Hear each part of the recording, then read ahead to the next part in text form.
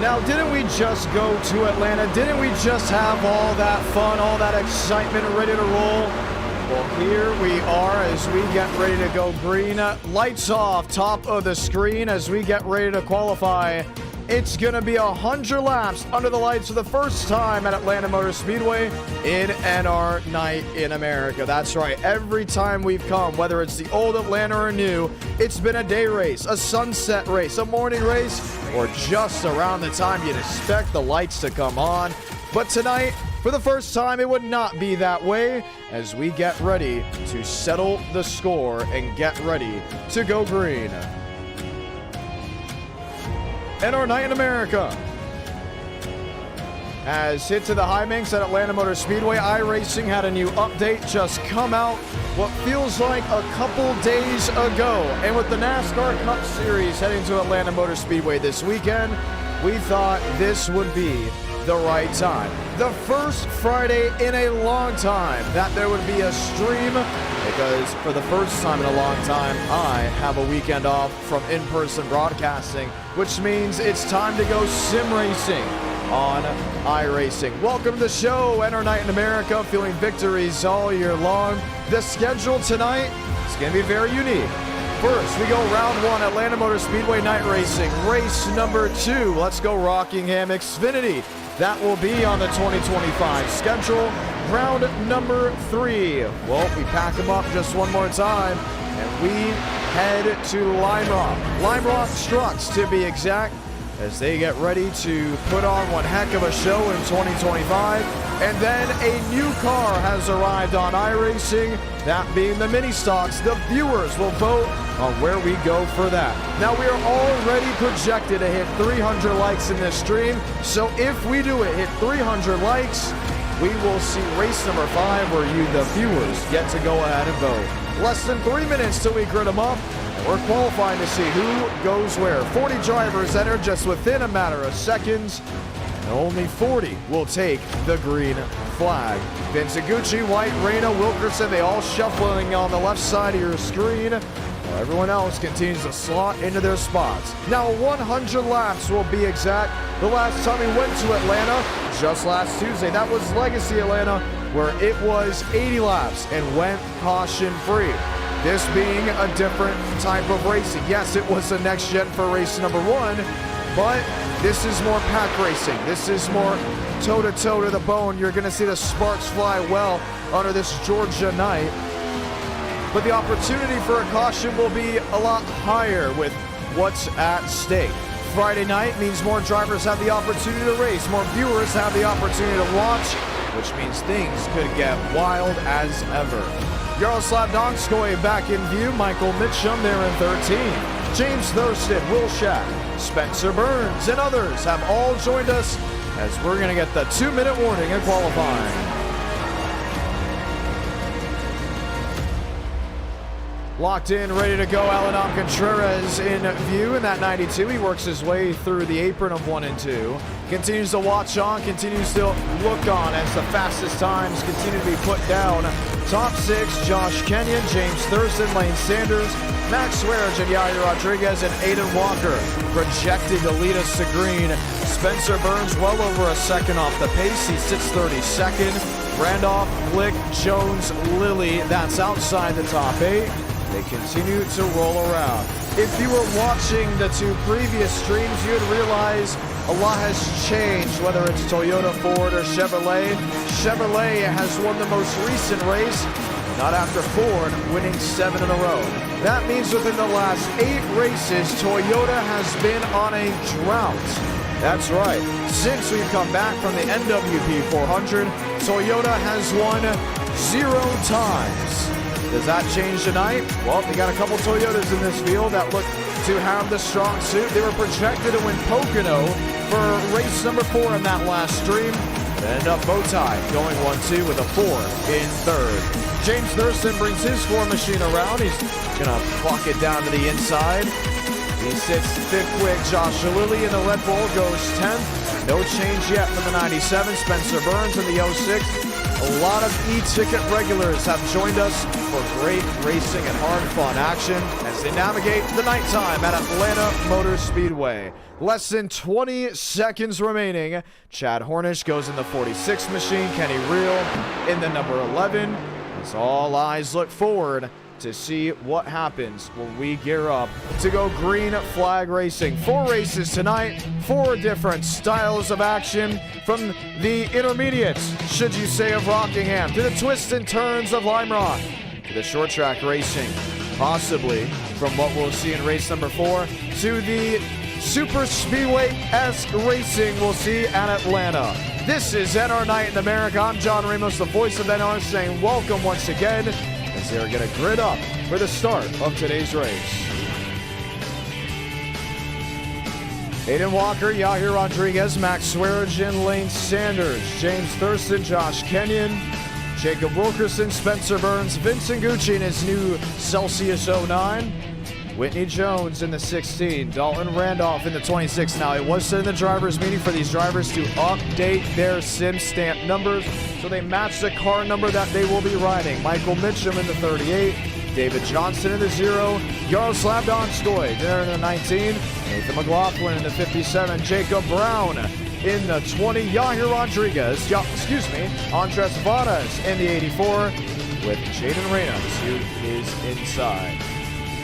Wayne Kennedy, Cody Meadows will be starting from the tail end of the field as we get ready for 100 laps. Now, we had to explain to drivers, why is it 100 laps tonight and not the usual running of 80 or 60? Well, in Atlanta, it happens all very quickly. We've seen things get wild. We've seen things get aggressive and honestly very entertaining. But when things go down, there's nothing really to project how things could go. You could have caution after caution. You got green flag racing, and we've done 125 laps here in the past with this car track combo. And one thing to know was, if the laps go green, you can be done within 40 minutes. Just because of how the lap times are put together, not a lot of fall off, higher banking elevation, you expect them to be full throttle. And all of a sudden you start thinking and wondering, could this be the longest race of the night, or could this be the shortest race of the night?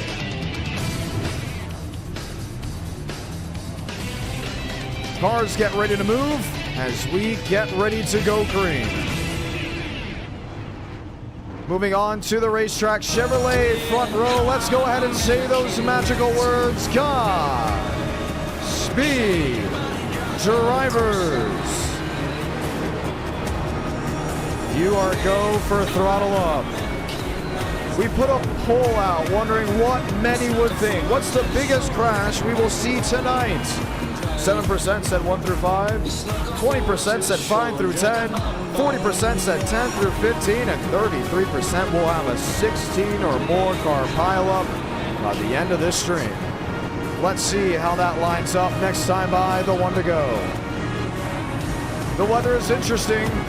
Oh, the humidity is high, with the temperature being 70 on the dot, track temperature 73, and winds being blown as they get ready to go green, just 1 mile per hour. Now, this is around the same humidity that we did have the NWP 400. The only difference is the fact that there's not supposed to be any fog guaranteed from how we have the new system set up.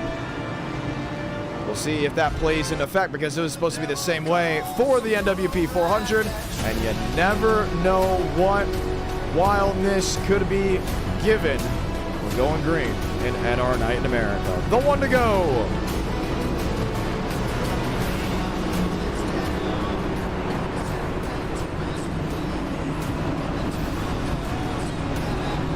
Max Swearigan, most recently won at Daytona there in his Ford, brings Toyota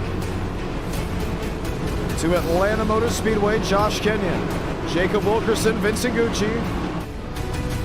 Gucci there in 9th will be lined up behind the Spencer Burns machines, with Lane Sanders dead ahead. 100 laps of action. Well, no names scattered throughout the field. We are taking a look at the weather. Once again, no fog is projected to come through. But as proven in times past, you just never know. Crowd on their feet. The first time we went racing at Atlanta Motor Speedway, that was back in 2021 on the older surface. Now we still use the old surface time and time again. But that's when we want to shake things up. For the first time since the inception of NR Night in America, the lights shine bright in the great state of Georgia. The bow ties will lead us to green as the pace car makes a hard left and the crowd rises to its feet. What's in store for 100 laps? We'll find out as we light the fuse from Atlanta Motor Speedway.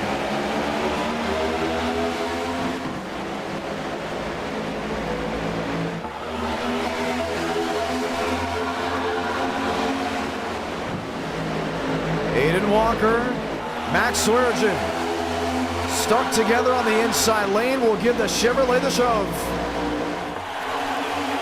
Sanders all over Rodriguez on the outside, back toe-to-toe for the race lead to 3. He saw Lane took a little while to get to the rear, but just that momentum swing should give Yahir Rodriguez the lead. He's got it. Rodriguez leads lap 1, Sanders to the inside. Aiden Walker closing in, slams the rear bumper of the 86. Kenyon in lane 2. Top of the racetrack, still lined in with Burns. Josh Lilly looking for a squeeze. Sanders down near the grass, won't lead the lap. Leads the inside lane. Rodriguez got it at the line.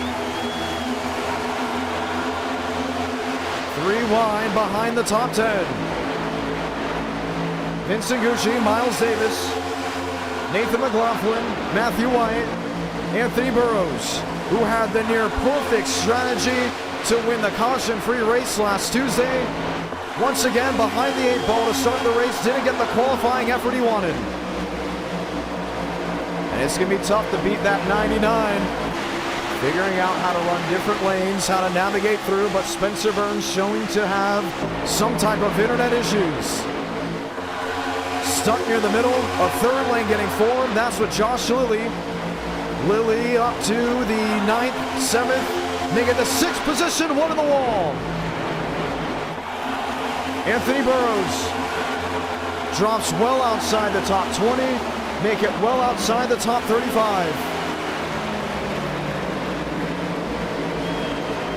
Everyone scatters to avoid we stay green, and the big header, the 2022 Southern 500 e-ticket event champion, drops way towards the tail, and he's going to need a caution if he wants to repair the damage.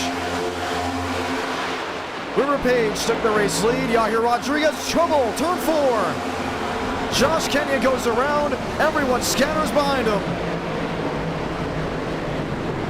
Caution will wave with 96, 95 laps to go. James Thurston got through, still wrecking. Aaron Shugol now flipping. I believe that is Jeff Acevedo. And it was one of those late hits. Very reminiscent of a lazy flip from Kyle Busch, making 2014 Coke Zero.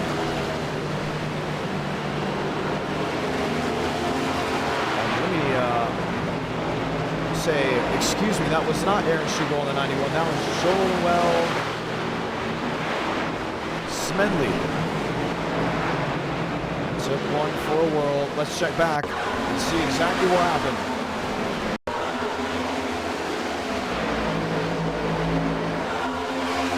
This was the racing up front.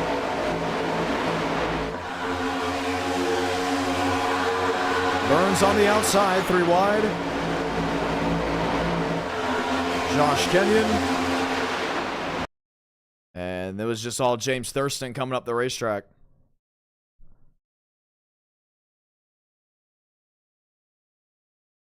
Undoubtedly will most likely get a penalty for it. Watch back again. Look at Thurston. Move to the inside part of the track. Shifted right up and into Josh Kenyon.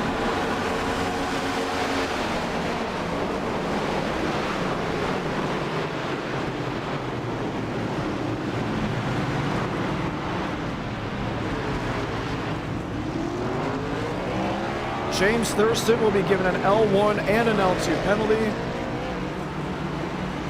You see the damage from Anthony Burrows. That was contact with the outside retaining wall. What happened with the lazy flip? I don't know where Joel was going. Just went right up the track. And he will also bring into pit road. So the caution is out for the first time. River Page is your race leader. Yahir Rodriguez, who has already put a couple laps on the board, make it 3 of 8 with him leading. Sits second, Spencer Burns, Michael Mitchum, Josh Lilly, and Jacob Wilkerson. Back in the 6th spot.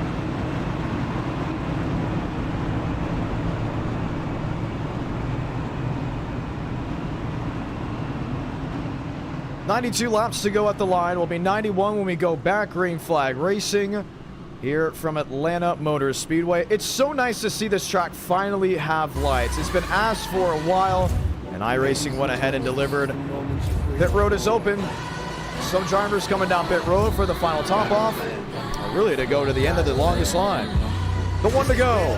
River Page to the inside. Yahir Rodriguez to the outside. Michael Mitchum, Spencer Burns, Jacob Wilkerson, and Josh Lilly will line up in the first 3 rows. Jones, Smith, Reel, and Brown will be the top 10. McLaughlin back there with Reyna.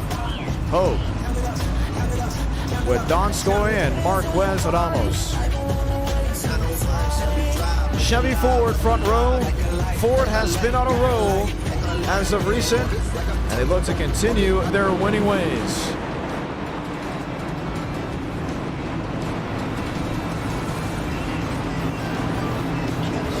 Ford and Chevy all lined up. Let's get ready to go green.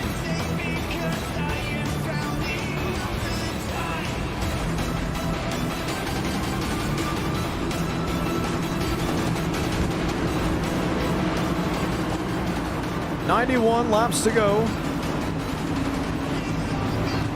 in this race once we get it back going. River Page on the inside, Yahir Rodriguez on the outside. First caution at Atlanta Motor Speedway in 2 streams. The big question, what's next? Page has been strong, but hasn't been able to find victory lane as of late. Yahir Rodriguez looking for his first win in NR Night in America. Back green from Atlanta.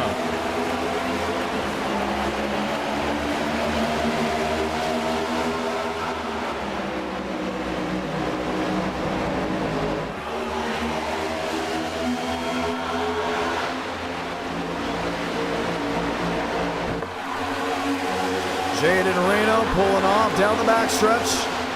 Lane 2 in tow, Wilkerson in a 3rd.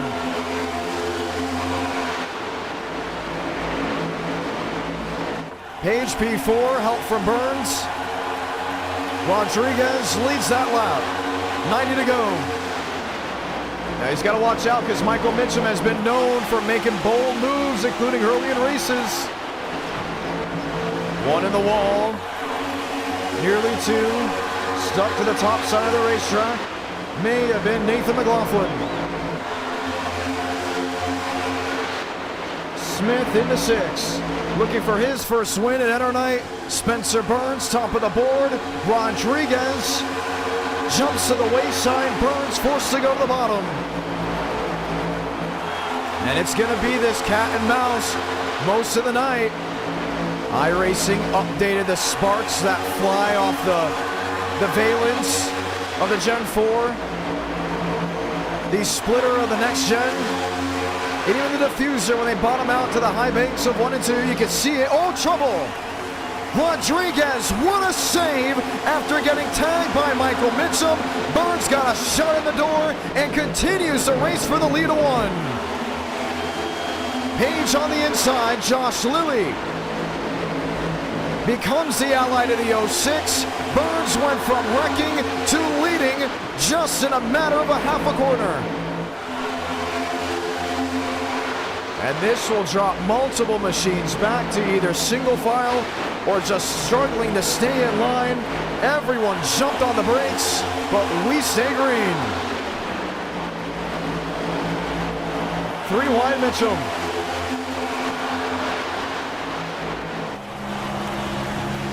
Riding on with hope. Inside, Lane Sanders, top end with Max Swearengin. 3 wide, McLaughlin. In the 57 machine, continues the charge. Michael Mitchum will lead his first lap of the race with help from Josh Kenyon. And James Thurston did not answer the penalty. Something to keep in mind. Mitchum, Kenyon, Thurston, Page.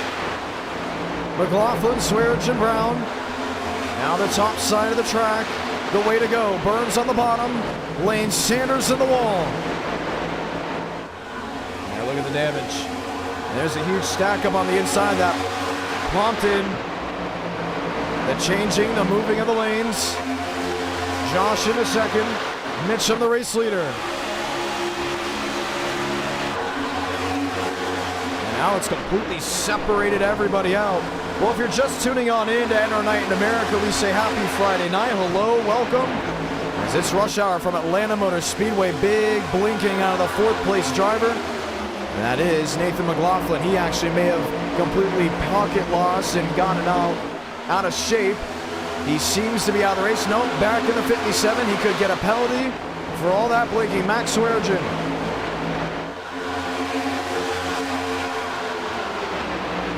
Lined up, top end. Jacob Brown on the inside.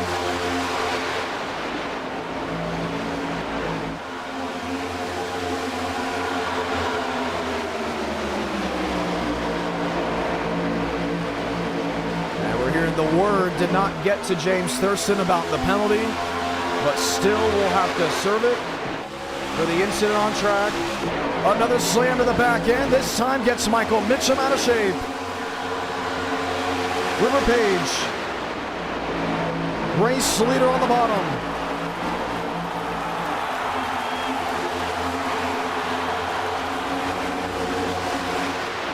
The breakaway from the front runners compared to everyone else stuck in line trying to hold on. This is outside the top 20, and it's pockets of single file racing because of all the checkups and the hiccups that have been made throughout the race.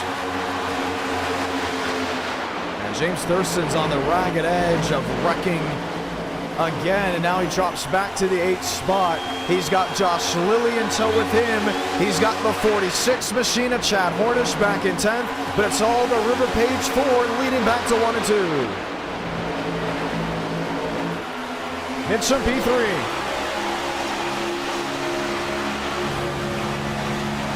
Josh Kenyon.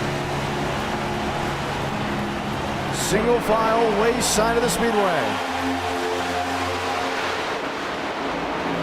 Max Swearengin in 6th, James Thurston back to 8th, Josh Lilly in the 9th, Chad Hornish in the 10th. 80 to go.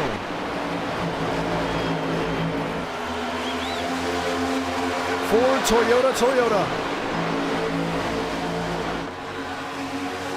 And then there's Group 2.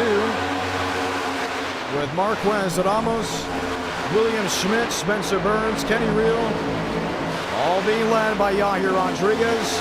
So 10 drivers and 1 pack ahead, 10 or so, give or take, in the second group. And you can see the top side of the racetrack has become so dominant. That's the place you want to be as of this moment. But some are not keen to running in line. Max Swearengin drops to the bottom, has help there from Brown. And we'll see if he can make up time. You can see Chad Hornish thinking about making a move to the inside.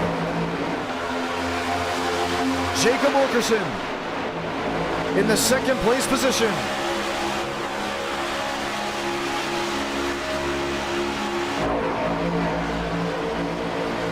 .78 to go. Max on the bottom, Brown on the bottom. Thurston, Chad Hornish laying back. Yahir Rodriguez, Joseph Smith. You can see the internet issue out of the Smith machine because Kenny Reel was able to clip right through him. On the bottom side of the track, Smith jumps to the outside. All single filed out. McLaughlin to fourth, Thurston back to fifth. Josh Lilly has been calm. He's just been going wherever the winds go, wherever the tide turns. He's been able to actually grab him up to the sixth place position. You can see lap for lap, he's been about even with the drivers ahead of him. But after starting in the 10th position, he has not gone outside of that spot. Riding up inside the top 10 for the first 24, 25 laps or so in this race.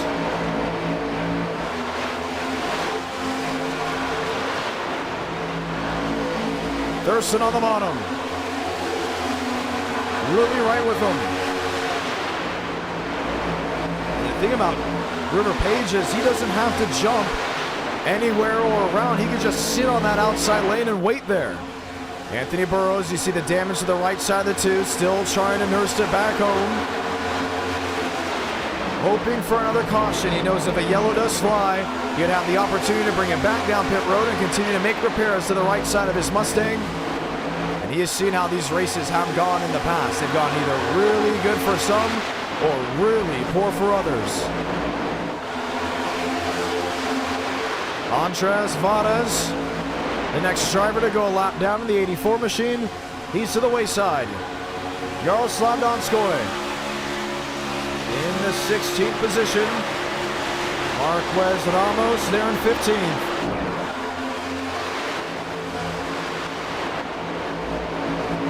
Yahir inside of Josh. Canyon.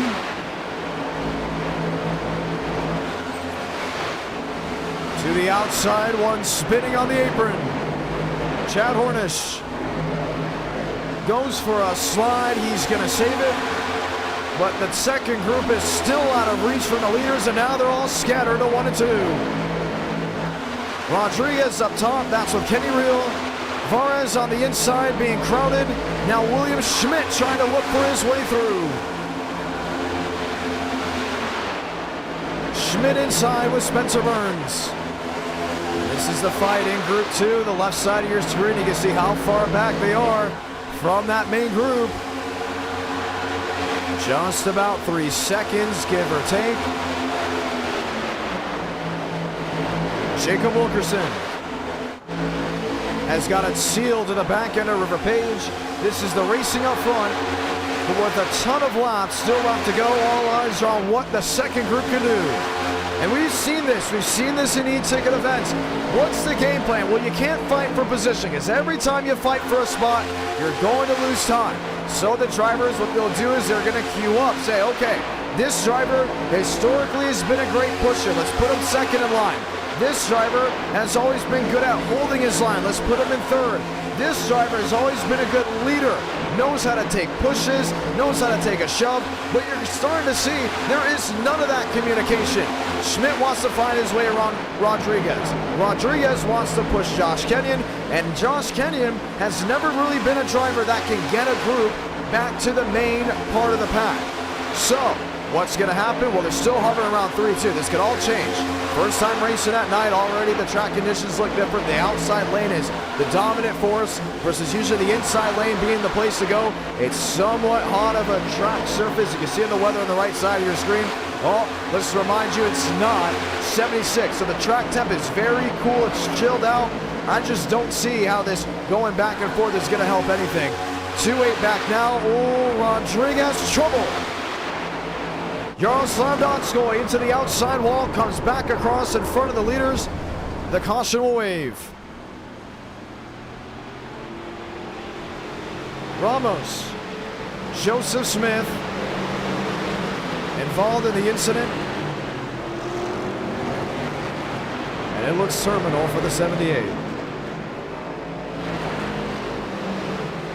Not a good look at all.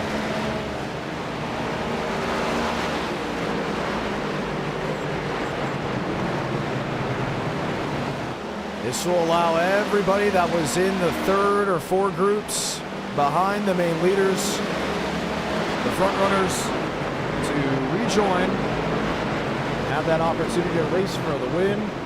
But an incident that most will definitely say could have been avoided ended up not being.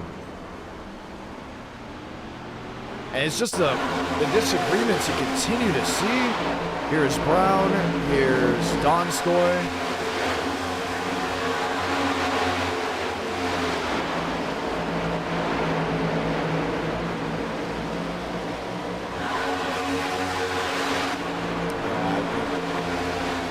That's enough to get Jacob Brown in L5.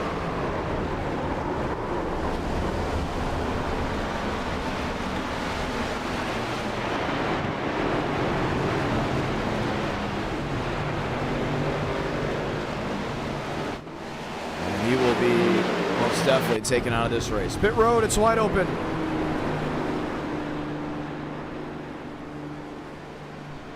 So they're going to make a correction here. James Thurston will be given an L1 penalty for his first incident. He was not given the notice, and because a bunch of laps already went on the board, he will lose the L2 and it will go just to L1.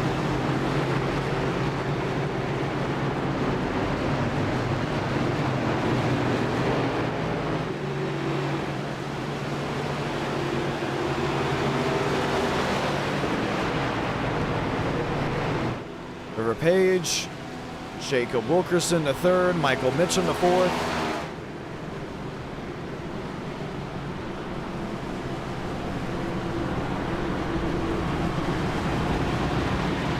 We will have a restart.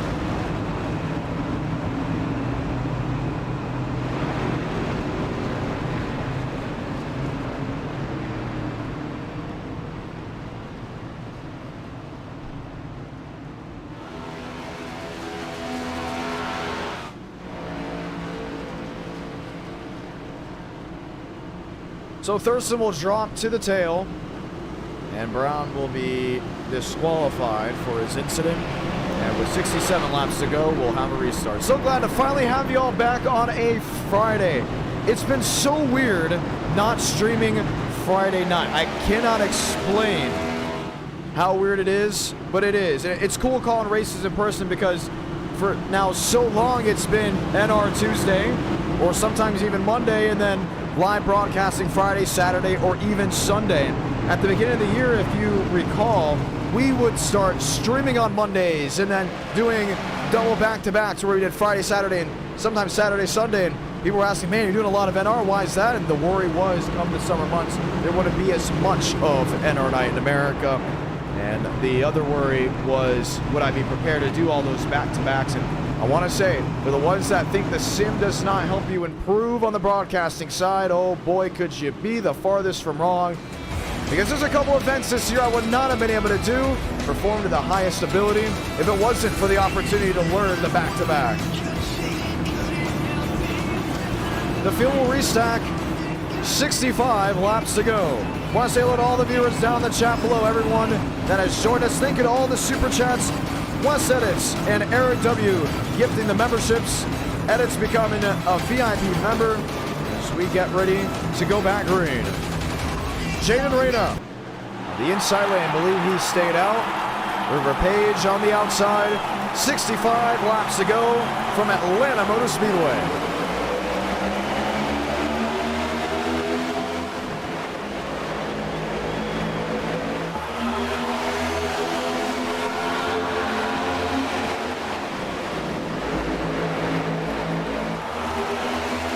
Page, top side of the racetrack with Michael Mitchum. Rain out of Dodge. Jumps to the wayside.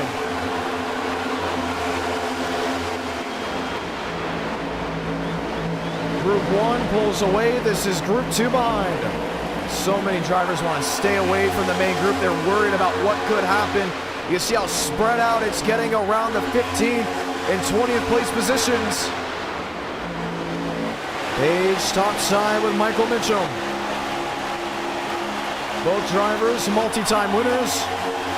Wilkerson with McLaughlin, that's on the inside. Toyota versus Ford. Once again, if you're just tuning on in, we say hello, welcome, and so glad you're here. Do you want a 5th race? I know I want a 5th race. 300 likes. We'll go ahead and get us that. The viewers get to vote. And last time we had a 5th race, it was a ton of fun. I'm telling you, you're going to want to get 5 races tonight, including with the hype and demand that you've seen with NR Night in America for Friday nights. Block for the lead. Wilkerson to the outside. Josh Lilly will line up nose to tail on the waist side of the speedway. Max Swearigan, bottom side, lined in with Kenny Reel. Toyota Frenzy with Chevrolets pushing 62 laps to go from Atlanta. Max Swearigan, top of the board. Take it away, that's Jacob Wilkerson. And just want to put a stark contrast of how spread out they are. This is Cooper Glick in 19th. One mission, drive to survive and stay alive for what's going to be the final 5, 10, 15 lap dash of the checkered flag. He is far enough back where he can see trouble looming and know when to react. Behind him, David Johnson, who grabbed pole at Daytona just in the last stream. Eladon Contreras, who has won a couple races in NR, most notably at Michigan. And other stragglers just waiting in the wait.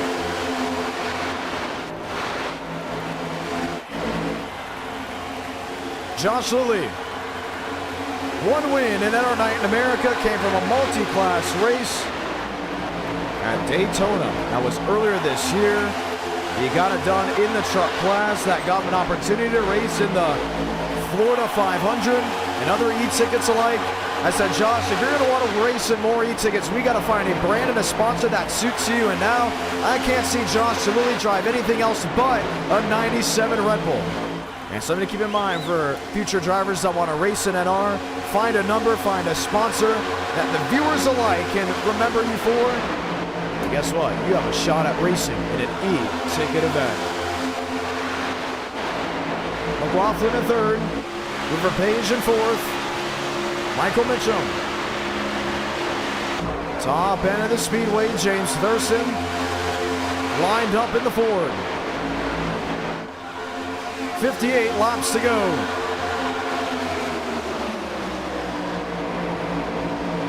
Burns up to 6. Has moved to the bottom. McLaughlin late block there on Randolph. Burns top end. Wanted to get away from the impending inside lane. Does it collapse? Yes, it does. McLaughlin into the outside wall. Spencer Burns, Josh Lilly all involved, and the caution will wave again.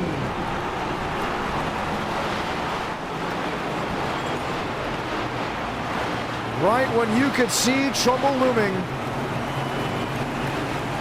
it will be doom and gloom for Josh Lilly and Spencer Burns.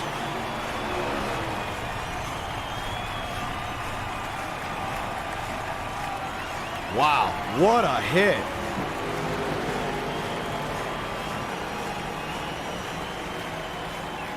And it came around just on the front stretch. Burns will back it up into his stall. It's an opportunity to watch a replay. Once they see this, they're gonna not be too happy about it. Oh man, Randolph just got into Josh, just got into the McLaughlin machine.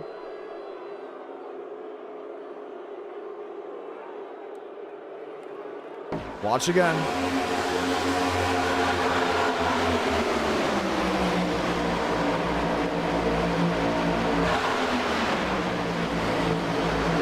McLaughlin went down the block. Burns did not like the lane. He wanted to get out of the way. Just watch the 26 on the inside. Parallel with Lilly. You can say Swaggy got into him too, but you have to commit if you're going to go for a lane. Man, the hit was hard enough to lift the nose of the 57 of McLaughlin. Then there was just nowhere to go. So the caution waves. Jacob Hope, Yahir Rodriguez. Hope staying out. Rodriguez will go second. Ingram will go third. Michael Mitchum, Josh Kenyon will all reline up back up front.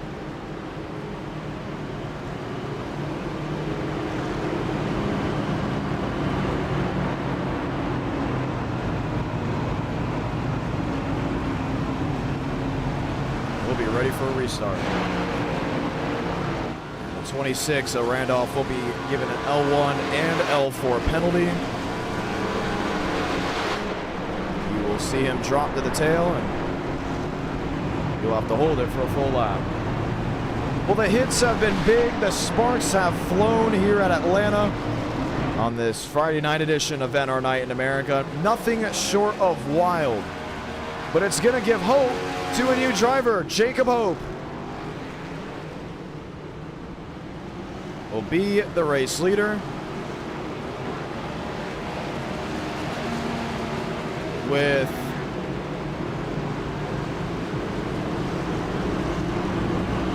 Rodriguez on the outside, Ingram, Mitchum, Swearingen, Wilkerson, and others lined up. The opportunity for a restart. The one to go.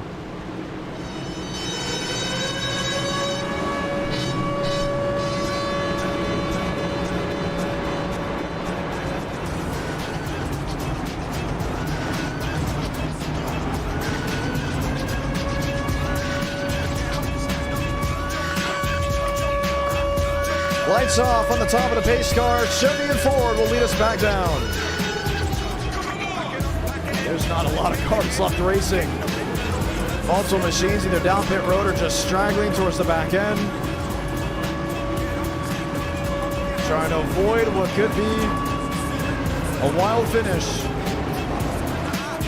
55 laps to go from Atlanta Motor Speedway. We'll be down to 54. Just under halfway. Just over halfway. As we get ready to go green.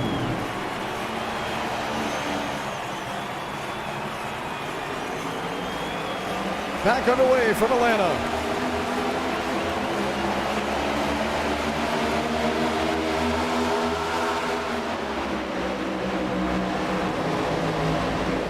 Rodriguez, top side of the racetrack with Michael Mitchum. Wilkerson, Hope, Ingram, Kenyon, top six.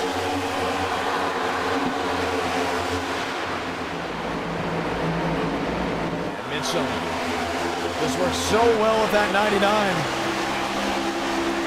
So now where will Jacob Wilkerson go? You expect the move to the bottom? No. Slams multiple times the back end of the 38.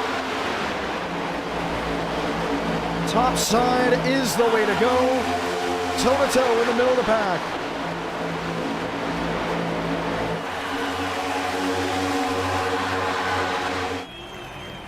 Dalton Randolph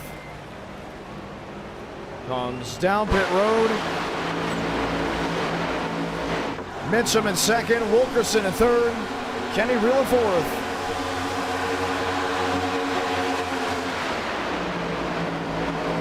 Yahir Rodriguez was a newcomer to this community this year. Huge Daniel Suarez fan.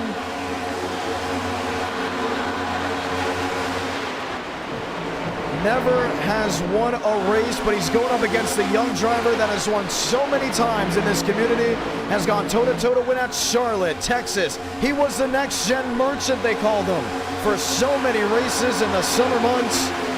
Michael Mitchum now tails the Chevrolet to one. Jacob Wilkerson, Kenny Reel. Jacob Hope, Keith Ingram, Josh Kenyon there in ninth. Cody Meadows back to 10th. Watching on with Max Swearingen. That's his Toyota, top end of the speedway. 50 to go. Halfway in race one, just joining on in, and you mix a lot of sparks being flown around the racetrack. But with one half in the books and the next half still left to be decided, storylines have loomed. James Thurston having to go from the back to the front, make it twice. Now sits in the 5th spot. Jacob Wilkerson looking for that long, elusive win for PBR. Chad Hornish, Eladam Contreras outside the top 10. What move can they make? Maybe a Cooper Glick with a late race charge with 5, 4, 3 laps to go. Now Atlanta, usually in the daytime, you want to be leading on the last lap. We have seen some last lap passes, but if you're leading on the last lap, you can defend very well. With how the night has rolled in, the top lane is the way to go. Would you want to be leading on the last lap? That question is to everyone watching back at home. Honestly, with how cool the temperatures are and how these runs are being generated, I don't think I want to lead on the last lap. I think I want to be third. I'm not even going to say second, because if you're second, you're most likely just jammed to the back end of the leader, trying to keep third and fourth on back. But if I'm in third place, and I have help from a 4th place driver, and we get a heck of a run coming to the white, that's the spot I want to be in.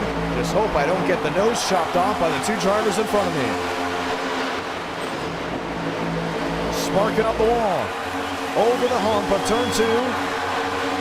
Toyota, Ford, Chevrolet. Jacob Wilkerson leading. James Thurston in 2nd. Yahir Rodriguez in 3rd with Michael Mitchum in 4th. They continue to look back. There's Jaden Reyna. Longtime driver, pioneer of this series, this community. Multiple e-ticket attempts. Did not make this year's NWP 400. Was axed out of the duels. Max Swearinger with hope. That's on the inside lane.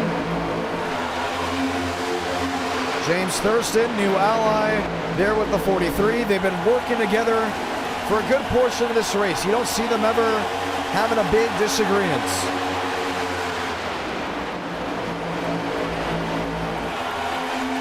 Michael Mitchum. There's River Page.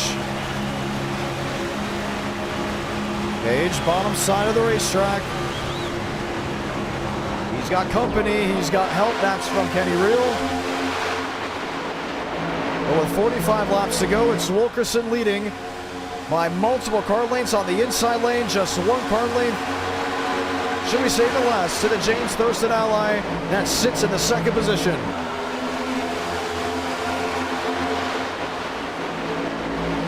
Atlanta night, it's beautiful. And the sparks are beautiful as well when they get lit up. Real all over the 24. That's River Page.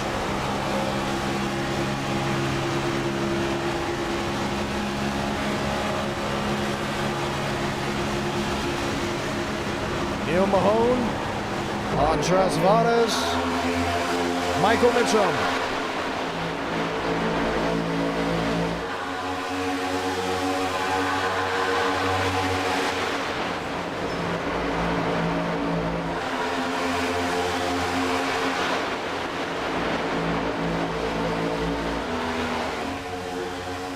Thurston in 2nd.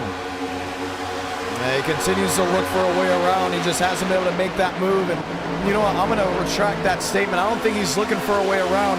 I think he's just trying to get some clean air there on the grill, because every time he moves to the inside just a little bit, it's not enough where it's a pass for position.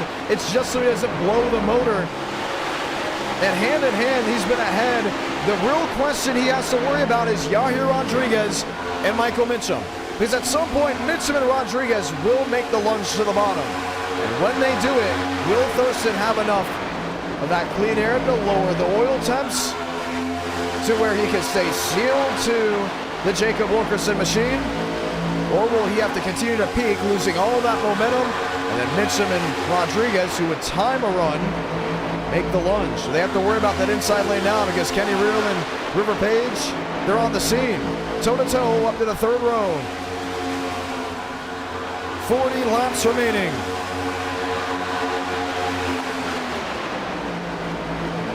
There's Chad Hornish, who went for a slide earlier in the race.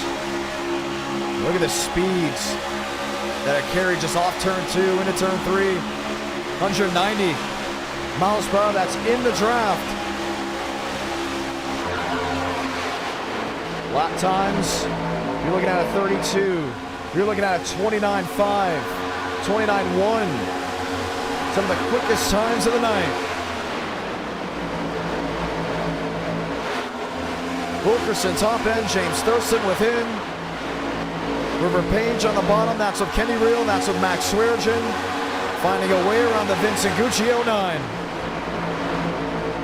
39, 38 to go, and this is the point of the race that we talked about.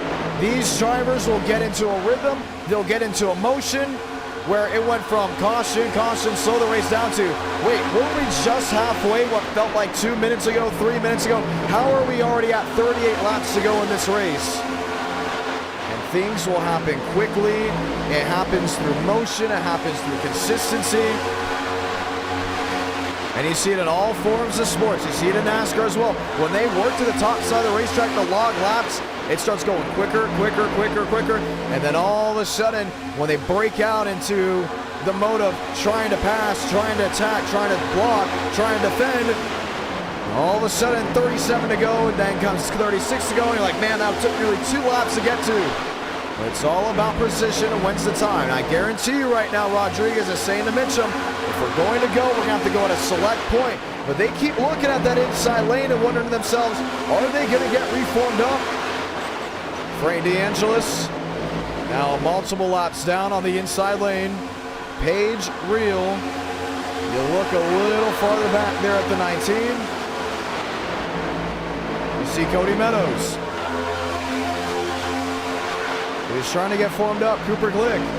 And what they're trying to do is they're trying to break through that turbulent air. Now when the drivers move to the top side of the racetrack, they create this bubble on the bottom where you can't make a move unless you really push through. You ever have a balloon in your hand and you start squeezing in a little bit?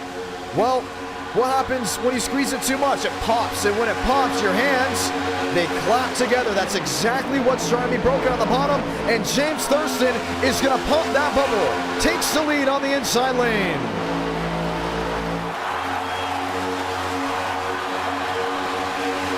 Left Jacob Wilkerson out to dry to find the teammate of River Page.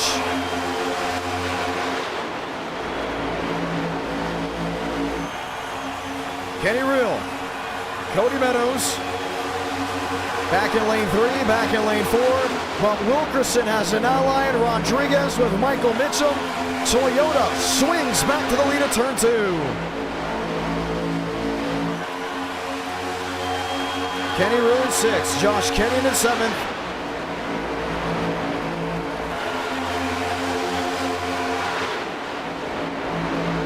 With 33 laps remaining on the board.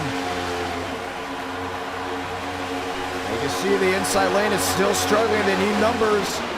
And numbers is something they do not have, including with 19 odd drivers towards the back half of the field. Trying to remain back there until something strikes. Thurston the leader, Page into 2nd. Now navigates to the top, trying to create the turbulent air.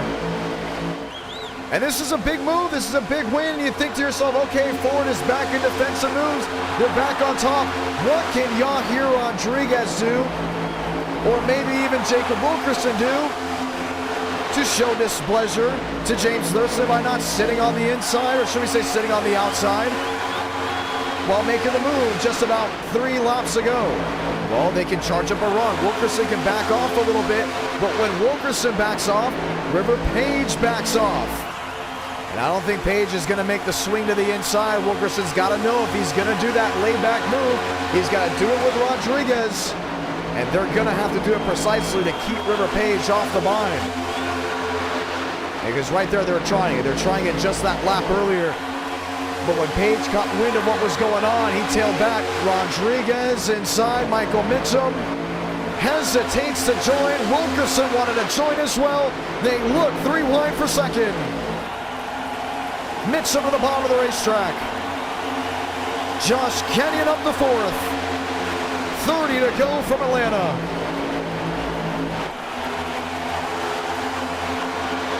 Was it too early? And all those machines that hung tough on the outside lane will go. But I think this has got to be a long-term game right here.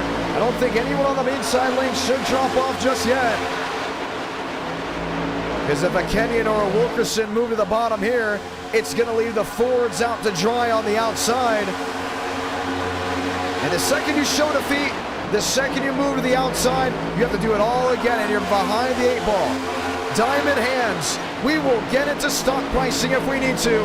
Hold the line and see what you can do. Wilkerson to the inside. Page gets into him. Jacob Wilkerson will take the lead off turn 4. He leads at Atlanta Motor Speedway. Top of the charts, 43. Okay, now what? What's next to be formed up? There's a quick inside-outside move to take charge on the outside lane. But Page and Thurston, they made their move to the bottom before. Josh Kenyon racing a little agitated. Contreras loose to the bottom. And the momentum gain for the inside lane will all be lost. Top lane showdown. 27 to go.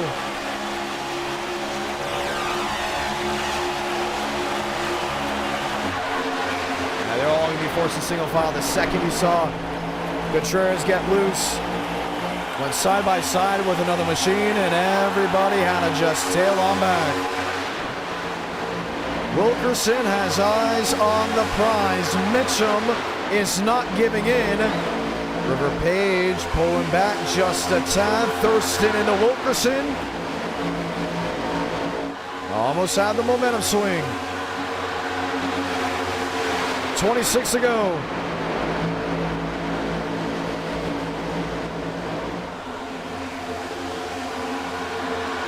It's going to be tough. They're trying to... Oh, trouble.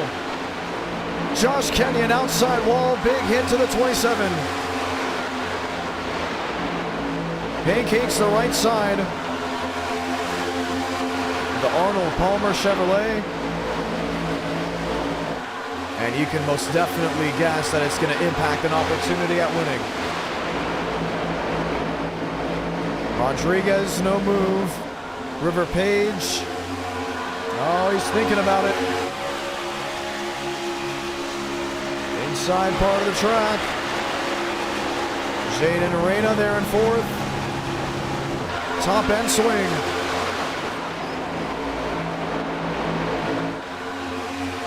Rodriguez in the reel. Mitchum, the ally of the Chevrolet. And the thing about race car drivers, you want to happen what's going to benefit you. What I was going to say is Wilkerson was going to hope for it to stay the outside lane dominant part. But Thurston found a gap and created a hole. James Thurston, new race leader.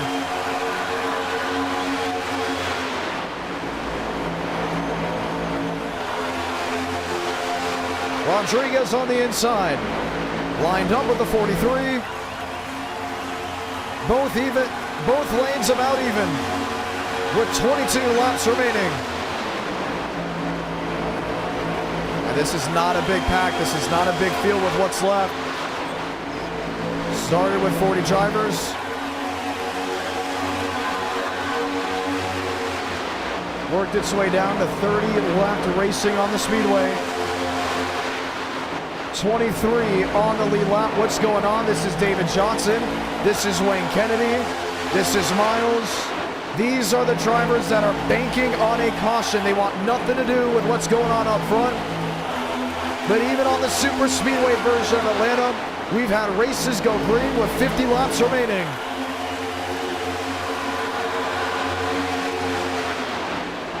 So for everyone that's, let's say, 17th on back, 18th on back, their favorite color will soon be yellow.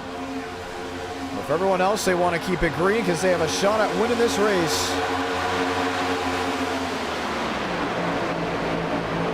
20 to go.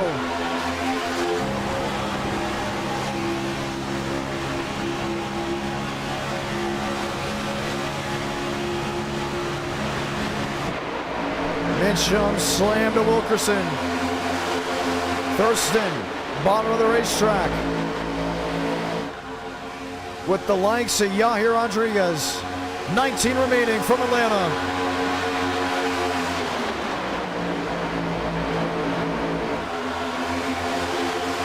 Wilkerson to the lead. Trying to hold on to the race car as Michael Mitchum nearly lifted the rear tires off the ground. Rodriguez in fourth. For the ones tuning in, welcome. Rush Hour from Atlanta Motor Speedway. This soon to be the race to the finish as Max Swearengin, River Page, Jaden Reyna, trailing Michael Mitchum and James Thurston. Check that Jacob Wilkerson on the outside with Thurston and Rodriguez on the bottom. It's a huge gap at that 43. Does he go for the peak to the bottom? Doesn't need to. 17 to go.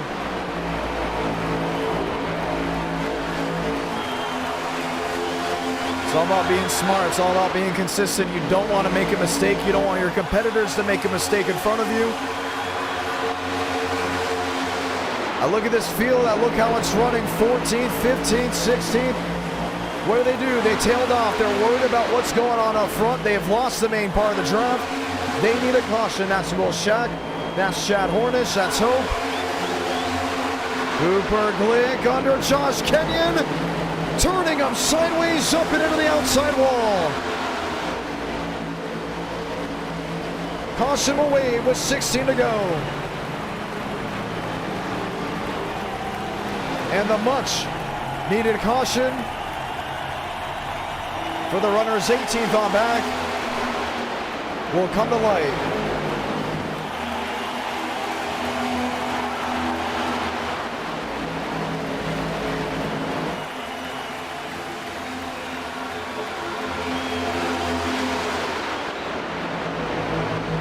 We are going to be looking at it. If he did go under the line, it would be an L5 for the Cooper Glick machine.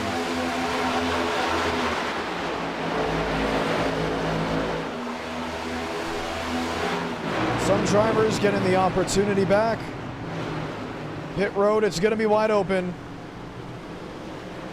As Josh Kenyon will bring it into his stall. Let's go see what happened.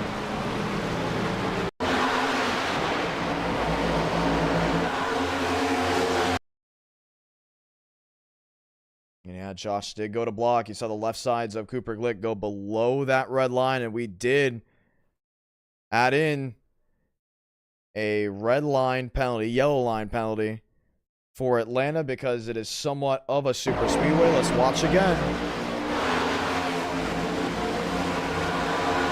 Once again, when you go below that yellow line, you are not given the right of way to come back up. But did Josh make contact with Cooper? That's what's going to be the big look at.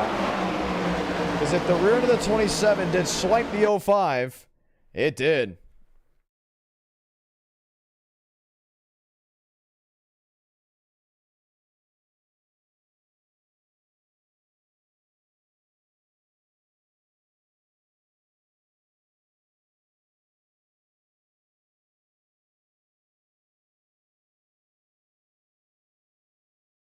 And that's the big thing you got to look at.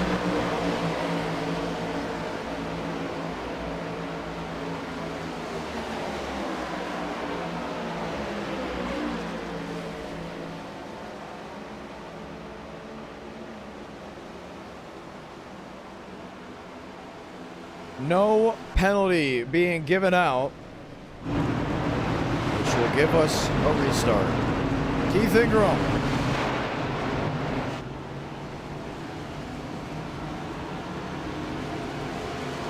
Is sitting at the front of this field.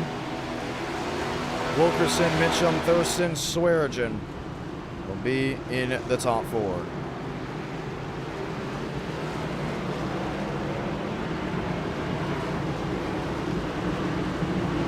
.13 laps remaining in this race. as they'll line up back up 2 by 2. Atlanta Motor Speedway has put on already one heck of a show, as the opportunity for the one to go will come back.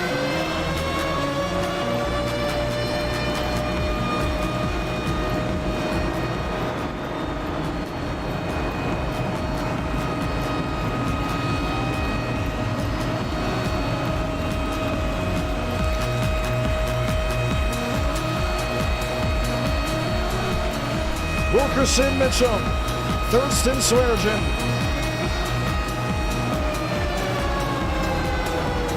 The hits, they've been hard tonight.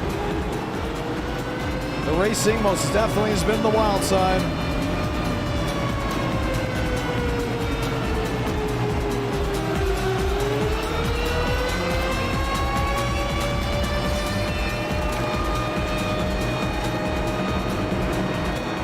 Toyota on Toyota.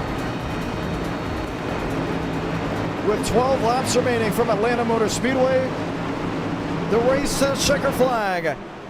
It's on. Matt Green from Georgia.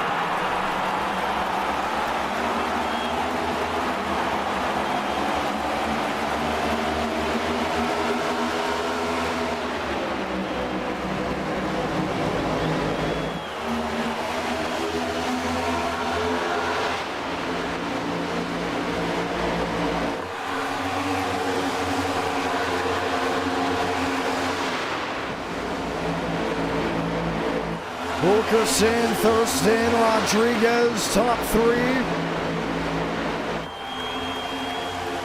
11 to go.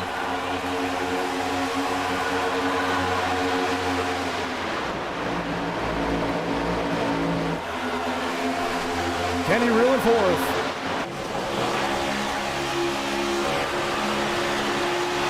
Over the humps, Neil Mahone, excuse me. From 5th back to 6th. 10 to go at the line. Jacob Wilkerson's going to be mirror driving like he's never mirror drove before. Thurston will have to find a way around the chess match for the lead. All single file. Someone's going to have to make a move.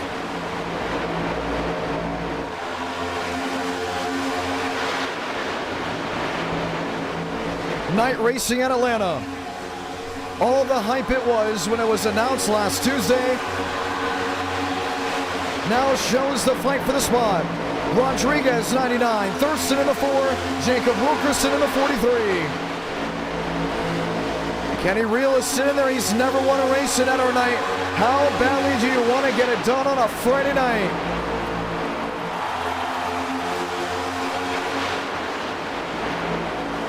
Will Shack shoved by the 92, Waylon Contreras. 8 to go. No move out of the pocket just yet from James Thurston. No intensity brewing, now there is for the inside lane. 3 wide, River Page into the outside wall.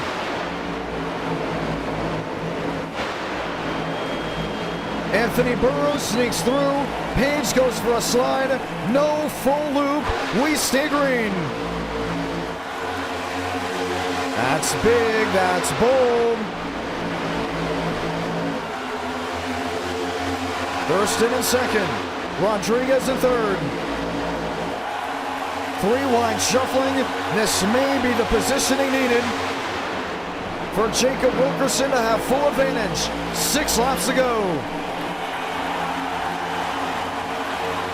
Thurston's just wailing all over him. But I guarantee you Rodriguez and Reel are not going to sit there for much longer. Rodriguez just doesn't want to go and commit to the inside lane if he knows he won't get help. Machines on the wall, Waylon Contreras pounds the right side of his 92. Thurston in 2nd. Rodriguez in 3rd. Mitchum to move to the bottom. 5 to go. just not getting off that top. But the race for the win may come from the inside lane.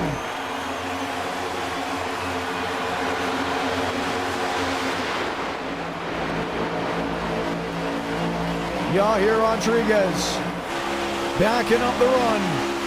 And Thurston can expect it this time by. Does he make the move to turn one? Not so fast. Mahone the runs to the bottom. Nobody goes with him. Real. Rodriguez. Real on the outside wall. Vincent Gucci. Mahone go for a slide. The caution will wave.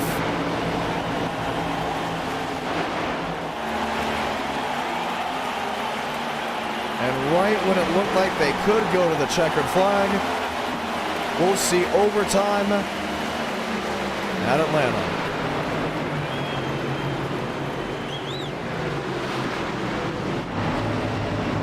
You saw one would want to make a move, and then they would realize, oh, no one's going with me. They'd back it up, try to get back in line. It just created this logjam effect. No one could get what they wanted to roll with. And you saw Real, you saw Rodriguez. They had something planned, but Mahone, he got aggressive. He thought it was time to go. He went to the bottom, realized nobody went with him, and it created this jam-up situation. And what it's going to do is stack us up for a restart. Jacob Wilkerson will have another shot at it.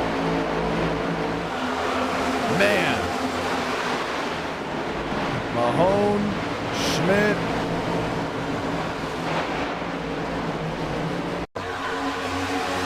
Incident to the inside part of the track.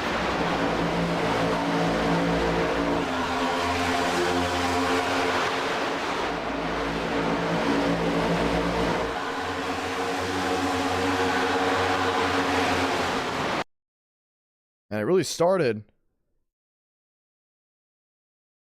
with what looked to be a stack up on the outside. Varas got into Mahone and prompted a move up into the outside wall.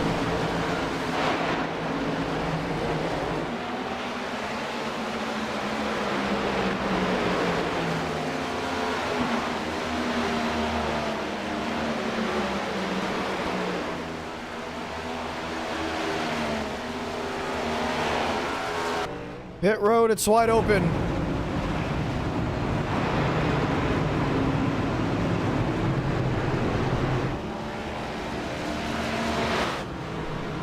And we will see a restart brew up. What a great crowd we have watching back at home. I want to say thank you to everyone that's hanging out with us.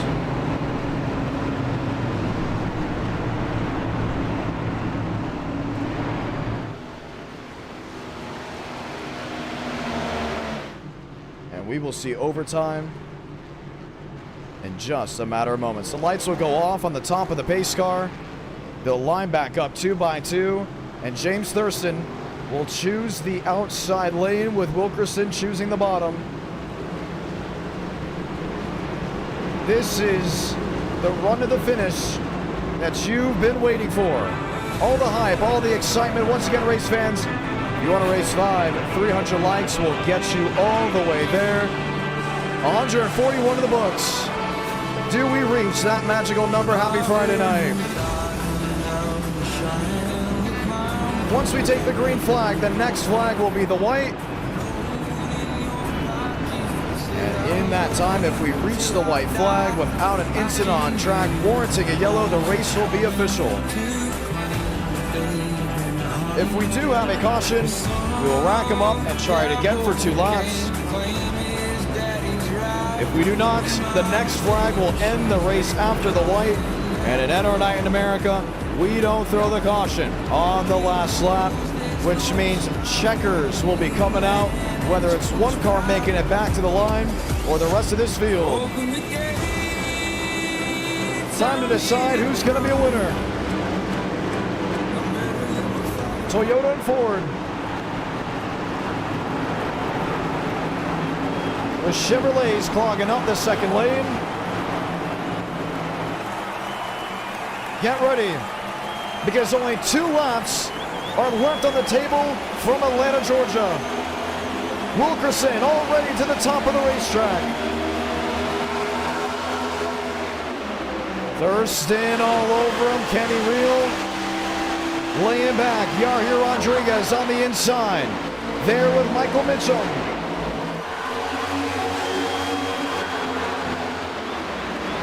Andres Varez, they're wrecking again.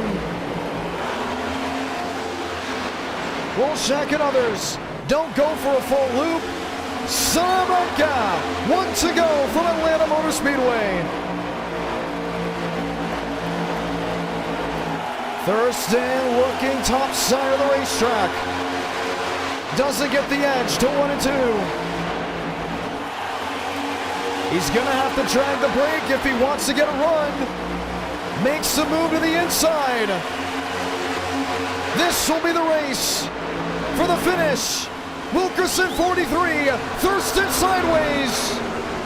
Kenny Reel steals it at the line. Reel victorious from Atlanta Motor Speedway.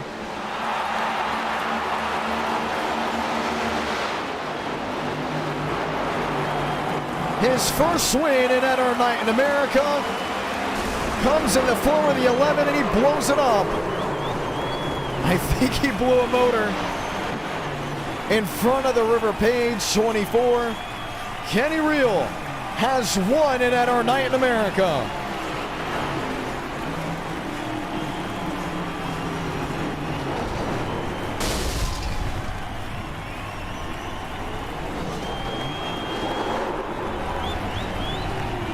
And we'll have it parked in turn 3. His first ever win in a photo finish after Thurston and Wilkerson make contact.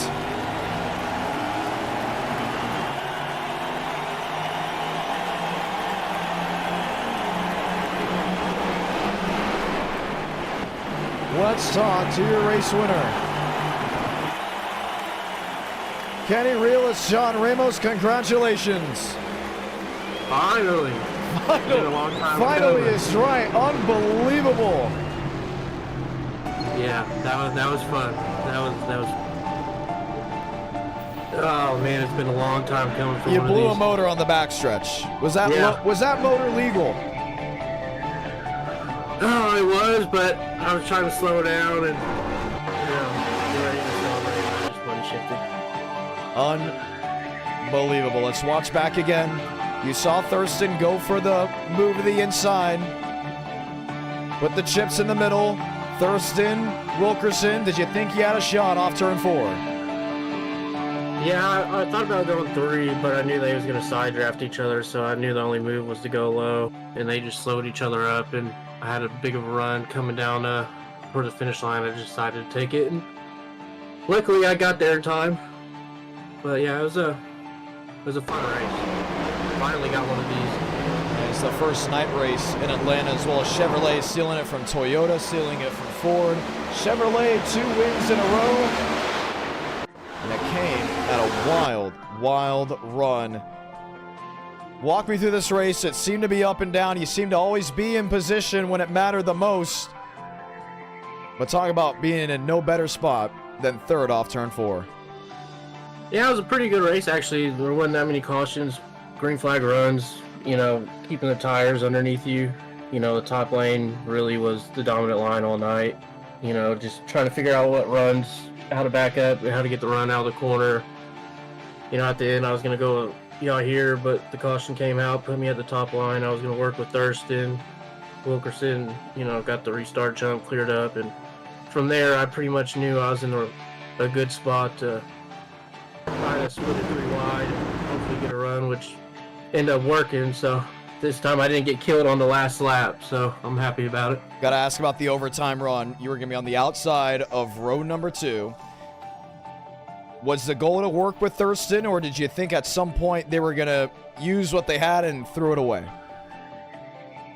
I was going to push Thurston, yeah, but Wilkerson came up off the restart, and I couldn't push Thurston, so I was just letting him push Wilkerson. The goal was just to hang back a little bit, get a good run as long as we made it to the white, and my plan ended up working. Lag back a little bit off into turn 3, got the run coming out turn 4, and they were side drafting each other, slowing each other up, and the move worked. So oh, heck yeah. Eric W. dropping down 5 gifted memberships, giving one to Hammer, Sport, Lewis, Garrett, Jerome, and all the great viewers that are hanging out with us tonight. We had a beautiful crowd. It was awesome to see. What do you want to say to everyone that stuck around for the Atlanta night race, the first Friday night stream in what feels like forever? Appreciate everybody tuning in. Like that.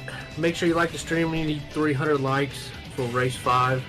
Maybe John, who knows? Maybe John will hop in a race. Maybe. You know, the last time I think we did a Friday night race, I believe I hopped in one. I'll hop in a mini stock race. It'll be fun. Hop into a mini stock race. Do we do that for race 5? I know we're doing a mini stock race for race 4, but I mean, they got to really like it for us to do it for race 5. Man, those cars are fun. They are. You should hop in. Rockingham, that's the next with Xfinity. That's projected to be a race to come in 2025. Have you tested there yet? Have you seen anything you possibly like, you don't like about that car track combo? I've ran it. It's a hard track to run. You gotta really kind of know what you're doing with the car and throttle and brake to really work that track. If not, you'll lose tire. And you know, you really gotta know what you're doing to save tire at that track to be able to be fast consistently. Well, that's going to be a lot of fun to see. Okay, so now I got to ask you, now that we have a race under our belt, Atlanta day or Atlanta night?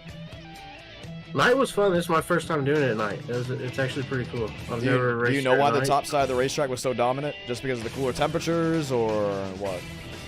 I mean, that'd be the only thing I could think of. Because usually this track, in the in the Cup car, people, you know, lift going into the corners a little bit, or, you know, try to arc it to save tire, and that's what I was doing all race.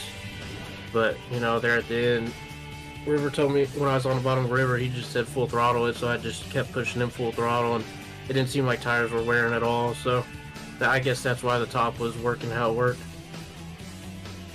Well, it was awesome to see. Lime Rock, I'm going to keep hitting you here with questions because we still got a lot to get going on that. Are you excited for Lime Rock later today with the trucks? I don't even know if I own that track. Yeah. Isn't it free? I thought it was... No, it's not free. I think the older version is free. No, wait. Lime Rock may be free.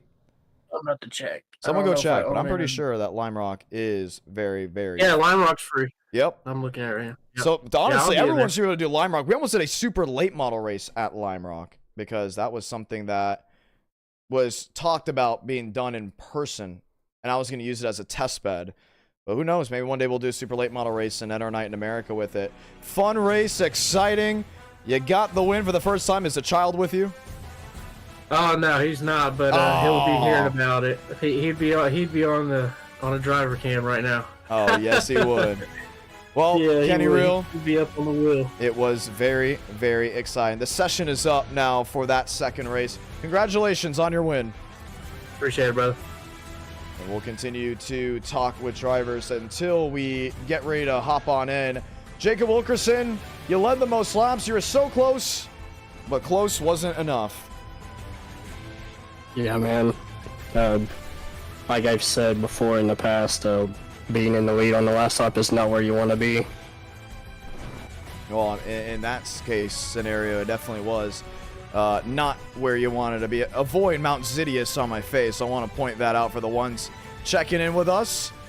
But you were close. Talk about the move coming back to the line. The missed thing I was hoping for is, yes, I could have made a block on Thurston, but I knew if I would have went low, he would have just went to my top and just blew right past me, and Kenny would have just still split us 3 anyways. So I knew I was kind of screwed there. Overall, it was a fun race, though. I mean, it seemed very fun. It seemed pretty cool to watch. It was a struggle at certain ends with that top lane just being so dominant. Yeah, I could say, because basically everybody trained the top the entire time, and every time people went to the bottom, we would just go to the middle to side draft them, and it instantly stalls their run. Wow. Well, it's interesting how that went down. Thurston, did you get into Thurston, or did Thurston get into you? Out of 4, he was, or exiting 4, he was drifting up into me, and then in the quad I kind of went down into him because I thought he was going to go to the apron to side draft Kenny, but he didn't, so I just didn't see him there. So, yeah. Well, hey, you got more races. What about Rockingham Xfinity? You don't think you got a shot there? I feel like I do, even though I've only raced this track once ever on the service. I think you did it with an NR Night in America, right? I did not. It was for a different race. In the Xfinity car, so I do have a little experience. Rockingham's got some history with us. We've done it with the Gen 6. I think we've possibly done it with the Next Gen. I know definitely trucks and Xfinity. We've had our fair share going there, but it's going to be awesome. I'm excited to see it back on the Xfinity and Truck Series schedule. How do you think it's going to be IRL versus the sim? It'll probably be basically running the top where you could get massive runs on the corner on here and also in real life, because I remember the last time they would run the top and they would just get a huge run on the exit. So yeah, and the track is pretty bumpy too, so it could get loose. Well, it's going to be interesting to see how this all rolls. We head back in there. Atlanta looked a little bumpy. Did they update the actual track surface? At the top of my head, I don't think they did. Well, I think all they updated was just the lights, and that's it. Well, it's going to be interesting to see what's next in store for Jacob Wilkerson. Good luck. Thank you. That was a driver of the number 43. I did shave 2 days ago. I don't know how I already got that, but I like staying clean and shaven. Unfortunately, not the case today. We're headed to Rockingham, and we're going to get ready to go racing. This time in the day, and there will be day racing maybe up until race number 4. Let's keep an eye on it. Trackside from North Carolina, and our night in America, feeling victories all year long. Everyone on the track, the Toyotas, the Chevrolets. Xfinity Series Racing is back for NR. It's always exciting. It's always fun when we get ready to head to tracks, head into combos that we don't usually do. And we have done Rockingham in the past, but we don't do it as often as some would usually like. And in this case, we'll have the opportunity to settle the score. There is the 38 machine. That is Michael Mitchum, who's heading on to the racing surface.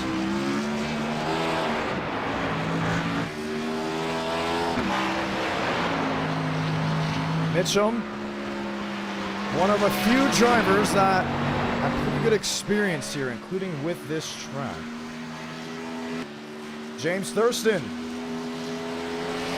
rolls his way to the line. And we get ready to ride. Welcome to race 2 of the night. Once again, 300 likes, we will see a 5th race. You, the viewers, get to vote on it. Already on track to hit.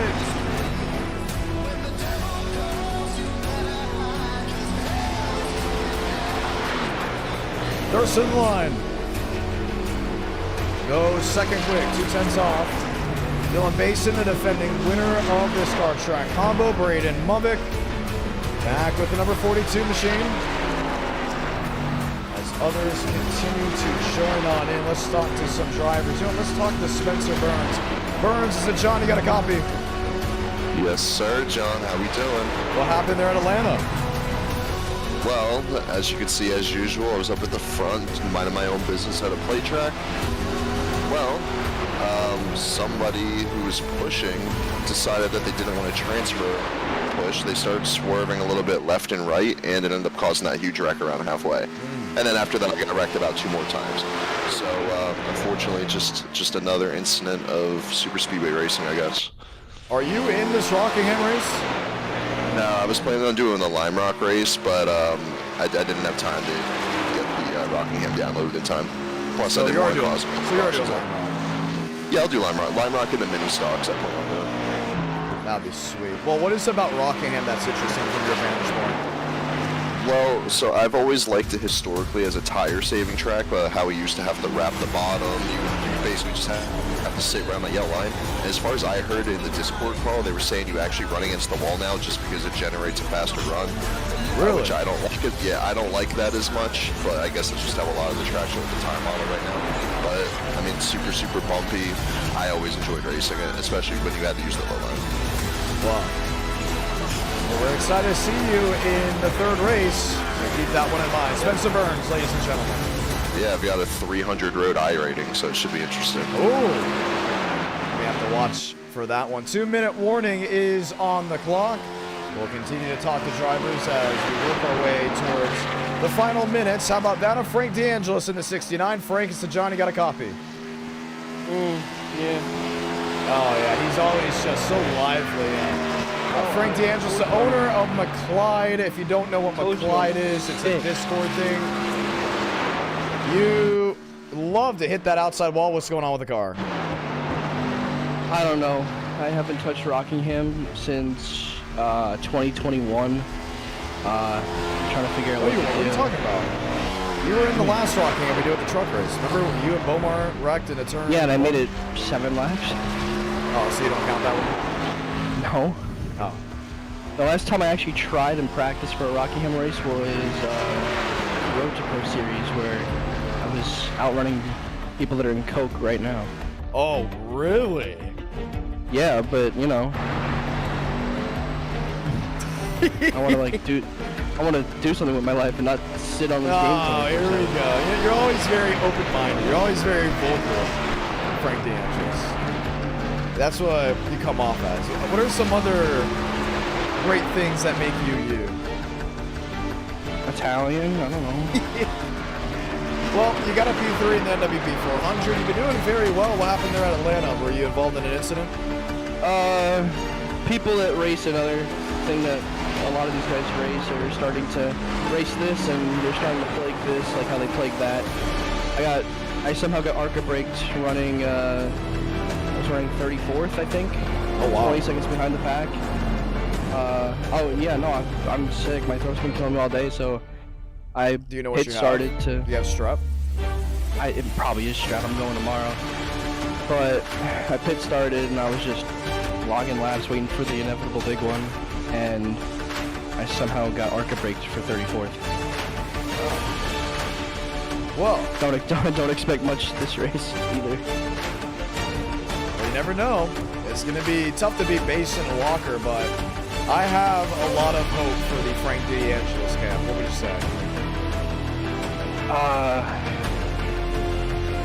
Lose it. Lose it.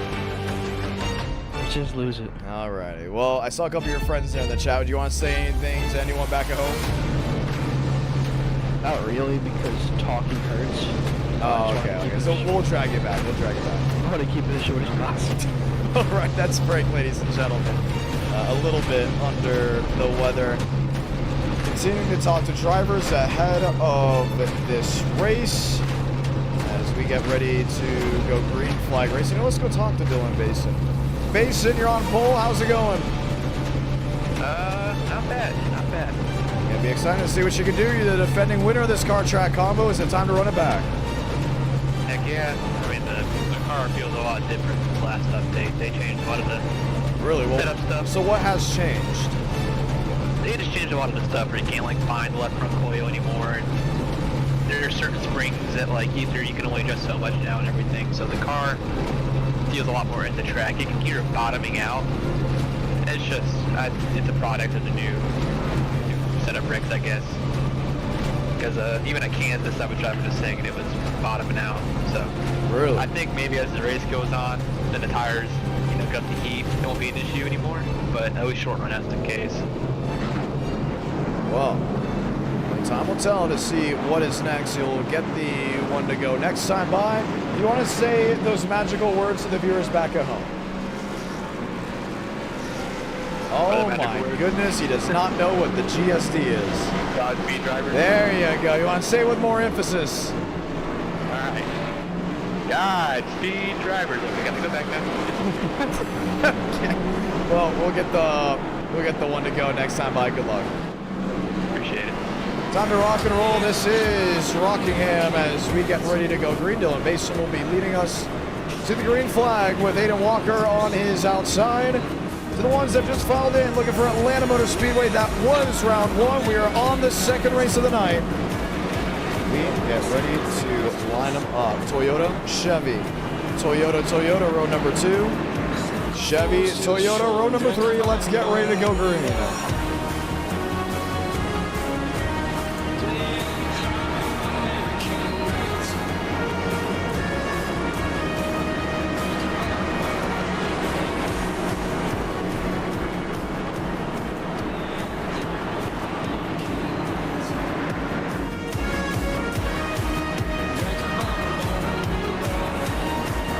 Lights off on top of the pace car. 1 to go is out from North Carolina.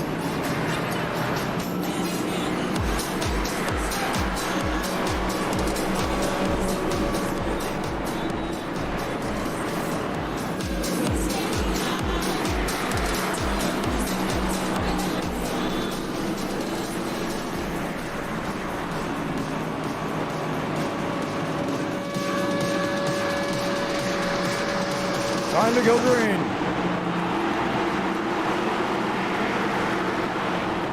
Mason 18, Walker 93, 65 laps on the board for round 2 here at Rockingham.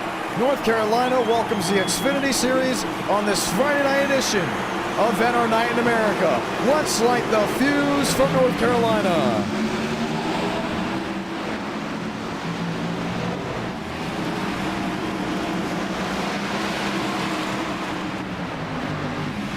Walker, top side lunge. Rolls momentum to 3. Basin's got him covered. 1 on the wall. Tearing him up to turn 3. It's the big one. Caution will wave just on the start of the race. Sean Rowe. I believe Lane Sanders got a piece of it. Yes, he did.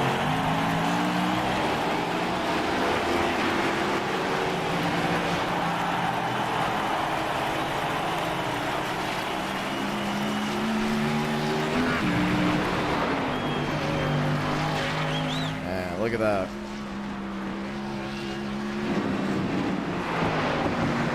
Bristow, Ingram, Steinmeier, they all made it through, but others did not. Let's check it out from the back end of the pack. Start with Michael Mitchum in the wall. And turns the 37. Huge guardrail hit there for the 20th. Sean Rowe comes back up the racing surface. And nowhere for the 57 of McLaughlin to go. Lane Sanders tried to thread the needle.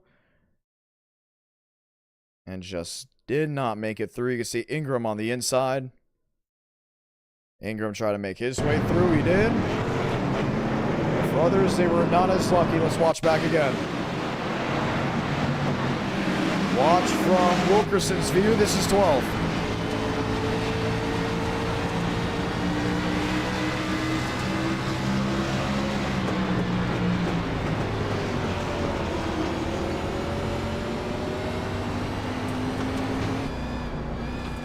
Watching from Ingram.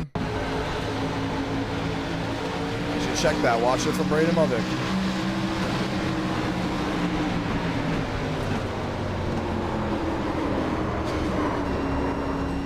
Damage, nothing crazy. So the caution is out for the first time just on the start of the race. 63 laps to go. I want to once again say thank you to everybody that has tuned in so far tonight. Mason, Walker, they'll line up on the front row. Lily Kendall, they'll go back to row number 2. Swearage and Thurston will be row 3. Mitchum and Buys will be row 4. It's the opportunity for a restart. Fails just once more. What comes around goes around, and what went around for multiple machines gives us an early restart in just this 65 lap race.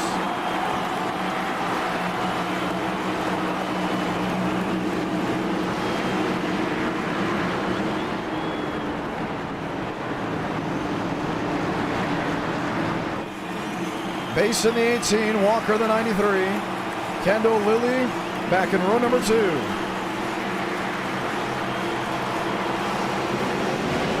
Back underway from Rockingham. Christian Kendall did not get going. Max Swearengin to the bottom. James Thurston, top side of the racetrack.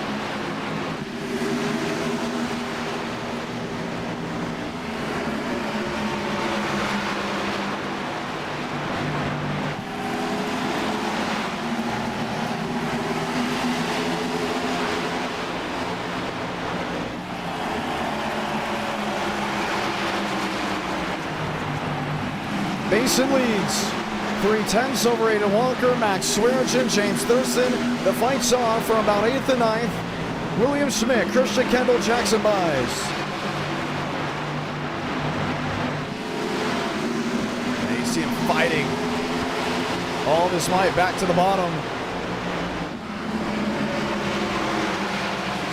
Walker in second, Josh Lilly fighting to the back bumper. That's the turn 3.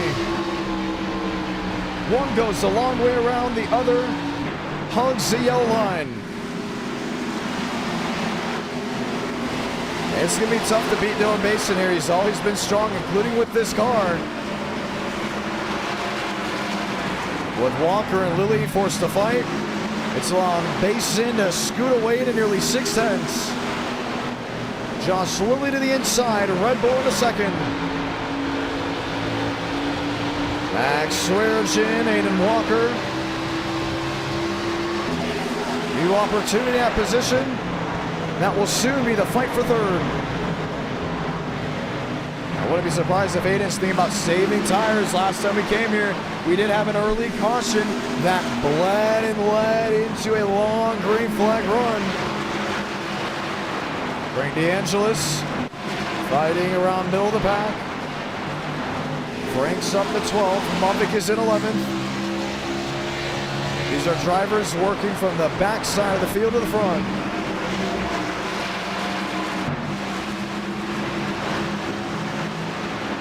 William Schmidt up to 9th. Christian Kendall at 8th. Josh Lilly starts closing in on the Dylan Basin 18. Toyota, Chevy, Toyota. That's the top 4.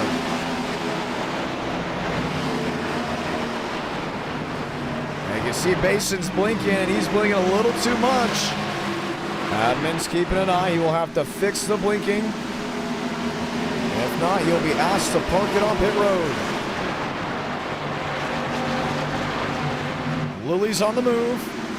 And Basin's taking a completely different line around this racetrack. And the likes of the machine sitting 2nd, 3rd, and 4th. Thurston in 5th. Mitchum in 6th. Buys in 7th. Kendall, Schmidt, Wilkerson, that's the top 10. You can see towards the back half the Braden Mumbick machine. There's the Jacob Wilkerson machine. Wilkerson most definitely thinks the run in Atlanta was his best shot at winning tonight, just because of how he is as a super speedway racer. For William Schmidt, he was not too happy with how the racing was just at that track.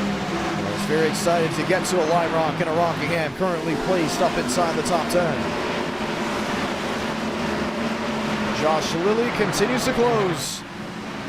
Lap traffic soon to play a role for Dylan Basin. Aiden Walker has not let the Lilly machine go on by, but what Basin did early in the race just 6 or 7 months ago, seems to be doing now. Save the rubber in a case of an issue and see what can be found about it.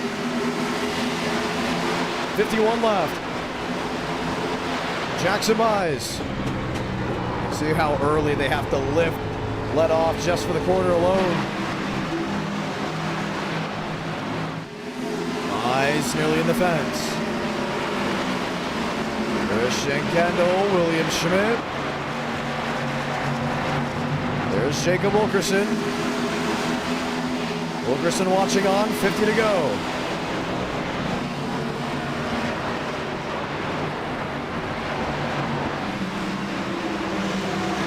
Mumbick P11. Started closing on into this group. So as Frank DeAngelis behind him. We can see Wilkerson, can see the 38 of Kendall. You can see William Schmidt and even Jackson Byes dead ahead of him. 4 spots up to grabs for the 42 machine. Fights for the first one underneath the 43. Mavic grabs the spot. Wilkerson outside the top 10. What Braden's going to need is another caution so they can resack this field and have the go at it for Dylan Basin.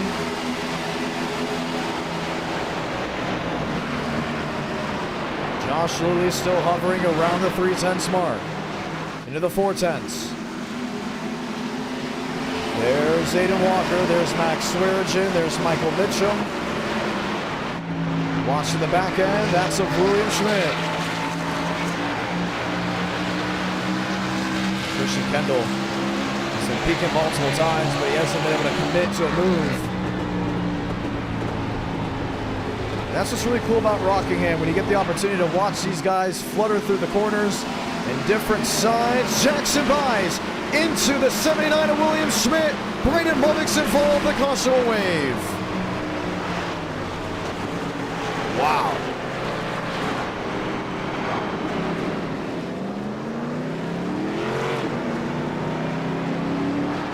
Second time William Schmidt will be involved in an incident.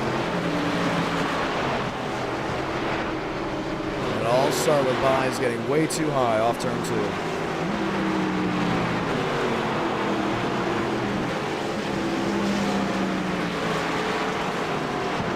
Caution is out for the second time.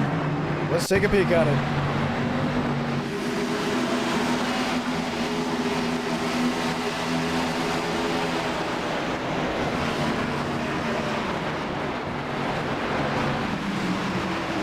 So he was in the middle pretty high. You could hear him get back to the gas way before anyone else. Carries it off the wall. The problem is he pulled the wheel back down to keep it from hitting the wall a second time. And then that was just the massive overcorrection. Watch again. This is full speed.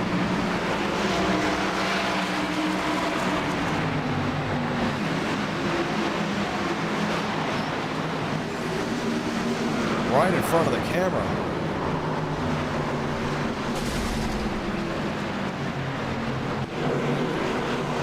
Pit road, it's wide open. And we'll go speak to some drivers. Mason will not hold on to the race lead. It'll be Josh Lilly. A big yikes of a hit. Puts things on the back end. Mavic, what'd you see? Braden Mavic, John Ramos. You got a copy. He's not saying anything here, but he has said in the chat, good old Jackson Byes. And I think that's all that would need to be said, and he is back. Mavic, what'd you see? I saw, well, I was on the inside of whoever I was on the inside of, and then I saw him hit the wall, come down and hit Schmidt, so I lifted. I was like, then he went back off of Schmidt. I'm like, okay, they're fine, got back on the gas. And then as I'm getting back in the gas, he hooks it hard left and right into Schmidt and just proceeds to then slam on the brakes in the middle of the racetrack, and I had nowhere to go, and I had a big old Subway logo right in my face. That's about it. Are you a fan of Subway? It's fallen off quite a bit, but... I am a fan of Jimmy John's. I love the Beach Club. The Jimmy John's near me, like, there's a bet, like, 3 and 4... 3 of every 4 times I have Jimmy John's, the bread is stale as ever. No. It literally, it rips my mouth apart. It's unbelievable how bad it is sometimes. But when it's good, it's good. But oh, yeah. More times than not, it feels like I'm eating a cheese grater. Ooh. Well, you're out of this race. Are you coming back for Lime Run? Absolutely not. Really? But race 4 you're coming back. I am absolutely. But mini stock Sobo. book it. Is that right where we're now. going, Mini Stock Sobo? We have to. It's up to the It viewers. is They the have to vote on it. greatest thing ever. Viewers, it's the Goodies Dash series. It's the greatest thing in the world. We could have a race 5, really and is. if I race in that 5th race, if they want me to race it, I'm gonna need someone to help in the booth. I got you. Well, Braden Lubbock out of this race, unfortunately. He will be back for race number 4. Pace car will make the hard left onto pit road. The crowd will rise back to its feet. This time, Josh Lilly in the Chevrolet, leading the inside lane. The Basin on the outside of the Toyota. 42 laps remaining from Rockingham.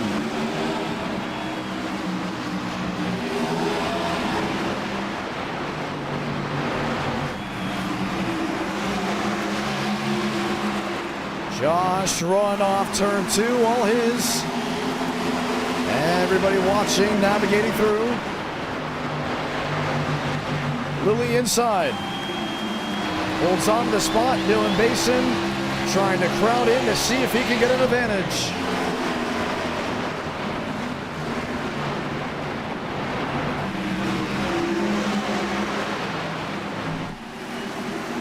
Basin in second, Thurston in third.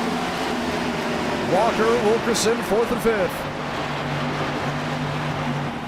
And you can see Basin trying to make up that time, trying to make up that herd, that field.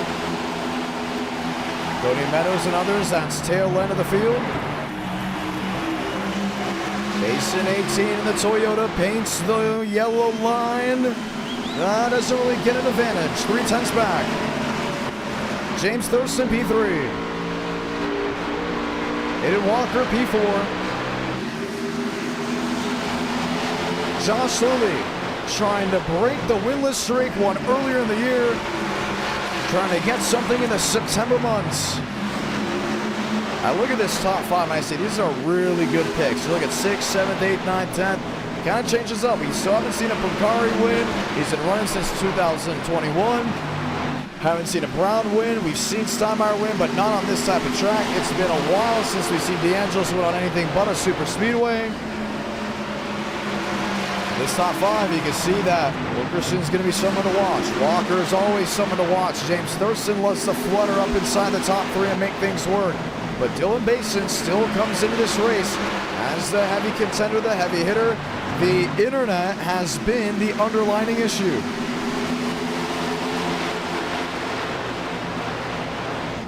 .37 left.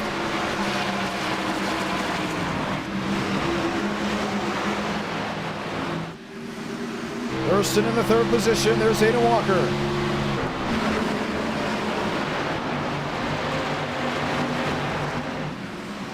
Basin not closing in. It's been a while since we've seen Red Bull in victory lane. This could change here.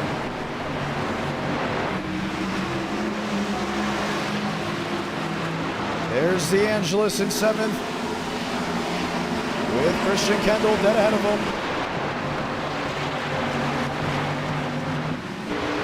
James Thurston, Aiden Walker. Ford Chevrolet. Basin wants something, he just can't get the advantage on this end of the speedway. Or is he thinking the long-term game? Can I save the tires? Will the tires hold up?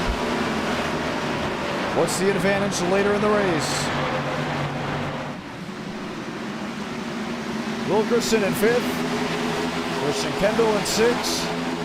DeAngelis, Steinmeier, and Jacob Brown. That's 7th, 8th, and 9th. With laps fading away. And the wrecks that we've had have completely nuked what feels like over half the field. You're down to just 16 drivers left running on the lead lap. 33 to go for Josh Lilly.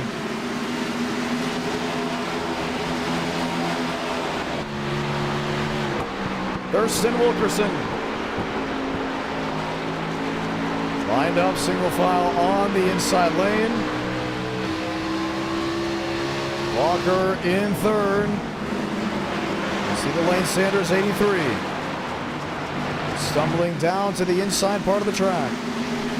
32 left.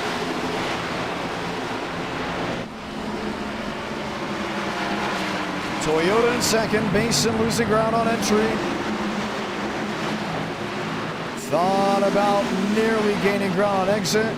Josh Lilly just one step ahead. Walker, Thurston, Wilkerson company from Christian Kendall. Nearing on closing the gap to the 96. That of James Thurston. 30 to go this time by. Oh, DeAngelis. Loose off turn 2. Basin in second. You can see the lap for lap. It's a little interesting. He obviously had a bigger opportunity on lap 31. Started losing it. Now somewhat gaining the ground back as he has worked through lap 35 into the near areas of lap 36. The problem is the blinking. It has not gotten better. Matter of fact, it hasn't gotten worse either. It's stayed in the same area it's been for quite some time, and now he's got a gain. There on Josh Lilly was a 7 back on lap 35, nearly a full 10th on lap 36, something to keep in mind. Jacob Wilkerson has not been outside the top 12. He sits in 5th with Thurston dead ahead of him. Walker in 3rd. Kendall in 6th. Christian Kendall got his first win at Michigan. That was with the open wheel machines. Now here he is in the 6th position. We're going to see what he can gain. Has not been outside the top 10. 27 laps remaining. Basin is closing. 4/10 back. James Thurston's got company on the scene. Jacob Wilkerson.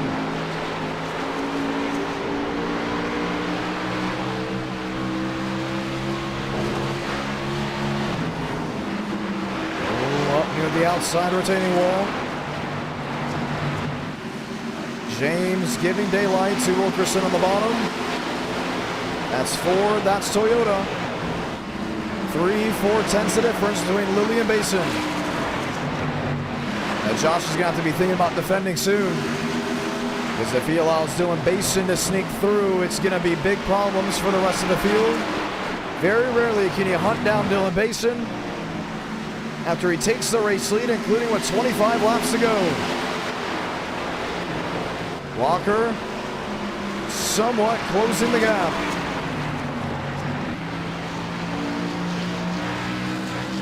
Basin in second, watching on. Aidan Walker in 3rd.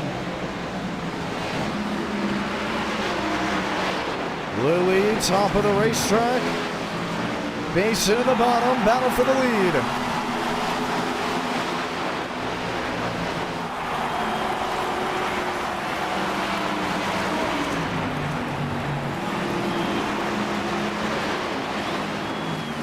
Basin's there. Jumps to the wayside. Lilly defend. Couldn't hold off the move to the bottom.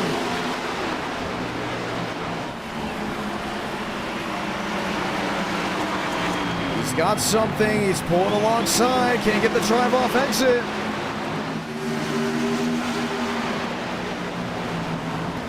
Basin back to the bottom. Lilly to the outside. Dylan Basin, new race leader from Rockingham. 22 to go. And Josh cannot allow Aidan Walker to sit toe-to-toe for long. His opportunity at winning the race will be allowing Aidan Walker by to fight Dylan Basin. And then just maybe having those two go toe-to-toe. 21 laps remaining. Walker to the bottom. Lilly to the outside. Wheel to wheel off turn 2. Aidan Walker will be less than half a second, give or take, to that of Dylan Basin. Now the question is, can Walker make up the time to the 18?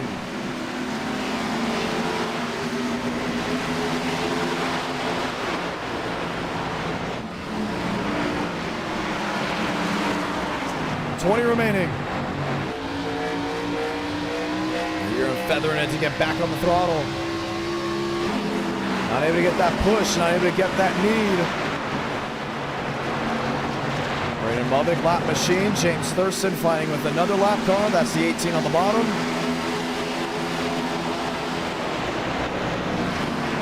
All about the watch, all about the weight. 19 will be 18 laps to go. Do we hit 300 lines to get another round of racing?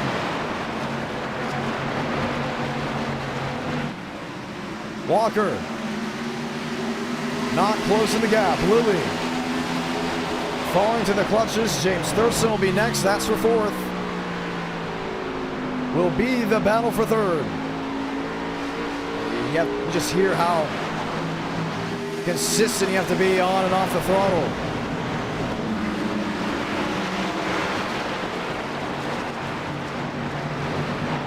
Look at the lap for Aiden Walker. Was 7 back. 6-4 back. So he is closing. There is an opportunity. There is a chance. We'll have to navigate through the lap traffic. This was going to hurt him. I think that's what actually hurt Dylan Basin and why Aiden Walker was able to close in when he did. Walker to the top side.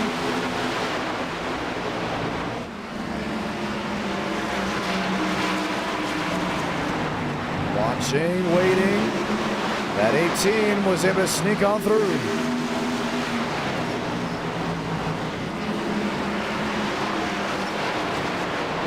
Can you close the gap here? Made up time on entry, loses it all off exit. Dylan Basin continues to fend off. Here's the battle for third.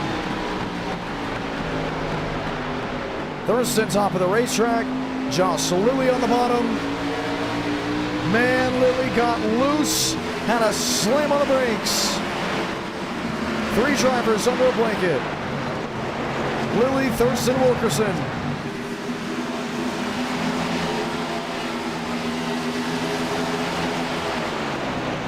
$14 to go. And already less than 100 lengths away from possibly getting a possibly getting a 5th race.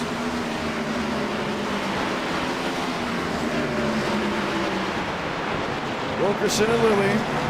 With James Thurston. Thurston now ripping the top lane. Josh Lilly went from leading the race to now the 5th position. Dylan Basin. A full second advantage over that of Aiden Walker. Now he's just running a different line than that 93. He's so much quicker than that 93. Look at Wilkerson. You see what Josh now has to defend. That's Christian Kendall. And the advantage that Josh really opened up on Dylan Basin was wild. It looked like that was going to be his opportunity. That was going to be his cheese.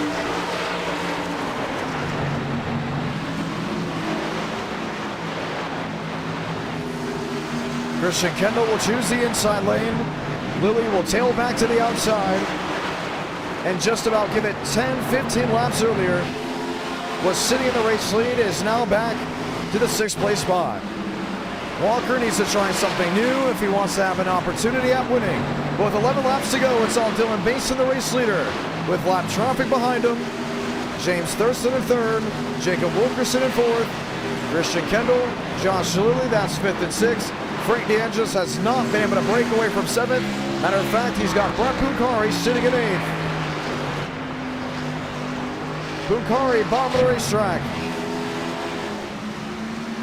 Locks in over the fellow Supra. Pucari goes to 7th. DeAngelis back to 8th. Now they fight back to turn 1.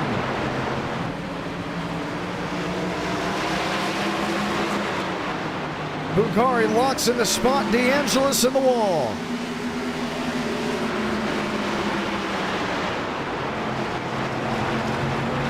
And the 98, Riker Byram on the scene there in the 10th place spot. Max Steinmeier. Toe to toe, back to 1 and 2.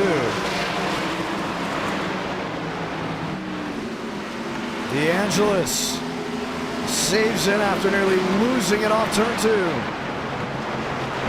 Gives Riker Byram the advantage. The fight for the 8th position with 8 laps remaining.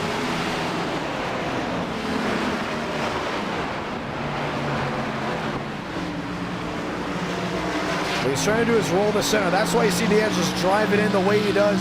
He's well out of the throttle to the center of the corner and then tries to diamond it down off exit. You can see it here. Off the throttle, uses turn 4 almost like a downhill of a roller coaster, a slip and slide. The only thing is the tires have been completely shot away. Thurston, Wilkerson, Kendall, Walker doing that exact same strategy. And Dylan Basin has just been one step ahead. 6 laps to go from Rockingham. Mavic loose. That is not a fight for position. 21 laps down in 17th. I think what he's trying to do is learn from what Dylan Basin is doing to see if he can make up time. Now, he does have fresher tires than that of the 18. But he's right behind trying to see what Basin is doing just to get an idea of speed on this part of the race when we do come back to Rockingham in the future. Watches him navigate the top side of the racetrack and finding out when he gets back on the throttle. 4 to go. Thurston's got company. Jacob Wilkerson. Wilkerson has Kendall. This is the fight for 3rd. This is the fight for 4th.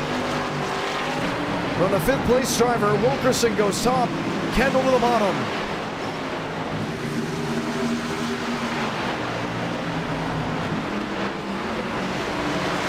James Thurston, inch or so off the safer barrier. 3 to go.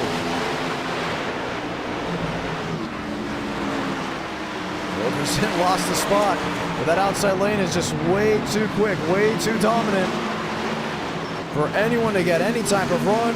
Christian Kendall will try it again to the inside. Wilkerson in the fence.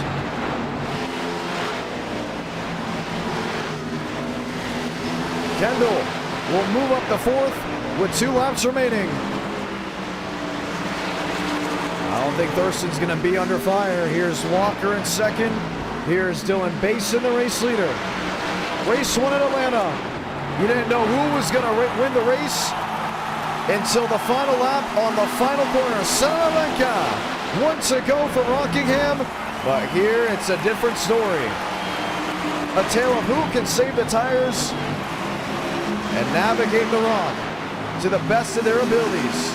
It looked to be a jostly win with 20 laps to go, but Basin had something up his sleeve. That magic move is going to get him a win in North Carolina. Basin takes reign in Rockingham. Walker comes home 2nd. James Thurston comes home 3rd. Bilkari will come home 7th. DeAngelis 8th. Riker Byram in 9th.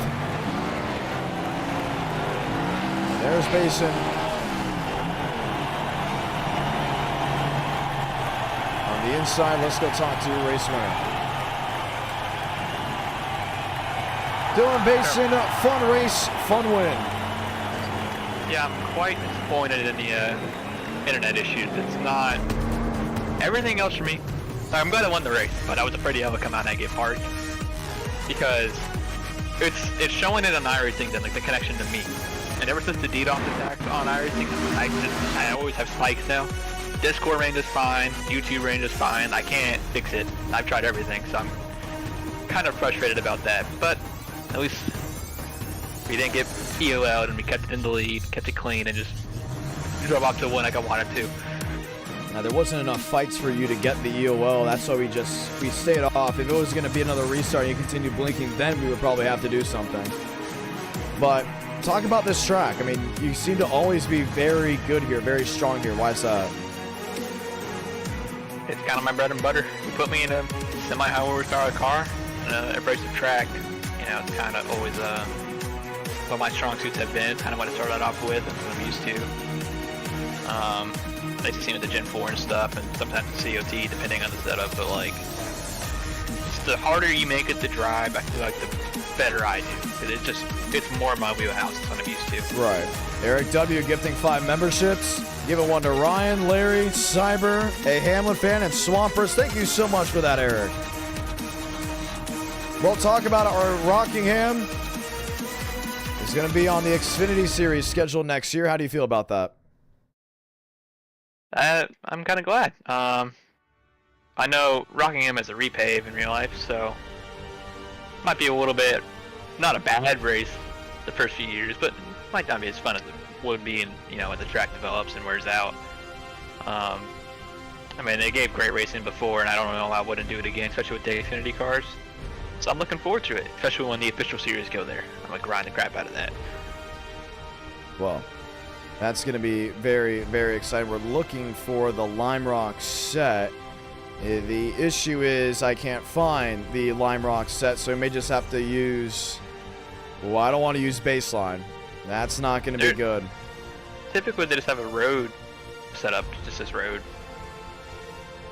For trucks?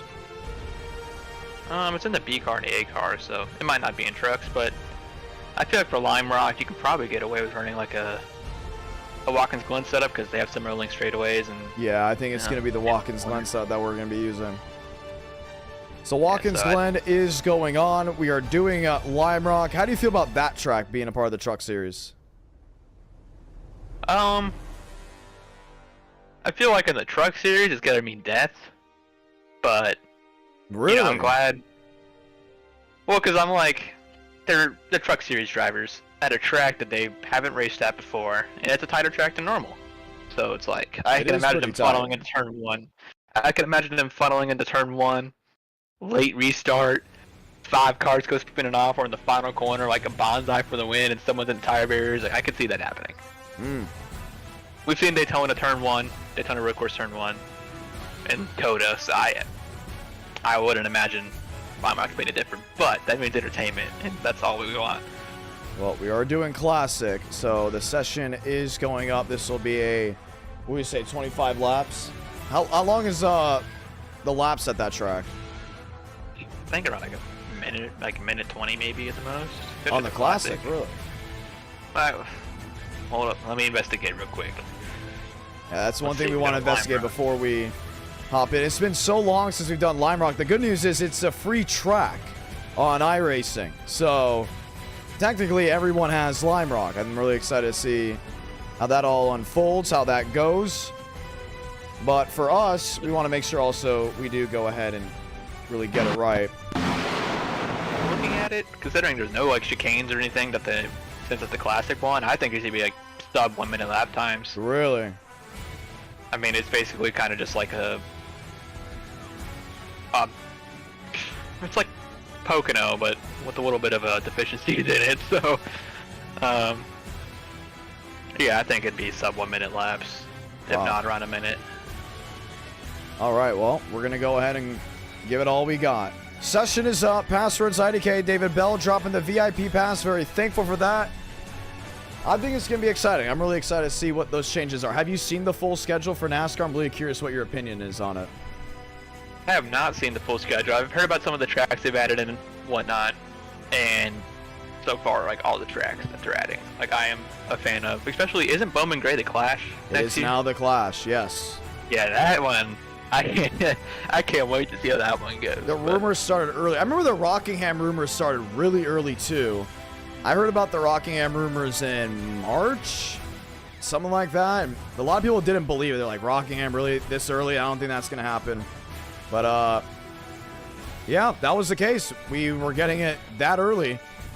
And then, boom, we had a Rockingham. The worry about Milwaukee came up, I want to say, what, somewhere over the summer? I didn't believe the Milwaukee rumors until I literally got done calling the Milwaukee race. And somebody were like, oh, yeah, by the way, that may have been the last truck race here.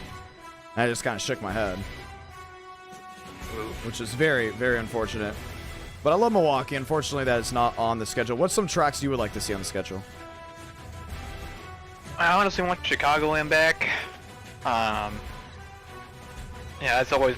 I feel like the next gen that'd be a better track for it because it's a little bit more abrasive, and we don't really have abrasive 1.5 miles anymore because Kansas is a somewhat newer surface. Vegas probably like one of the most rough ones we have. Atlanta's repaved, Texas has been repaved and reconfigured, so I just like Chicagoland back. Wow.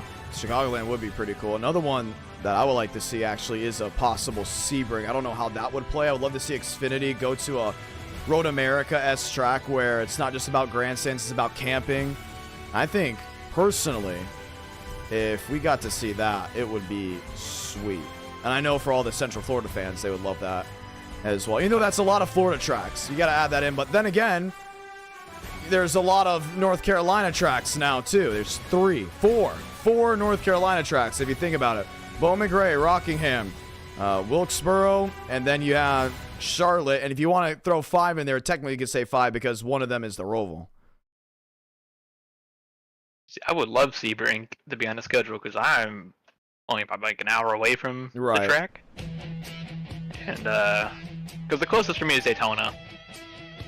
But, being able to go to Sebring too, that would be pretty neat. My first road course race. Well, it's going to be interesting to see what the future schedule looks like, because apparently they're already starting on the 2026 one, from what I heard. Oh, really? Yeah, so be excited to see what that's all about. We're loading in. The drivers have packed it out. Dylan Basin, congratulations on the win. Appreciate it. And we'll drag him back. We'll continue to talk to other drivers in here. What everyone else has to say ahead of this race. Let's talk to that of Will Shack. John Ramos, how are you? Good. How are you? Oh, very calm. Very calm out there. How's your racing been going? Not pretty disappointing. Like, running pretty good in Atlanta till I had a shot at a good finish till I got wrecked by someone moving high. Like, there was no one up high. And really? Sending me right into the wall on final lap.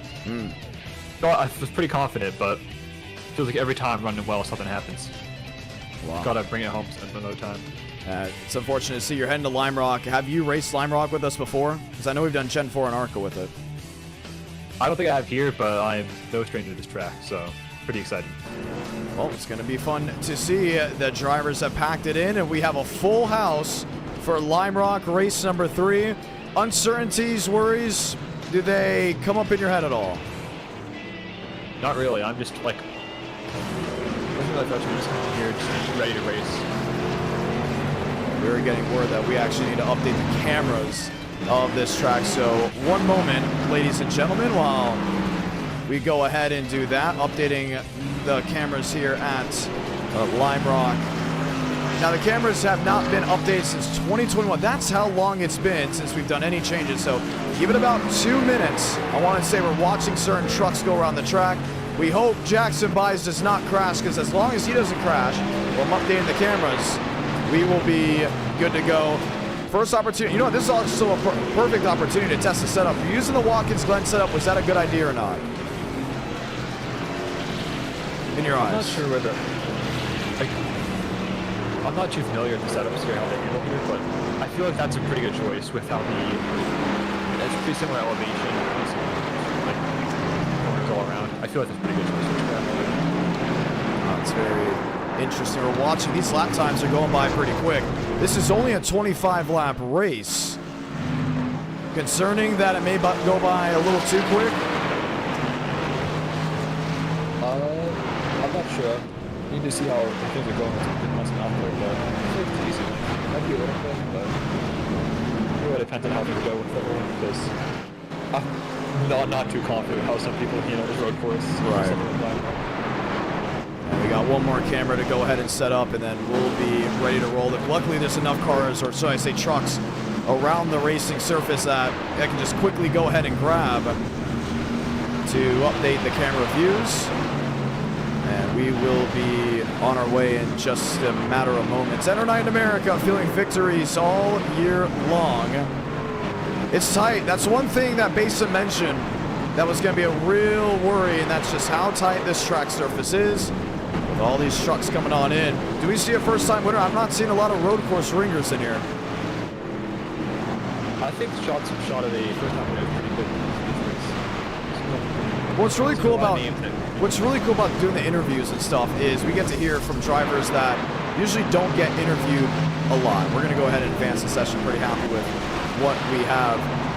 You started racing at our Night in America, number 31, but even the hardcore viewers know who Will Shack is because you run the number 31 car, the number 31 truck. Why did you set your sights on that number?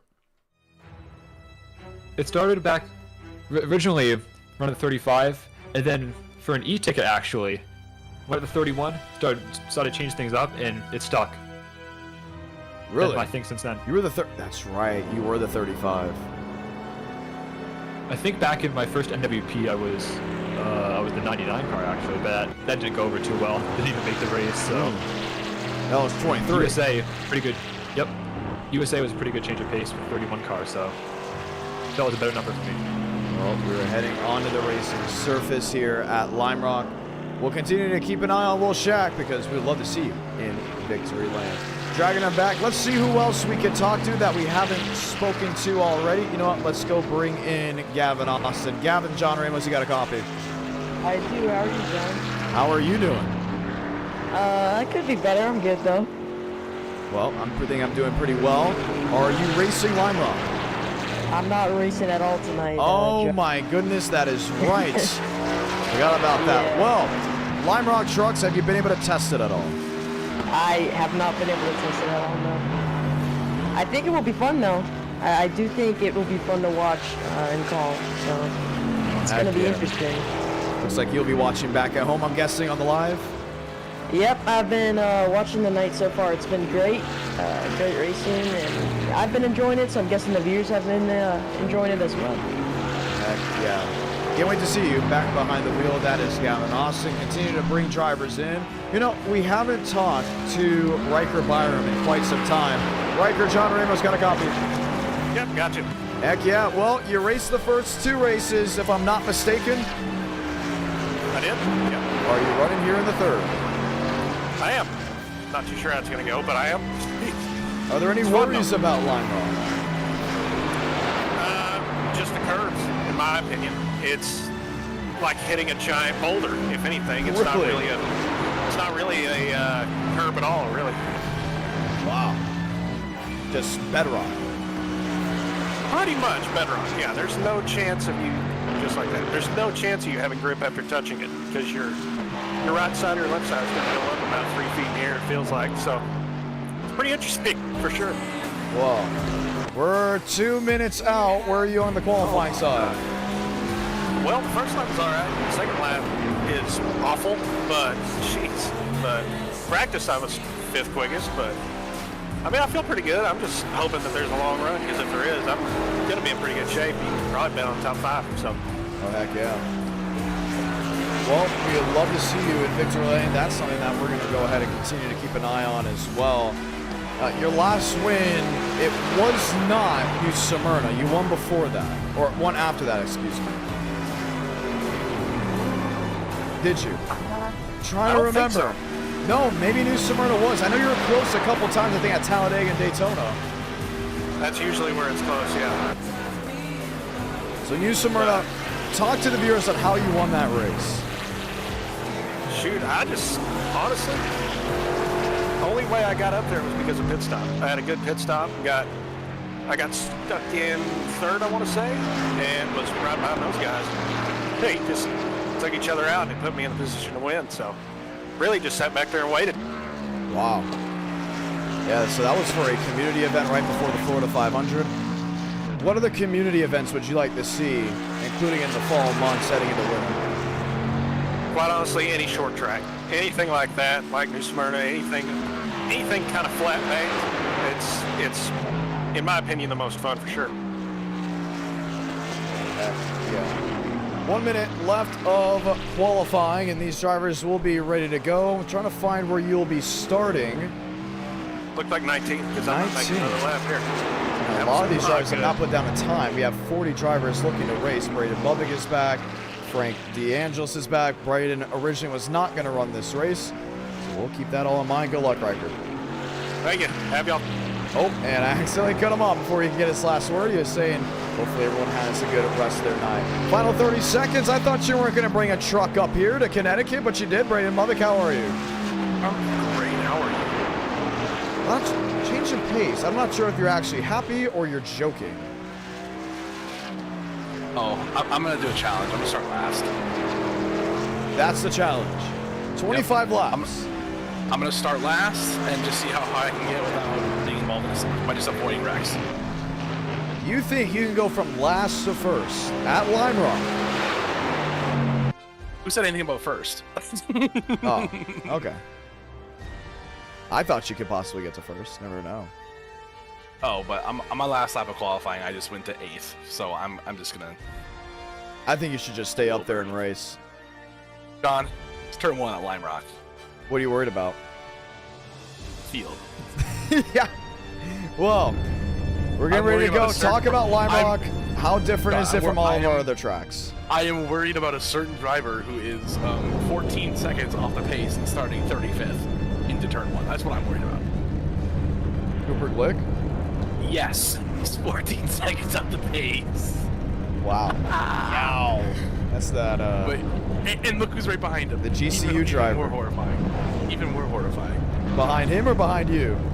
No, right behind him. That will be Jacob Brown and Frank DeAngelis. Frank, very scary individual. Yeah, I'm literally just going to pull over during the pace lap and just be like, everyone pass me. Well, you're very vocal. Which drivers would you say are the 5 ones to watch and ones not to watch because you're worried about them? Watch Dylan, watch Walker, watch Kevin, watch River Page, and watch William Schmidt. Schmitty? How about that? Yes. Don't, honestly, you can check in on me after like lap 1 to see where I get. I'll be starting, it looks like 30, 36. So it looks like they lap. kicked Jacob Brown thinking that he was L-fine for the night. He is not out for the night. Joey Beck is also removed. Why was Joey Beck removed? I don't know. I wasn't there. But, so it looks like I'll be starting about 38th. Joey Beck John, what do you think? Where should we set the line here of where I end up after lap 1? You're starting 38th? I will be going to the back during the pace lap, yes. Turn 1, lap 1, over under. You know, let's have the viewers check. Where? No, lap 1. No, where do I end up at the end of lap 1? Let's set the line at 20. If I see you on the left side of my screen. Yes. The 20.5. I think 20.5 is a perfect lineup. What do you think? Should we ask the viewers? Should we ask the viewers where they think you will finish? Will I be in the top 20?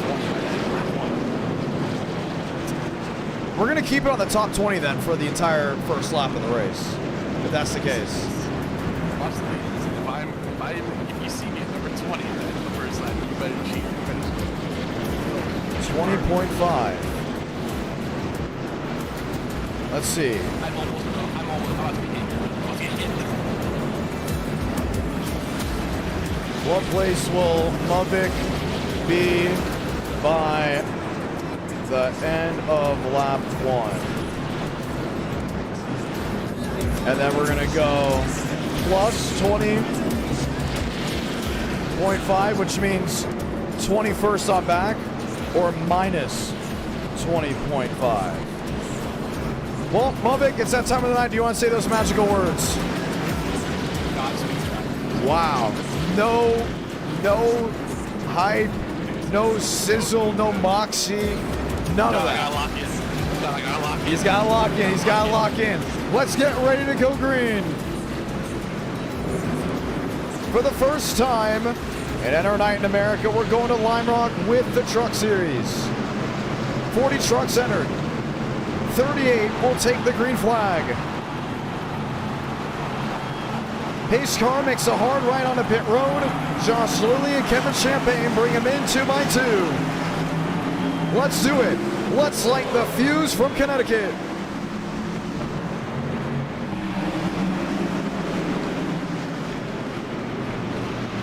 Three wide, Schmidt on the outside, turning the 6. Chad Hornish. One of the drivers to go around. Everyone else scooting through.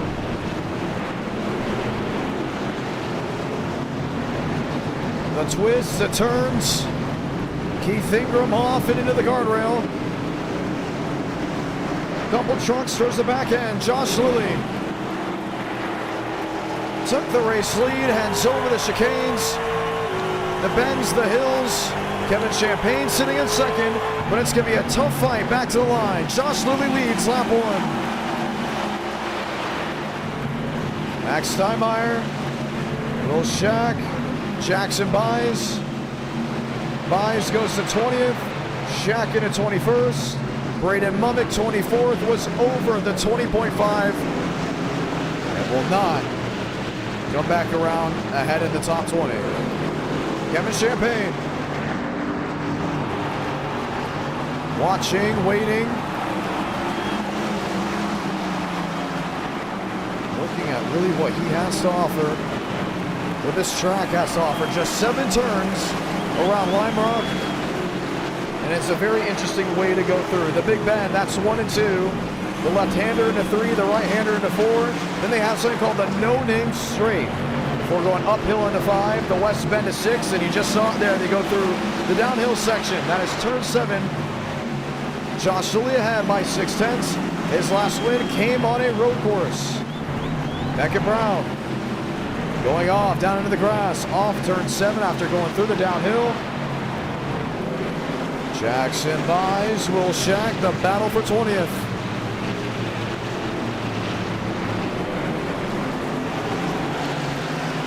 Three wide in a move. Buys to the bottom. Tag in the tailgate by the 42 of Braden Mummick. Mummick sneaks through. Schmidt goes for the move. He sneaks through as well.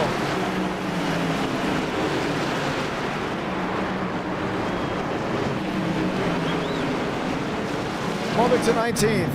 Josh Kenyon in the 14th position. Looks to the back end. Not able to get a run. This is the battle for the second spot. Kevin Champagne, 94. River Page, 24.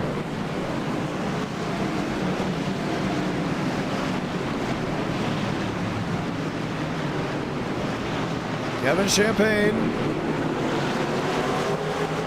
Last 2 big wins have come there with Ford. Driving a Chevrolet here with the truck. Page in third, 6/10 back. Champagne in second, 3/10 back. Josh Lilly, race leader in the Red Bull. Both Chevrolets in line. Downhill. Into turn 7.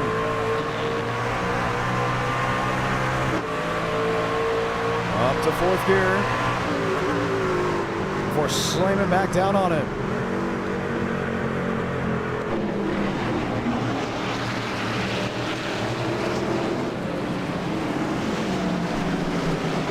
P3, Walker P4, Kendall P5, Mason in the 6th spot.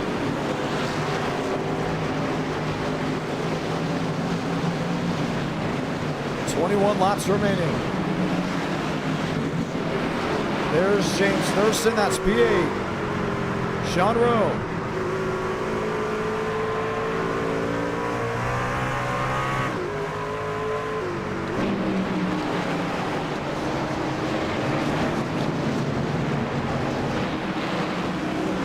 Cooper Glick, 05. You see James Thurston, 1 around. That's the 02. Way off pace. 20 laps remaining here from Lime Rock. It's on Josh Lilly, the race leader, but Kevin Champagne has not been able to give up. He's closed the gap, but it's not completely doom and gloom. Lilly has already been in this position tonight. Matter of fact, what a night for Josh Lilly. He was holding his own in Atlanta before involved in a wreck. He was holding his own at Rockingham before the tides turned, and now has led all the laps here at Lime Rock.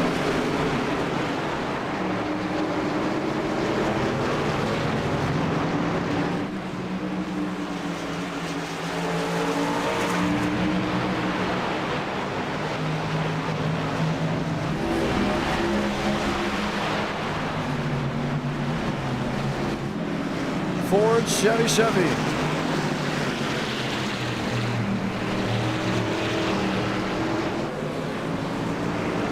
And you got another one on the scene, Aiden Walker. They're in the 4th spot, Dylan Basin, Christian Kendall, Ryan Engel, Sean Rowe, Chad Thornquist. Thornquist has Thurston. Man, this has been a great race on a track that you don't have a lot of opportunities to make mistakes. You're not going to see those hard sweepers going over the rumble strips. You heard from Riker Byram. He's worried about what these rumble strips are. They're like rocks. And it's easy to make a mistake, like you just saw to Josh Lilly. Kevin Champagne looks to the bottom.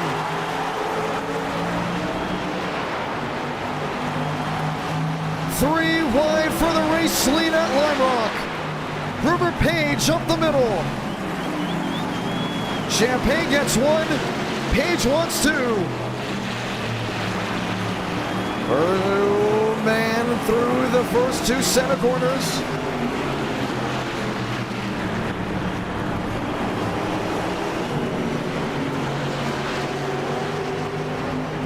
Aiden Walker in the 4th spot.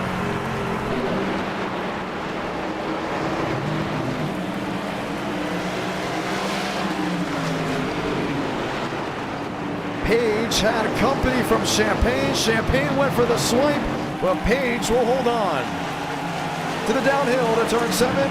River Page, the 2-for-1 special, takes reign in Lime Rock.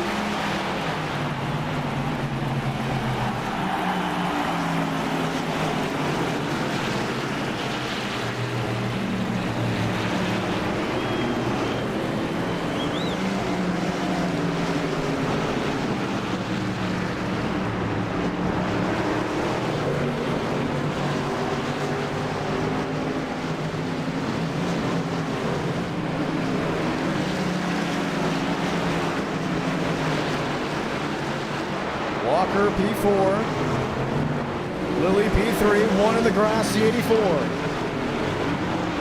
Andres Varez puts it on pit road. Basin in 5th. And for the ones that are hanging out with us back at home, we say hello and welcome. We haven't forgot about you, and we're very thankful for you to be tuning in on this night.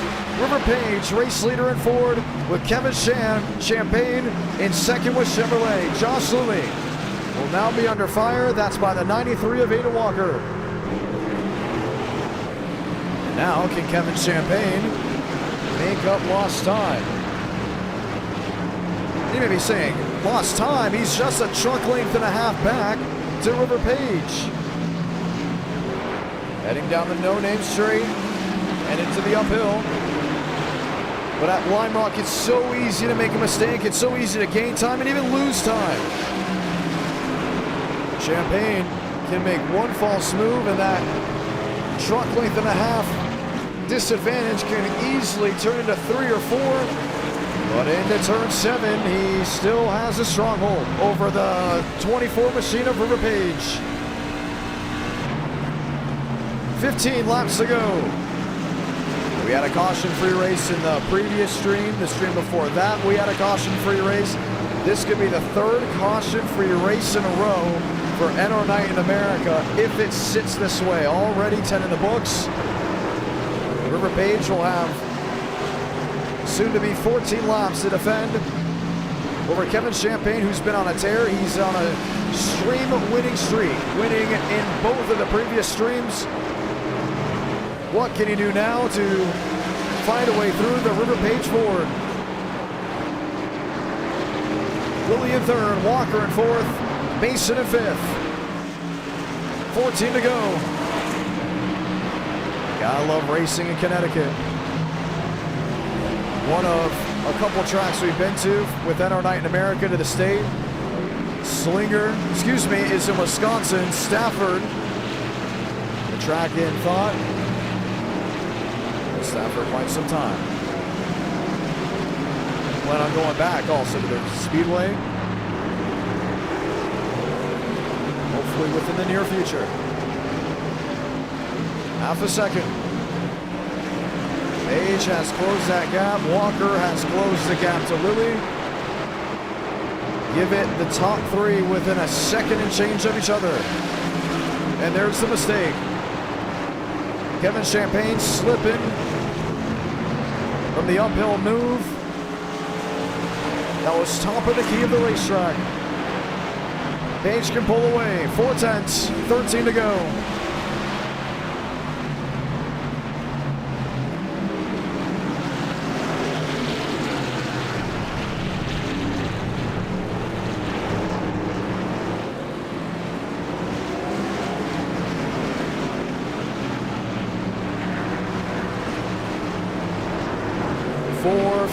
Nearly half a second the difference between the top two.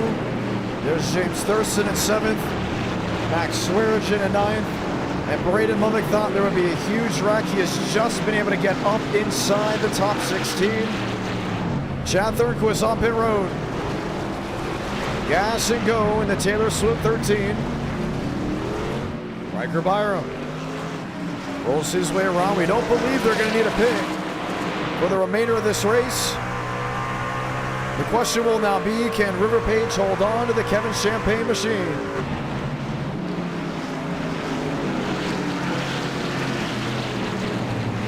$12 to go, will be 11 to go.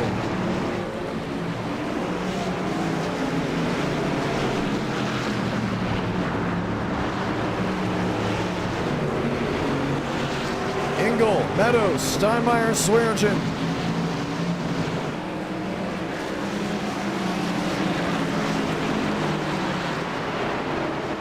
Just under half a second with the top two. Page, big wiggle.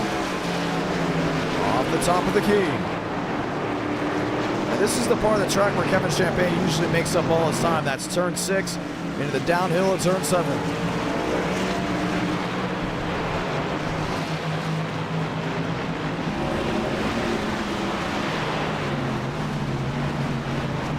One stop, Vadas. Just on entry. Very rarely do we get a caution at tracks like Lime Rock. This is a track that you'll see the NASCAR Grassroots Truck Series head to in the year 2025. Steinmeier, Ryan Engel, Sham together down towards turns 1 and 2. Kevin Champagne still no move. You did see Adam Walker find his way around Josh Lilly. Walker into 3rd, Lilly into 4th.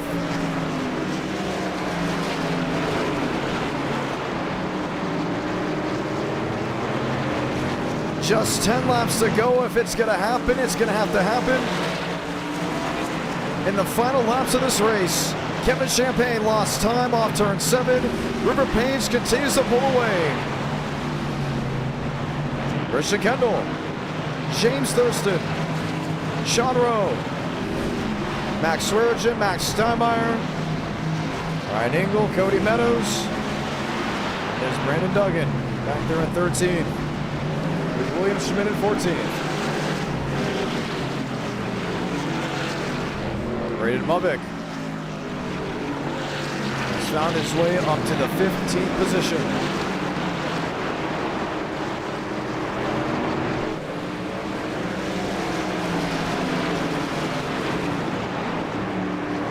The big thing I've realized about Champagne versus Page now on that end of the speedway is Page is very bold down into turn 6 and 7. Where Champagne seems about even.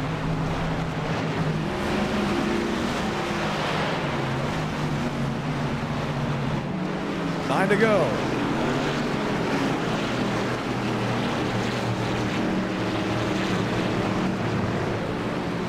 Page disadvantage.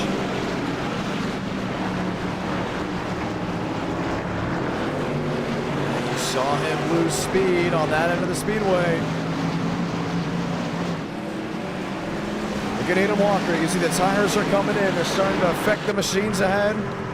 Josh Lilly may have a shot at the Adam Walker 93.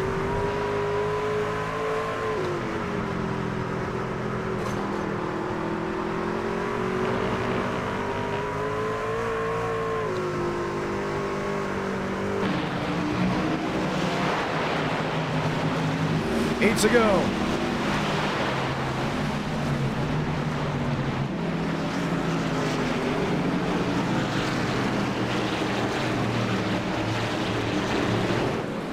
River Page, Kevin Champagne, Aiden Walker, Josh Lilly. How about Dylan Basin up to the 5th position? Been able to make up ground, Christian Kendall. There's James Thurston, Sean Rowe, Max Swearigan. Max Steinmeier has a fight. That's Cody Meadows. Meadows with Engel. All just clumped together. Heading from turn 3 to turn 4, uphill to turn 5. Kevin Champagne has lost time there to River Page. Now 1 second the difference between the top two with 7 laps remaining.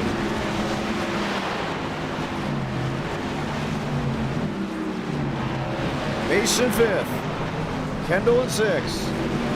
Thurston in 7th. Sean Rowe in 8th.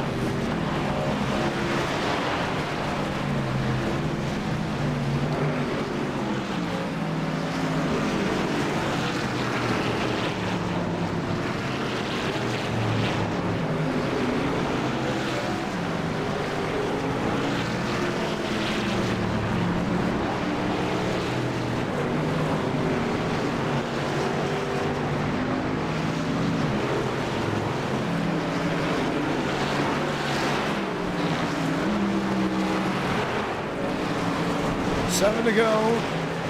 6 to go this time. I just don't think he's going to be able to close on in unless there's a big mistake out of River Page. We've seen lap traffic be issues in times of past. And 3 now sit in the way of the 24. Walker, Lilly, that's 3rd and 4th. Page gets by 1. Has Chad Hornish and a couple others in front of him. Kevin Champagne. Oh, I thought he was going to be able to get through the 58. Now he does, but he'll lose time. Chad Hornish loose. Gets out of the way of River Page, so does Riker Byram. Page net gain when going to the minefield.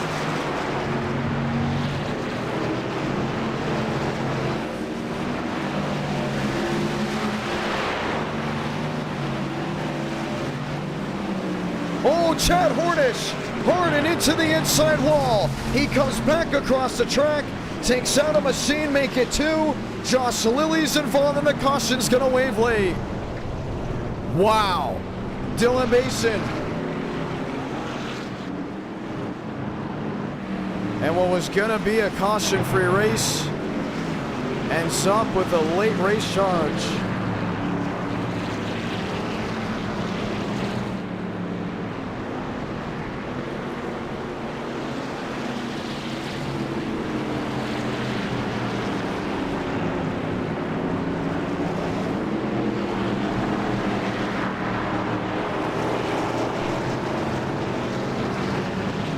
Unreal.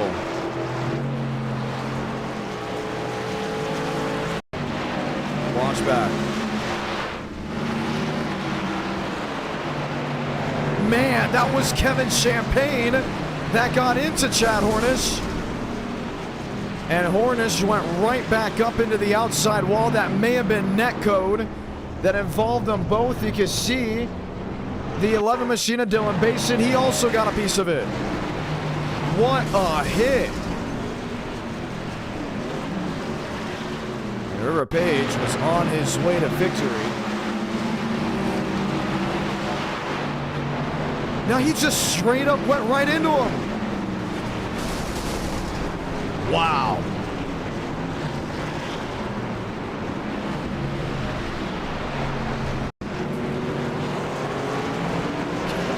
Unbelievable.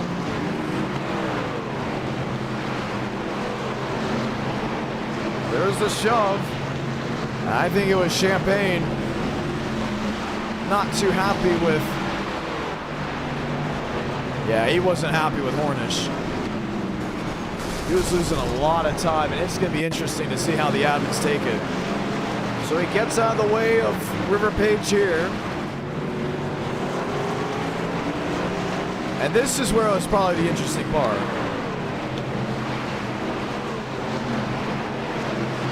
Gets into him, held him up, Kevin Champagne said, oh, you're going to hold me up? Here's the McLeod wall. What a lick, and Josh Lilly just nowhere to go. Wow. And it took me by surprise. I don't think anyone saw that coming. And now you have drivers that are staying out, like Duggan Balderas. It's going to put Basin into 4th. It's going to put Walker into 5th. And we're going to have a size up for a late race restart. Because it's late in the race, Kevin Champagne will be given an L1. He'll be restarting for the tail end of the longest line.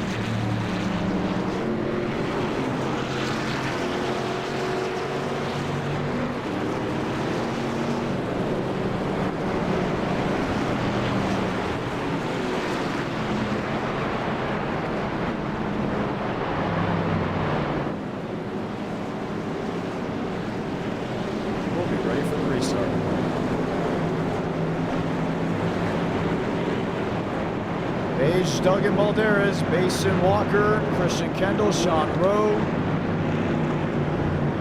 James Thurston, Max Swearengin.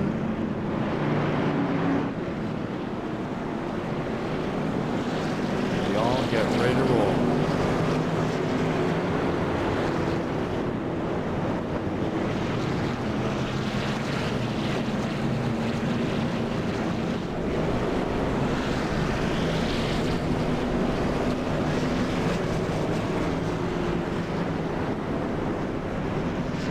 So what happens here with River Page?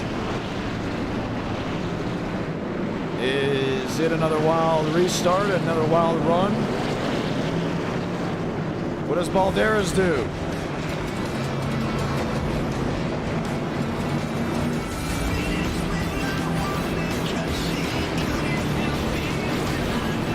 Overtime from Line Rock.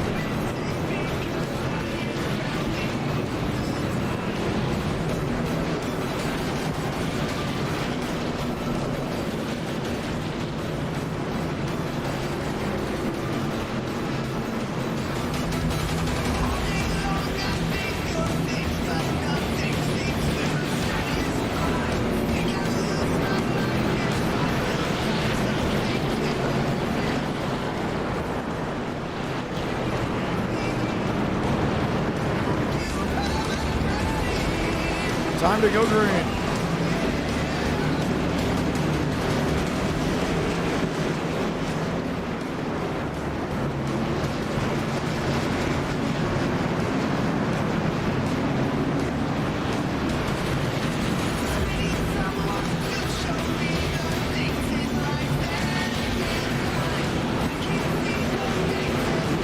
Time to go green.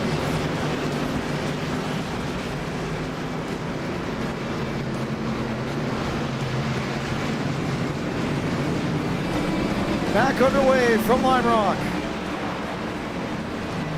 Page gets away down into turn 1. Basin nearly got into him with the Toyota.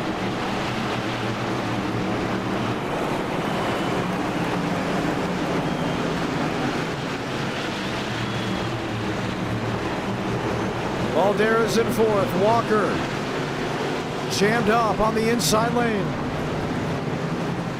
Trouble, spin, Max Swearengin goes around, that's with Sean Rowe. Basin's got a shot. Down to turn 6, into turn 7. He's gonna have one more lap to possibly make a move. Salamanca, 1 to go from Lime Rock.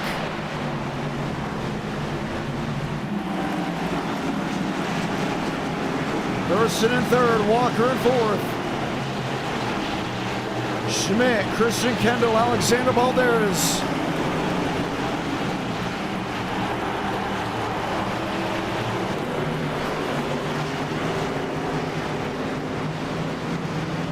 Basin continues to blink.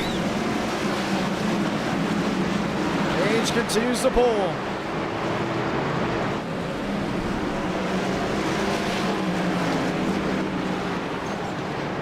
Final drive, 6 and 7.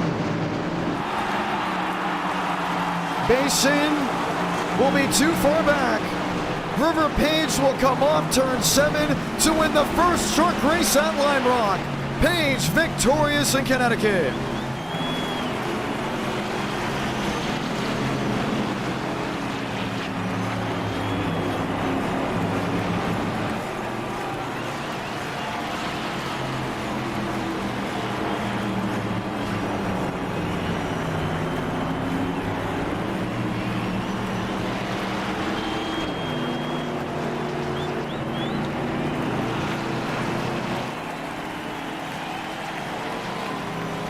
BTSRI will be back on top.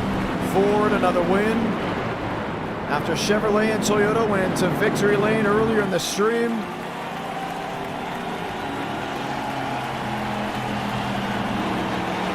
And this one comes from the twists and turns in Connecticut. Page victorious.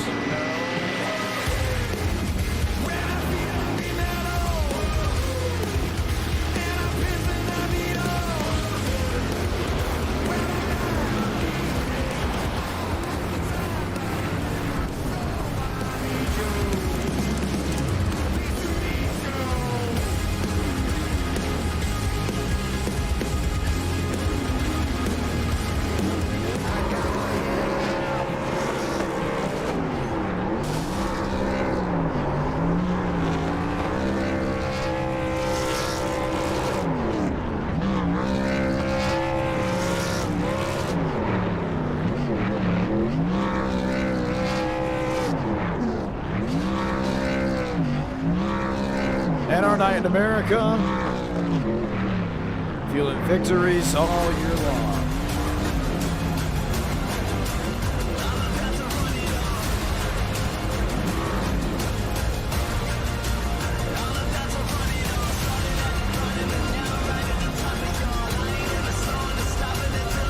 Fun race with the checker flag waving.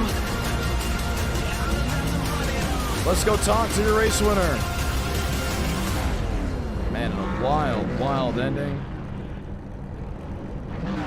After what seemed to be a very straightforward race. River Page goes on top. I just can't believe what we saw there late. We're still waiting on Page to come on in. And we will go ahead and speak to your race winner in just a moment. Race fans, it's that time to give us some tracks that you would like to see in NR Night in America for that final race. Once we hit 300 likes, then we'll have a bonus race, so race number 5. Give us some car track combos. Paige will be helping to pick them out, so start typing them in chat.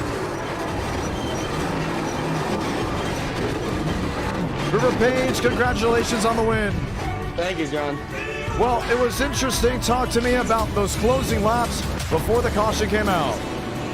Yeah, man, I was kind of worried that Josh Philly was just going to take us all to Gapplebee's, but Gapplebee's. I was able to stick with them, and then they were going to go too wide there on the final corner, and I saw that, and you know, I just knew that I was going to be able to set up that exit out of the final turn, and I was able to go 3 wide middle. They just left it open for me, and I just drove right through, and then I guess Justin or Kevin got held up by some lap cars, and then I don't know what the caution was about. I seemed pretty stupid at whatever happened, but I didn't think I would survive. I was going to just try and stay out and see if I could get some people from like the back of the pack to stay with me.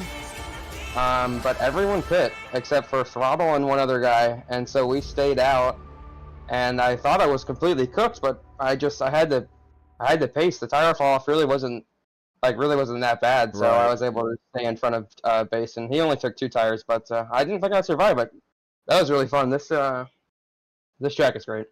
Oh, it was very exciting. Now here's the big thing: since you won, you have the opportunity to help me pick what those next 4 will be. But you got to go off of what you're seeing in the chat. I'm seeing some interesting ones. A lot want Sobo. Yeah, Sobo Daytona. Sobo's really fun. Sure. Somewhat New Hampshire road course. Now we've never done that. That sounds really cool. It's fun on the road courses. I did a little bit of Lime Rock. It is fun. It's pretty hard to drive, but I wouldn't be opposed to that. I like wouldn't be Sobo. opposed to it. Sobo would be like, if you want to do one track that's just like a regular short track, I'd say Sobo is the best that I've done with this car so far. And then you could just Myrtle put Beach? Daytona or Vega. Yeah, I'm not the biggest fan of Myrtle Beach, but No LA Clash. I don't think we're gonna be doing the Clash. no, definitely not. Definitely. Well, it wouldn't be as bad as other cars because the bump and run physics aren't like it's easy to just move someone without wrecking them and causing a track walker. What are some other ones? Does it work at like a homestead? Well, I think that'd probably be a pack race, but I don't know. I don't know if that'd be full throttle or not. I think you should at least do See, I want one of everything in there. I want like the viewers to actually have a legit shot at a road course, a short track. Sobo, Can we throw Charlotte, a dirt track in there and then maybe an intermediate? Don't do Charlotte. Charlotte is bad. Bristol. Bristol could be fun. I think you should do Sobo, Daytona. It looks like Aiden Walker really wants New Hampshire road course, but I'm not seeing anyone else that's saying New Hampshire road course. But it is a good idea. I will give it that. Oh, you should put a dirt track in there too. Yeah, I think we gotta throw Eldora. Eldora or Knoxville. Nah, we're definitely gonna throw Eldora. So right now, this is what it looks like. From what I am seeing, we gotta still have chat. I want the chat to continue to move on this because we want to make sure we get something that everybody wants. Like at least as a vote, the majority. Some saying 5 flags. I like to go there in a super late. Darlington, linear dirt. Okay, so let's go ahead and give it the rundown. You ready? Yeah, let's hear it. First one, we're gonna go off the criteria. I'm seeing a lot of Sobo, so we're gonna go. Yeah, definitely. Sobo should be your short track. Okay, and then do we throw an intermediate in there? It's either do an intermediate or a road course. I feel like a road course would be more fun, honestly, if we could do like Watkins Glen or Sonoma or something like that, or like VIR. So I'm saying Nashville. Do you think it'll work at the fairgrounds? I'm sure it would. I think this car, I don't really like this car with the bank tracks. It gets real tight, but that'd probably be good racing. I think you should do, it should be Sobo, Daytona, Eldora, and a road course. Daytona? I think Daytona would absolutely just slam it. Well, yeah, but, you know, if they don't want it, they don't want it. If they do, then they do. It would be fun. The thing is, if I put Daytona there, it's going to win the vote. Like, we know for sure it would win the vote. Oh, okay. Replace it with Le Mans. Le Mans? What about Spa? Yeah. No, Le Mans, trust. Dude, that's like 3 miles straight away. That would be. We do not have the cameras, nor do I have Le Mans. Le Mans is pretty expensive. TV1, bro. No, it's not. It's regular price. I do not have Le Mans as of right this moment. One day we will do Le Mans, but I do not have Le Mans. I like Nashville. This is just for, what is it, the mini stocks, right? Yep, mini stocks. If you guys want a race 5, we can start that discussion once we get closer to 300 likes. But right now, I'm seeing New Hampshire road course at South Boston. I'm going to put Eldora in there, which means we need one more. What's that last one? Do we throw an intermediate? Yeah, you could. I'd say if you want to do an intermediate, I think Darlington would be cool. Or the thing is, I know. Okay, what about Bristol? Some are saying Bristol. Yeah, Bristol would be good too, but I feel like that'd be kind of a crapshoot. Do we throw Bristol in there? If I see more Bristol, if I see more Darlington, we'll make the discussion. Darlington. Oh, Michigan. Michigan. Yeah, Michigan or Auto Club could be fun too. I am not opposed to a Michigan. I'm not opposed to a Darlington. I'm not opposed to a Bristol. I need more hype. Come on. Indy. Oh, hold on. Indy sounds pretty cool. Yeah, Indy could be good. Indy is a sleeper. Yeah, I think if you want to force track, maybe Darlington or Indy. I'm gonna need to see a lot more Indy, because I'm telling you, if I have the vision you have, Indy's gonna be insane. Indy would absolutely be nuts. I would love to see an Indy. This is with mini stocks. Darlington. There's a lot of Darlington. But some of them might be from the same person. Well, they're all from the same person. There's only like 3 people saying New Hampshire. It's just I want to flip Walker and Cox for Darlington or Indy. I don't know. Now I'm seeing a lot more Indy. Look at that. Look at all the Indy. Everyone knows Indy would be huge. I like Indy. Indy would be sick. All right, let's do it. don't care. I could put Indy in there. Boom! And the voting has started. Sobo would be the best for pure racing, I think, but I think Indy would be the most entertaining. Oh yeah, look at that. Wow. It's not even close. Braden Movick is going to be P-I-S-S-E-D. Wow. Look at that. I think I just put it in everyone's head how, like, everyone thought the same thing on how Indy was going to be. There's no way you did not think the same thing on how cool Indy would be. No, I like Indy. I like the way this car drives. It would be really fun to do Indy. Indy would be nuts.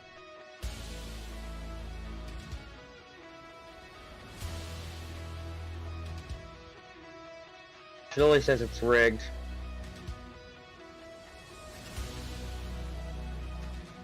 Josh, I'm sorry, but the streets don't want New Hampshire road course. I'm sorry. Wow. Okay, the street course would have been pretty cool. Wow, that street course.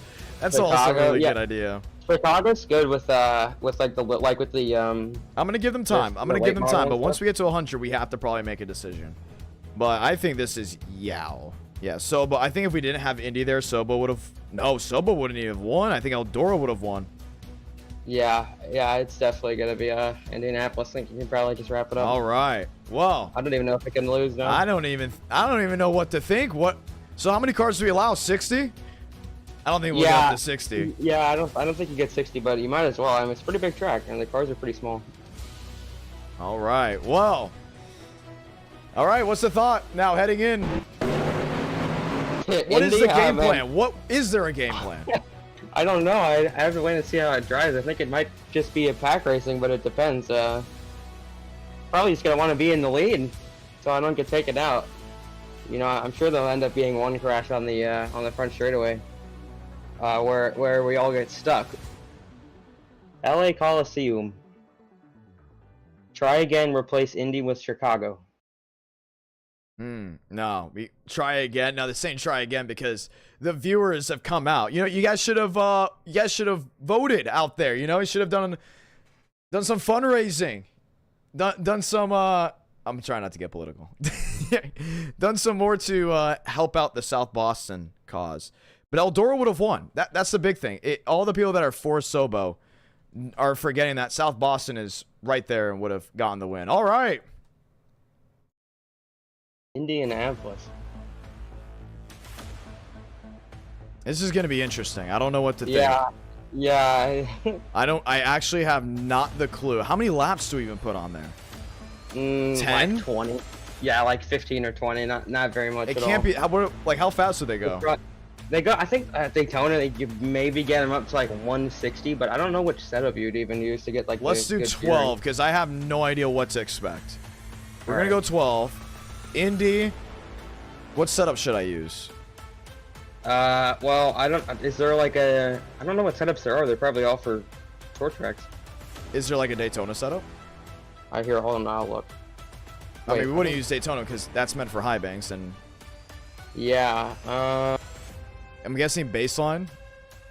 Yeah, I guess you'd probably just have to do something like that. Well, the gearing. Stock Racing Unlimited. What do you mean, bro? I'm just going along. You probably have to just use baseline or something because the gears are really long. The gears you don't even get up to 5th gear. On most of the tracks, yeah. Eric W. dropping down 5 gifted memberships. Thank you so much, sir. Look at that. Christian, DJ, they all got one as well. Vincent Gucci dropping the VIP. Thank you guys so much for supporting tonight. I'm more worried about what can the system hold. Can the system hold up? Sure. I think it'll be fine. It's gonna be interesting. Phoenix might work as a setup. Phoenix would be pretty sick. Phoenix is pretty fast. You know what? All right, session's up. Session's up. We got it. Mini stocks. 12 laps. What setup? Baseline. We're running on baseline. I think it's going to be interesting. This is going to be one of those races where it's going to be, wow, this is terrible. We're going to allow every driver that joins can race. Every driver that joins Indianapolis with the mini stocks can race. There is no cap. This could be the most fun race of the night. This could be the wackiest race of the night. But you know what? We're streaming on Fridays. You know what? We're back to a Friday stream. We might as well give the people what they want. You know? If you're going to tune in, you might as well. You got the great racing earlier. You got like the pinky up etiquette races. Let's see how this rolls. 60 drivers. I'm going to puke. Oh, no. If we even hit 60. We probably might not hit 60. But, River Page, congratulations on your win. Thanks, Sean. We're going to drag him back. Let's start seeing what other drivers would think about it. How about Push La Shmush? And that's Frank DeAngelis. Frank, 60 drivers Indy. What are you thinking? He has not been paying attention. Let's go ahead and drag him away. He has no idea what's going on. I forgot he's also sick. Let's drag in... You know what? Let's drag in Schmitty. Schmidt, John Ramos, how are you? Hello. How are you doing, John? What are you thinking about it? What, the mini stocks? At Indianapolis. Session's up. I have never raced the mini stocks, so I have no clue what to expect. I have no idea what to expect, too. Well, 60 drivers can enter, and 60 drivers are allowed to race. That does not mean we'll get 60 drivers, but that does mean we will get a heck of a race. I don't know what to expect. You said you don't know what to expect. We're going to continue to drag drivers around and hear what they have to say ahead of tonight's race. So you're unknown. You're part of the unknown side. Yep, I have not been on iRacing all week. Last time I was on iRacing was actually the last NR night, so I actually don't know what to expect. All right, well, going to be a lot of fun to see. Good luck from there. We'll continue to hear what drivers have to say. Josh Kenyon, you saw the car track combo. What are you thinking? What's up? You got me? My mic's not been working recently. I've got you loud and clear. What are you thinking of this car track combo? Ever since this car came out, I have loved it on every single track I've been on. So I have not tried Indy yet, so I'm very curious and excited. I'm curious too. I think this is going to be... This is something that no one else expected coming in. Everybody wanted South Boston, and now here we sit, here we stand, and we're going to a very historical track. Yep. I think if the viewers like it, maybe if we get 300 likes, I don't know if we'll make it or not, but I think if the viewers do like it, if you like it, we should go to a dirt track with these cars because they are a lot of fun there. Yeah, I think it's going to be really, really excited. We got the cars on the track. You can hear them. They're loud, and oh my goodness. I don't know what to expect. How many drivers have joined in? A ton, and they're all going to be able to race. So letting you know right now, everyone that joins is able to race. Good luck, Josh Kenyon. Let's drag Marcus Vanderlee in here. Marcus, John Ramos, got a copy. Dude, what's up, Ramos? Are you racing this? Yes, no, maybe so. Yes, I am. Look for the all-chrome car on track made by Jason Zamito, former NR driver. That should stick out. Might bore the drivers, but... Well, oops. We'll see. It's going to be interesting. So you did get a paint scheme on. Some were not able to. Yeah, I do have a paint scheme on. I was messing around with like Aiden Walker, LJ Samito, and a couple others yesterday. Let me mute the stream because I don't need to hear myself talking and throw myself off. There you go. Well, we're just doing these quick drags in and out to hear what people think. Good luck. That's Marcus Vanderlee, Lane Sanders. Opinions? We should have done Daytona at least and run Charlotte setup. At least we're probably doing a chip out. Really? What do I know? I've been getting crashed out on lap 1 all the races. Wow, that is very, very interesting. Yes, we did see your issue. Where's your number? Oh my goodness. Hey man, everybody gets in the sound. It's a new car. We'll give the number stuff a slide for this race only. There we go. Lane Sanders. Some are saying they're chipping. We'll see. Let's see. Yes, I'm in fifth gear right now. Oh yeah, that is not good. I hear Jackson Bice chipping terribly. Oh no. Oh no. Oh yeah. Is that good? Okay, we'll continue to monitor. We're gonna continue to monitor and see. Is it terminal? Would be the real issue. Let's go ask that of Braden Movick. Movick, would it be terminal? Movick, would it be terminal? Braden Movick, John Ramos, would it be terminal? Nothing out of the Braden Movick camp. What he thinks Let's go ask Max Swearigan. Max Swearigan, John Ramos. Would it be terminal if we continue? It would be terminal. We are chipping out and we are sliding. But it's fun to slide. We need a longer gear. I am so unbearably loose. This is under baseline. Yeah. So we have to change the setup. Oval. Charlotte Oval. Is that what's going to make it better? Or I have a proposition. You need to hurry up because we need a... Legacy Daytona. With these cars. No, the viewers asked for Indy. We're going Indy. Oh, yeah. Do you use the Charlotte Oval setup then? Because this is just... Does the Charlotte Oval setup actually work? I mean, I've used it at Legacy Daytona and it works. I've used it at other big tracks. I'm trying to see it. No one has blown an engine. Yeah, you're probably going to. That's why I'm afraid. Someone's going to blow up. Yeah, this is not going to be good. This is not going to be a quality race. If we're doing this, we're going to need a quality race. So you can tell the whole world, back out, back on out. We're gonna make a new session. We're gonna make a new session right now, and we're gonna try it all again. We're gonna try it once again. We're gonna try the sessions and say join this Charlotte Oval. That is the last time we're touching it, even if it chips, 3/8 down the backstretch, or 90% down in. We're still rolling with it. Got it? Cool? Everyone good? Because it's only 12 laps. Well, they already left the session. I already left it. So, I already told them back out. Oh my gosh, no. Yeah, Whoa. all it back. You sick? No, I'm not sick. I think it's my allergies or something. Okay, well, we're going to put Charlotte Oval on. Yes. And Charlotte Oval work for Daytona? I mean, I have it adjusted set up for Daytona. If you want me to set it to you? No, we won't even have the opportunity to put it all in. But we are... You can even use that. You can use that Charlotte Oval set at Legacy Daytona if you want, and we could get a goodies gas race going for race 5. You know what I'm saying? I think that'd be a cool race 5 little deal. I think we're gonna give another shot here. We're gonna put it as join this. The second we get in, we're gonna hear for the rev limiter, and then we'll go off of that. Session is up. Passwords IDK. If it does not work, we'll go to Daytona, and we're gonna go to Legacy Daytona.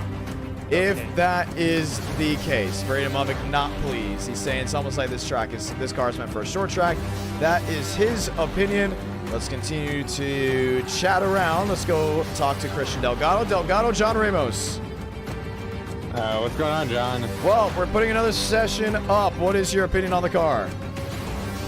I've done a couple of races with it, and it's definitely pretty fun. I mean, I did a host it at Darlington. It was a lot of fun. I'm not sure about the drafting style track shit, but I guess we'll find out at Indy.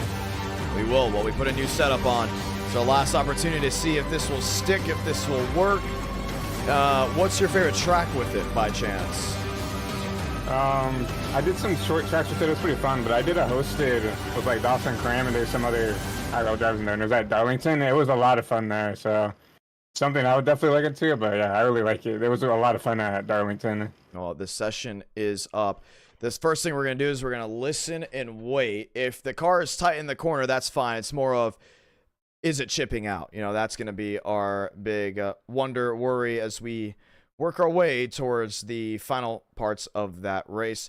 Christian Delgado, ladies and gentlemen, you just heard from him. We are now joining into the session. We have not heard from this driver in quite some time. This is Jerry Rodriguez. Gerardo, how are you doing? Hey, how's it going, John? Are you coming in, or are you just hanging out in the Discord? Yeah, I'm in. He's ready to rock. I gotta ask you, aren't you starting college? No. Did you graduate high school? I did. Heck yeah. Well, we're ready to go racing. What is your opinion on the car? I don't even know what this car is. It's a mini stock. I've never ran it. I really just got back on iRacing. Well, it's going to be exciting to see. Man, this thing's filled out quick. The good news is you don't have to worry about qualifying because all that join will race. Oh, yeah. I'm going balls to the wall. We're going for that dub. Well, we are ready to go for it. Did you join the last practice? Did you feel it chipping? Oh, yeah. I was chipping a lot. Well, we're going to wait to see what it is here. Hopefully there is no chipping around Indianapolis. Nick Vasquez is in. Michael Mitchum is in. I'm kind of in shock because this is going to be 12 laps, and this is like To the wall. 12 laps. There's no ifs, ands, or buts with it. Let's listen in. We're waiting for drivers to now hit to the racetrack. And they are on. Well, at least in the short shoot of 1 and 2, there is no chipping because they're just now getting up to the full speed mark. Now, if there's a little chipping at the end, it's not a big deal. A lot of short track cars chip at the end to begin with. It's looking good right now. It's looking good. This is just the Charlotte Oval setup. It's sounding good. Yeah, we're good. I haven't chipped yet through 3. Oh, yeah. We're good. I think we're good to go. All right. We are advancing into... oh, we just heard someone blow an engine. We are advancing into qualifying right away. And let's go back trackside. Just a quick hiccup, you know. What was that? 2 minutes? Something like that, give or take. Nothing crazy. Nothing terrible. I think this is going to be a lot of fun. You know what? This reminds me of the cars that they have at the NASCAR Speed Park out there in Pigeon Forge.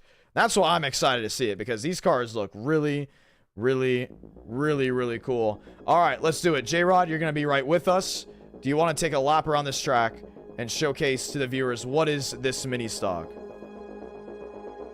Explain it the best I can. Small little car. That's about it. All right. Is it 4 gears or is it 5 gears? 5. Okay, we got 5 gears. Already 123 miles per hour, so they're going a lot quicker than some may have thought.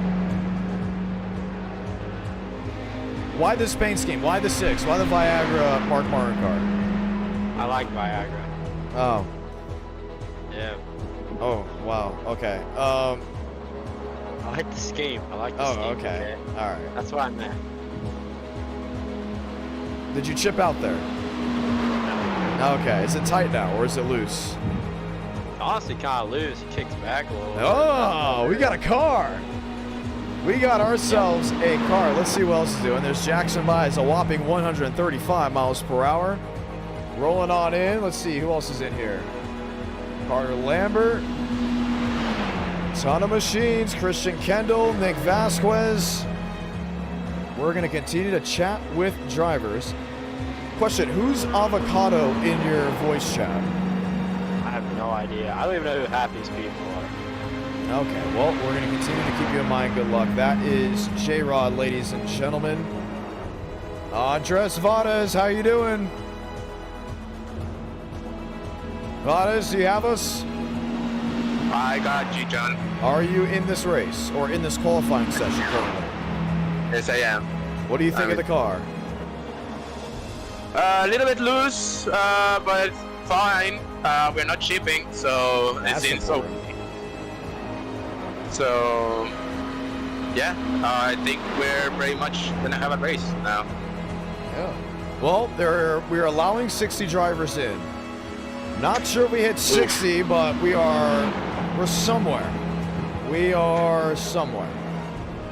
I don't think close either, so we may be just around 40. A lot are worried about wrecking. We are hearing that we're going to get relaxed. Yellows, how do you play into this race, and is a qualifying effort important? I think where you're gonna be, I mean, if people are gonna be aggressive up front, it doesn't matter where you're gonna be. You need to be careful where is gonna be the crash, because it's gonna be either in the front, middle, on the back. As far as people are gonna be aggressive, what is this I'm pretty car, sure. Frank DeAngelis? I don't know. I think he's gonna be having something very funny right now. So well, we'll continue to keep up to date. 2-minute warning. That is Andres Vargas. Let's drag Frank back. Frank, what is that car? What is that car? Look at the deck lid. Is it from?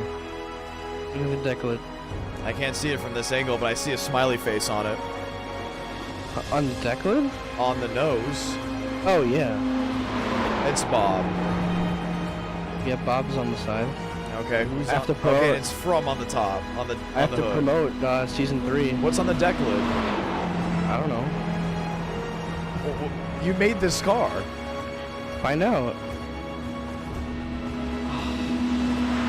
You know, it'd be so much easier if you would just tell me. Because now I got to tell the camera crew because, you know, they're not looking at Frank right now. Oh, wow, you're actually up to 4th. How about that?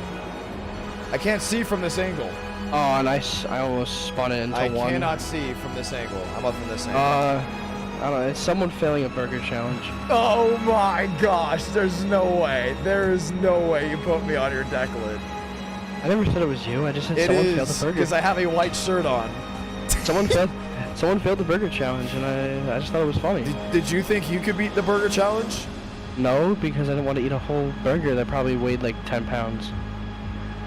I was close. I want to point that out. I was ahead of Tyler Tinsley ahead of the first quarter. I want to point that out. Yeah, but you didn't save your tires. Save my no. Yeah, you know, I didn't realize there's gonna be that much grease on a burger, but yeah, there was. We are not. We're gonna eat there again this year, but we are not getting. You are not doing that challenge. Oh, 100% I will not be. Okay, well, I'm watching you. You're driving. You're up to 3rd. There's no way. Are you still on a flyer? Oh no, that last lap I almost spun it. And P3. What are you expecting in this race? Judging off of P1, McLeod. 47 cars will be racing. Relax Yellows will be on. Look who's on pole. Oh no. Oh no. This is gonna be unbelievable. That is Alexander Balderas, ladies and gentlemen. You ever see a race 5 at Talladega? Well, he's in that number 38. You are starting in 3rd. How is the car driving? Not as fun as it would be on a short track. Well, there was a vote. There was a vote up for it. I know. Sobo was close. We got to give it to Sobo being close. It was not close. Like 52% voted in. And then this race is gonna probably either be extremely good or extremely bad. 47 cars. Well, gotta go tell Twitter. Mini stock race live now. So just letting Twitter know that we have a 47 car mini stock race live right now. And it's 12 laps. All right, it's a sprint race, so you don't have time to conserve. It's all systems go. Is there a strategy? If not, then what are you thinking? Draft in this car is non-existent, so just try to protect the bottom. And is there a cheat? Oh my goodness, are you gonna have to use the access road at all? I just thought about that. I mean, it's not illegal. I mean, we're going. Yeah, I was gonna say we're going slow enough to it might work. It may work on the start, but there's no draft. Yeah, but going down into turn 1 with the access road, and you have a spoiler, so there is some rear end downforce. If I wasn't up front, I'd try it. This is not a super speedway, even though you guys can be packed together. All right, well, we're gonna keep that in mind. The access road could be something they would use. Let's go ahead and get the one to go. Let's say those magical words. Godspeed, drivers. You are go for throttle up.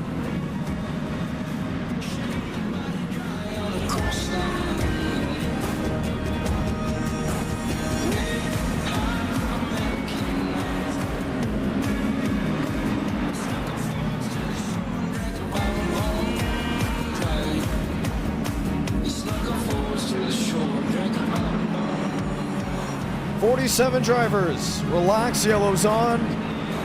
Just a 12-lap race.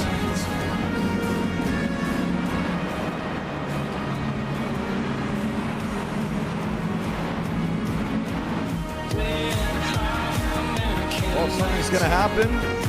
It's gonna happen here at Indy. Let's get ready to go mini stock racing.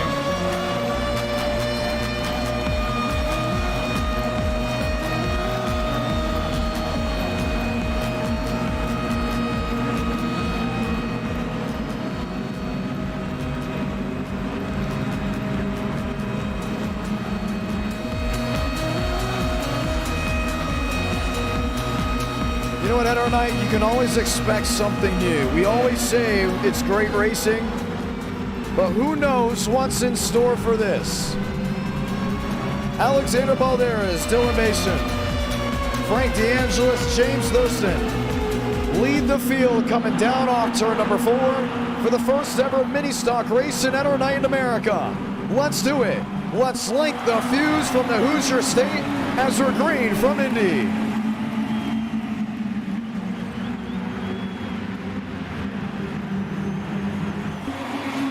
Frank DeAngelis, race leader down into turn 1. 3 wide, 2 rows deep.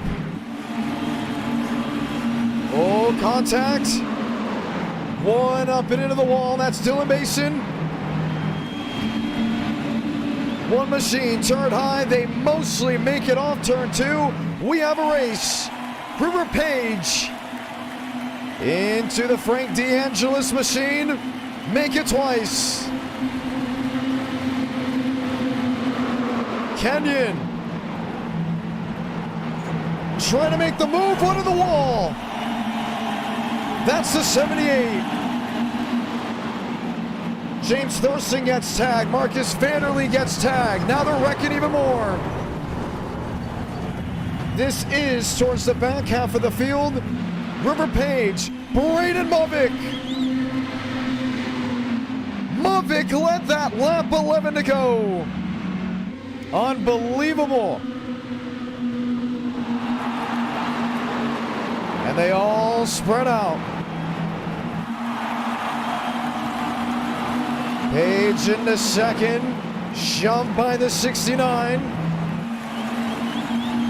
Trying to make a look to the inside. Movick to cover once. Now to cover twice.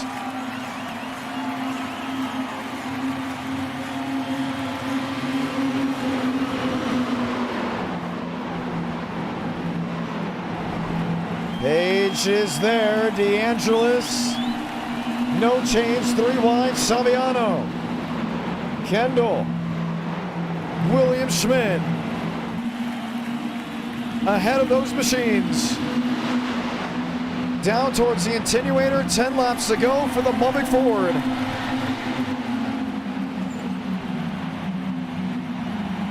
Unbelievable.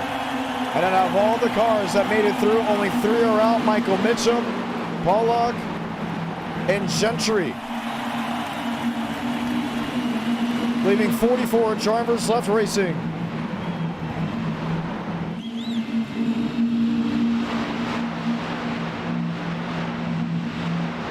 Movick to the inside. Josh Kenyon is now into second. Passing the Frank DeAngelis machine, that 35. No, let's say that 69 car. But William Schmidt into 4th. River Page back to 5th. And you can have a 24-hour race with these things. Oh, Page laying on Max Swearengin. There's the 38, Christian Kendall. This is racing at Indy. This is a lineup of machines that somehow made it through. Kenyon to the inside. 1 machine going around. That may have been Ethan Viet, who it was. A hard hit to the inside. River Page 3 wide with 9 to go. Frank DeAngelis to the race lead. Schmidt to cover. Kenyon to look. Christian Kendall, River Page, Chad Hornish. Here's another 3 wide move. Henry Okies.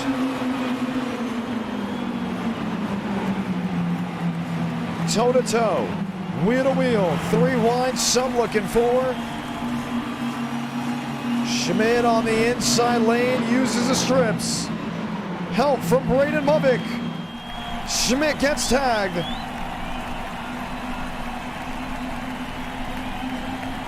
Eight laps remaining from Indianapolis. What a race, 4 wide behind them.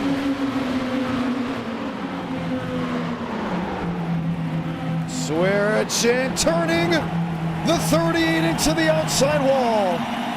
Another turn above the caution's gonna wave. Aiden Walker. Chase Crawl. And there should have been a caution on the first lap. But with the relaxed yellows being on, they will be displayed and we will have a restart. Let's talk to the front runners. Mavic John Ramos got a copy. This is so much fun. Oh, what happened to you not possibly liking this? This is so fun. What tandem is incredible. This is our secret gem. You know, we wanted to do something different. You can't spell different without adding this in. Let's see what happened. Christian Kendall comes in. Awesome. Max Swearigan had nowhere to go. They went up into the outside wall. Was that Balderas that wrecked on lap 1? I think it was. Oh my goodness. I want to point out, I'm doing my darndest to make it as professional as possible for the viewers back at home, but there's been about 4 times I was getting ready to bust out laughing with what I saw. Oh my God. I was worried there was going to be no passing, and then the bumping and running just ensued. If they use these cars for new IROC, I'm watching that every day. Let's go back to the first lap. Oh, and it was the Balderas machine involved. They started tearing them up towards the back. We did not throw the yellow for it. Where was that driver going? And I believe that was Will Shack. No, that's the 65. And that would be Jeff Acevedo. Oh no, Jeff Avocado. Is that the guy in your chat? Yes. It's Acevedo, right? Acevedo. Acevedo. Okay, thank you. Acevedo. He went down into the grass. He went right back up the track, and Keith Ingram didn't see what came upon with that. I am doing my darndest to make this as professional as possible. This caution is going to change everything. We should have made this race longer. I want you to now hit 300 likes. This is what I want for a race 5. I want to do this again. Honestly, Sobo. Is Sobo that good? Any short track of these things is really Well, where are you? There's no way you came to pit road. Schmidt and I both did. Is there actually a clear difference on tires? John, my tire wear was 10% worse on my right side. It was Oh my goodness. There is tire wear. We could have a 24-hour race with this thing. If we do, make it 1 to green, actually. Make it 1 to green so we can get some action. Oh yeah, we got to make it 1 to green here. Without a doubt. These drivers are rolling their way back around. 10%. So on the right side, what was the tire wear? 90. Wow. And on the left side, it was just 100 still? It was 99. Oh my goodness. Okay, well, we're going to have a 5-lap dash to see who wins this race. Good luck. Hell yeah. That's Braden Mavic. And now I'm kicking myself, wishing this race was longer. 5 to go.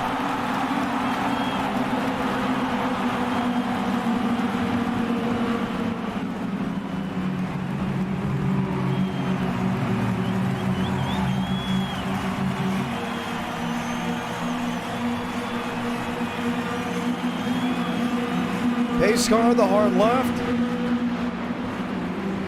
5 to do it from Indianapolis.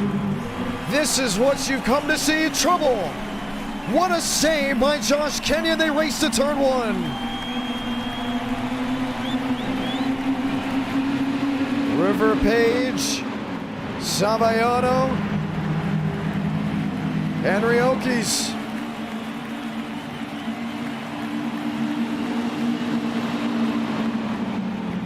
DeAngelis holds on to the race lead. Here comes River Page in second.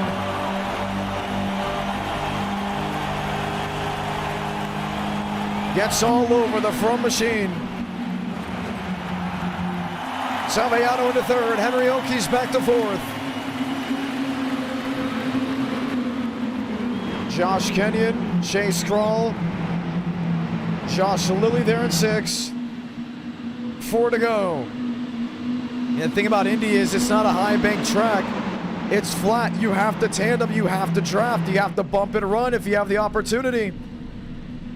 So many drivers entered this race. This is what's left on the scene. DeAngelis to the outside.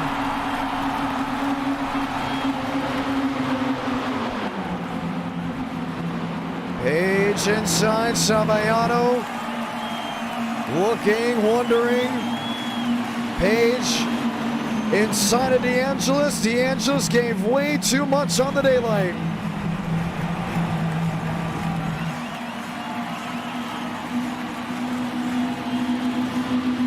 Henry Okies. Josh Lilly. Chad Hornish there in 6th.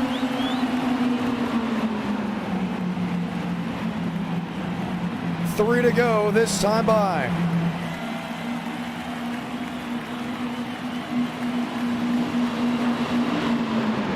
DeAngelis up top. River Page on the bottom. 3 to go. Pole sitter Alexander Balderas on the bottom.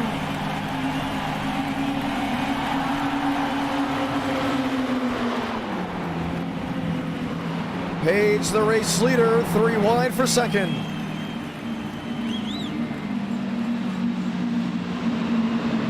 Okies looking, wondering. Now can anyone catch the River Page 24? Remember, Braden Mother came to pit road. He's there in 14th all the way back. I just don't like the pit strategy. I understand that there was a tire difference, but there's no way he's going to catch up unless we get a caution. Sabayano behind the River Page machine. Page to cover. Page gets tagged. Goes wide to turn 4. Josh Lilly guns it to the bottom. Sabayano is looking for his first win in NO Night in America. He has 2 laps to get it done. Uses the lap machine for cover. 3 wide, Lambert, Page, Okies.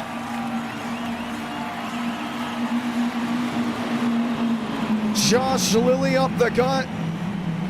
One of his best streams he's ever had. Here comes DeAngelis. He's in the 6th position.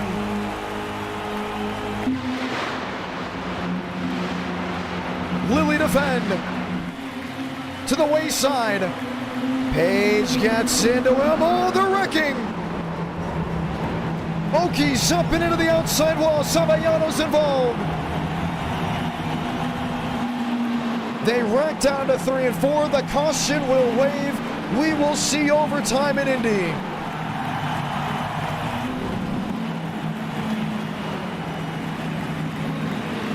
Wow. Pendleton may have also had a piece of it, and just when you thought it was over, it's a 2-lap dash for victory. There's so many cars left running. I mean, we're looking, oh, maybe not. We're down to 30 out of the 47 that started this race. The caution will wave. For the viewers, they'll have an opportunity to get to 300 likes. For the drivers, they will have an opportunity to race for the win. Let's watch back. Sabayano was the race leader. He's there in the 3.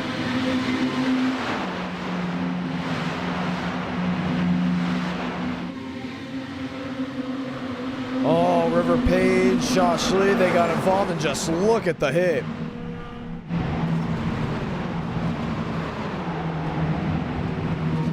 Nowhere for Sabayano to go.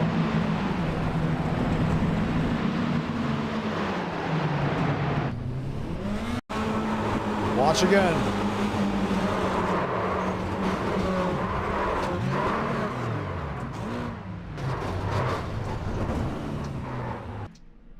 Caution is out on the speedway. Josh Lilly is your race leader. And we will quickly get the 1 to go this time by. This is going to be the finish. Matter of fact, I think this is race of the night. And we had great races.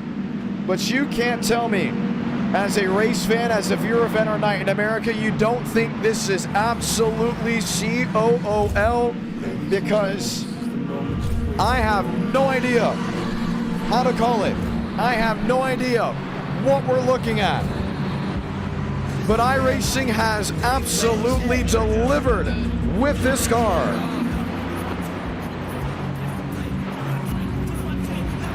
Lights off. 1 to go. And this will be the only attempt at a green-white checkered. As long as it's a clean start. That means they got to get to turn 1. They can't just wad them up.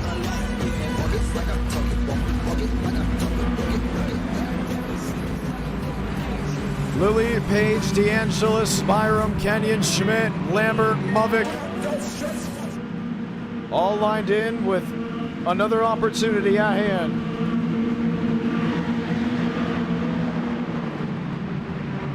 Josh Lilly looking for his first win since Daytona. River Page looking to go back-to-back. Pace car hard left on the pit road, crowd on its feet. 300 likes. There will be a race 5, but it all comes down to what happens in race 4.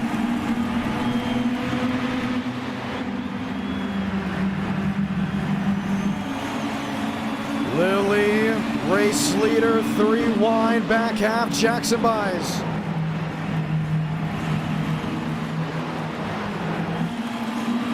Machines up near the fence. DeAngelis on the bottom. Lilly in the middle. Page to cover middle. No move for the inside.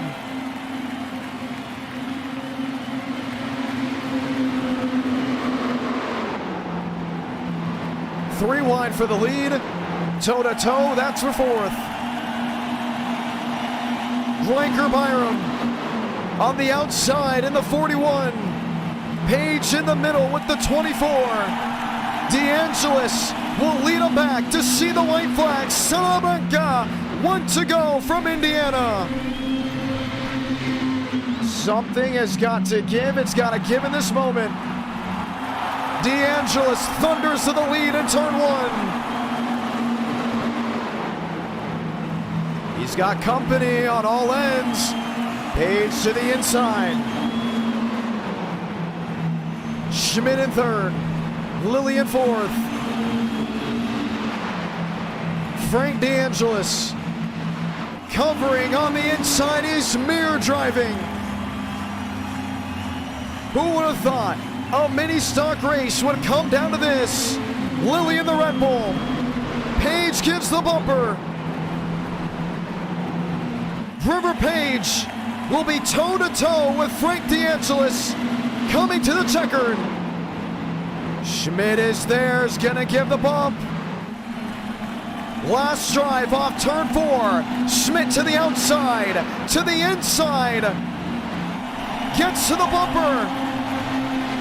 River Page victorious in Indianapolis. Goes back-to-back, wins at Lime Rock, then wins at Indy. And that is how it will end.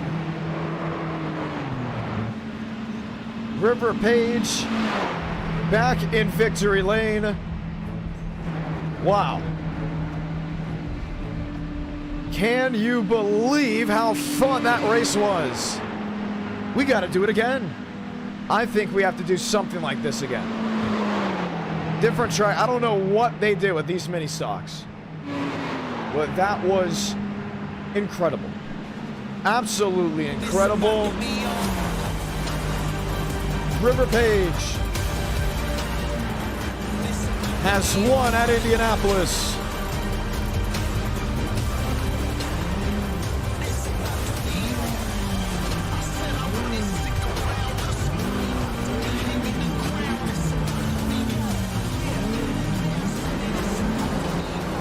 And our night in America. Fueling victories all year long. Well, if that's something to not get excited for, I don't know what you could get excited over. DeAngelis 2nd. Let's talk to him. Frank, you finished P2. How about it? That was the most enjoyable race of like a month. Greatest race ever. Greatest race of the month, you said? This car was that was my first race in it. That is the most fun car on the game right now. You ever been to NASCAR Speed Park in Pigeon Forge? Well, it reminds me of their cars on their little oval track that they have. Now the question is, do we do it again? We got 300 likes. We got 300 likes. Yeah, we better be doing this. Well, let's ask the viewers first, and you get to go ahead and explain why. River Page is not joining the chat. We will have an interview hopefully at some point. Let's start a poll. It's going to be mini stocks or anything else. Okay? What do we do? And there'll obviously be more laps. Mini stocks, NASCAR, IndyCar, or dirt. You know, we'll put 4 of them out there. Is it mini stocks? I think it needs to be mini stocks. And if the drivers like it, the drivers need to stand up and speak because, wow. I mean, you said it. It was fantastic to see how it came to the end. And it's 66% going to mini stocks. We'll make Toll River. What happened? I'm gonna tell him to join. Okay. Well, one in the books. Oh, wow. Everybody wants to see mini stocks. Can you believe that? Yeah, I can because I was the one begging for it. River Page, another big win. Oh man, you could say that again. This has just got to be the biggest NR win of my career. We're doing mini stocks again, it looks like. Oh my god. Oh man. John, was that a fun race for you to watch up in the booth? Yeah. We were just having a great time down I there. was having a great time. Alexander Balderas went from the lead to wherever the heck he went. He was the first driver to go from first to 47th, I think, ever in NR night in America. Well, that happened when you get auto blip on and you get put 4 going into turn 1. That was yeah, we got to where do we go? Do we take it to a short track? I don't think they want a short track. Yeah, because clearly we have a plain. market with the big tracks with this thing. Michigan? Auto Club? Oh my goodness. Michigan or Auto Club? I'd say Auto Club. Yeah, I think I prefer Auto Club. Same setup with Auto Club. Yeah, because Auto Club has less banking. Right? Doesn't it have less banking? Yeah, than Indy, I think they're about the same. So we're going to do what we did last time. We're going to give everyone an opportunity to choose just in case there is a market for a change. All right, so we're going to go mini stocks. The big track for this will be Auto Club then, right? Fontana? Uh-huh. Sure. Okay. I don't know what that response was for. I'm trying. I'm just some may want a road course, so we're going to put back. You know, let's put Watkins Glen. This thing is made of steel. I've hit throttle super fast like 20 times. And I haven't blown up. Auto Club, Watkins Glen. We're going to put Bristol in there. And Concord would be insane. No Bristol? Yeah, Bristol. So Concord then. Concord? So are you trying to do one type of each track? Daytona, John. John, the streets want. John, the streets want Daytona. I'm hearing. No, they do not. They do not. I would say one track of each genre. So Auto Club, Glen, maybe Daytona, and then like South Boston or maybe Langley. Yeah, Sauber, dude. Sauber's so good with this car. Okay, how about this? Auto Club. The thing is, if I put Daytona, I'm going to have to put Talladega because that will at least even out the people that want super speedways to give Auto Club and Watkins Glen a shot. So if that's what you guys want, we can do it that way. Because let's be honest, there's a market for road course, there's a market for Auto Club, but if we put 2 super speedways there, we're going to have to, if we put Daytona in there, we're going to have to put another super speedway. Because it will be unanimously Daytona. So I'm going to put Legacy Daytona and Talladega. If that's what if you guys want Super Speedway that badly. That's what we want. That's what we want. Legacy Daytona. Oh, Legacy. All right. Let's go. Legacy Daytona, Dega, Watkins Glen, Auto Club.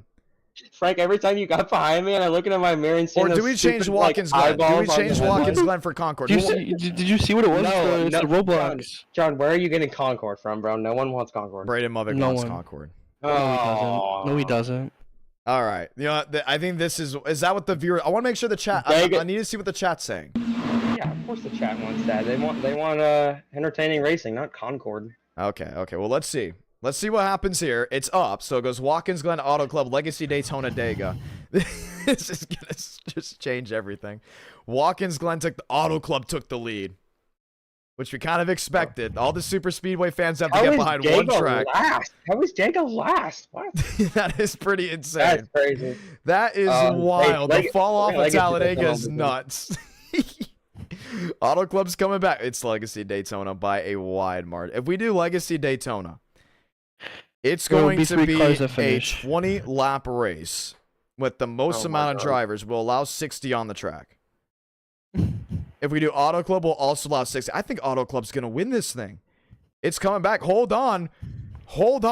We have a race. God. I'm going to stop the count at a certain number. I'm not letting anybody know when that number is. Oh, all right.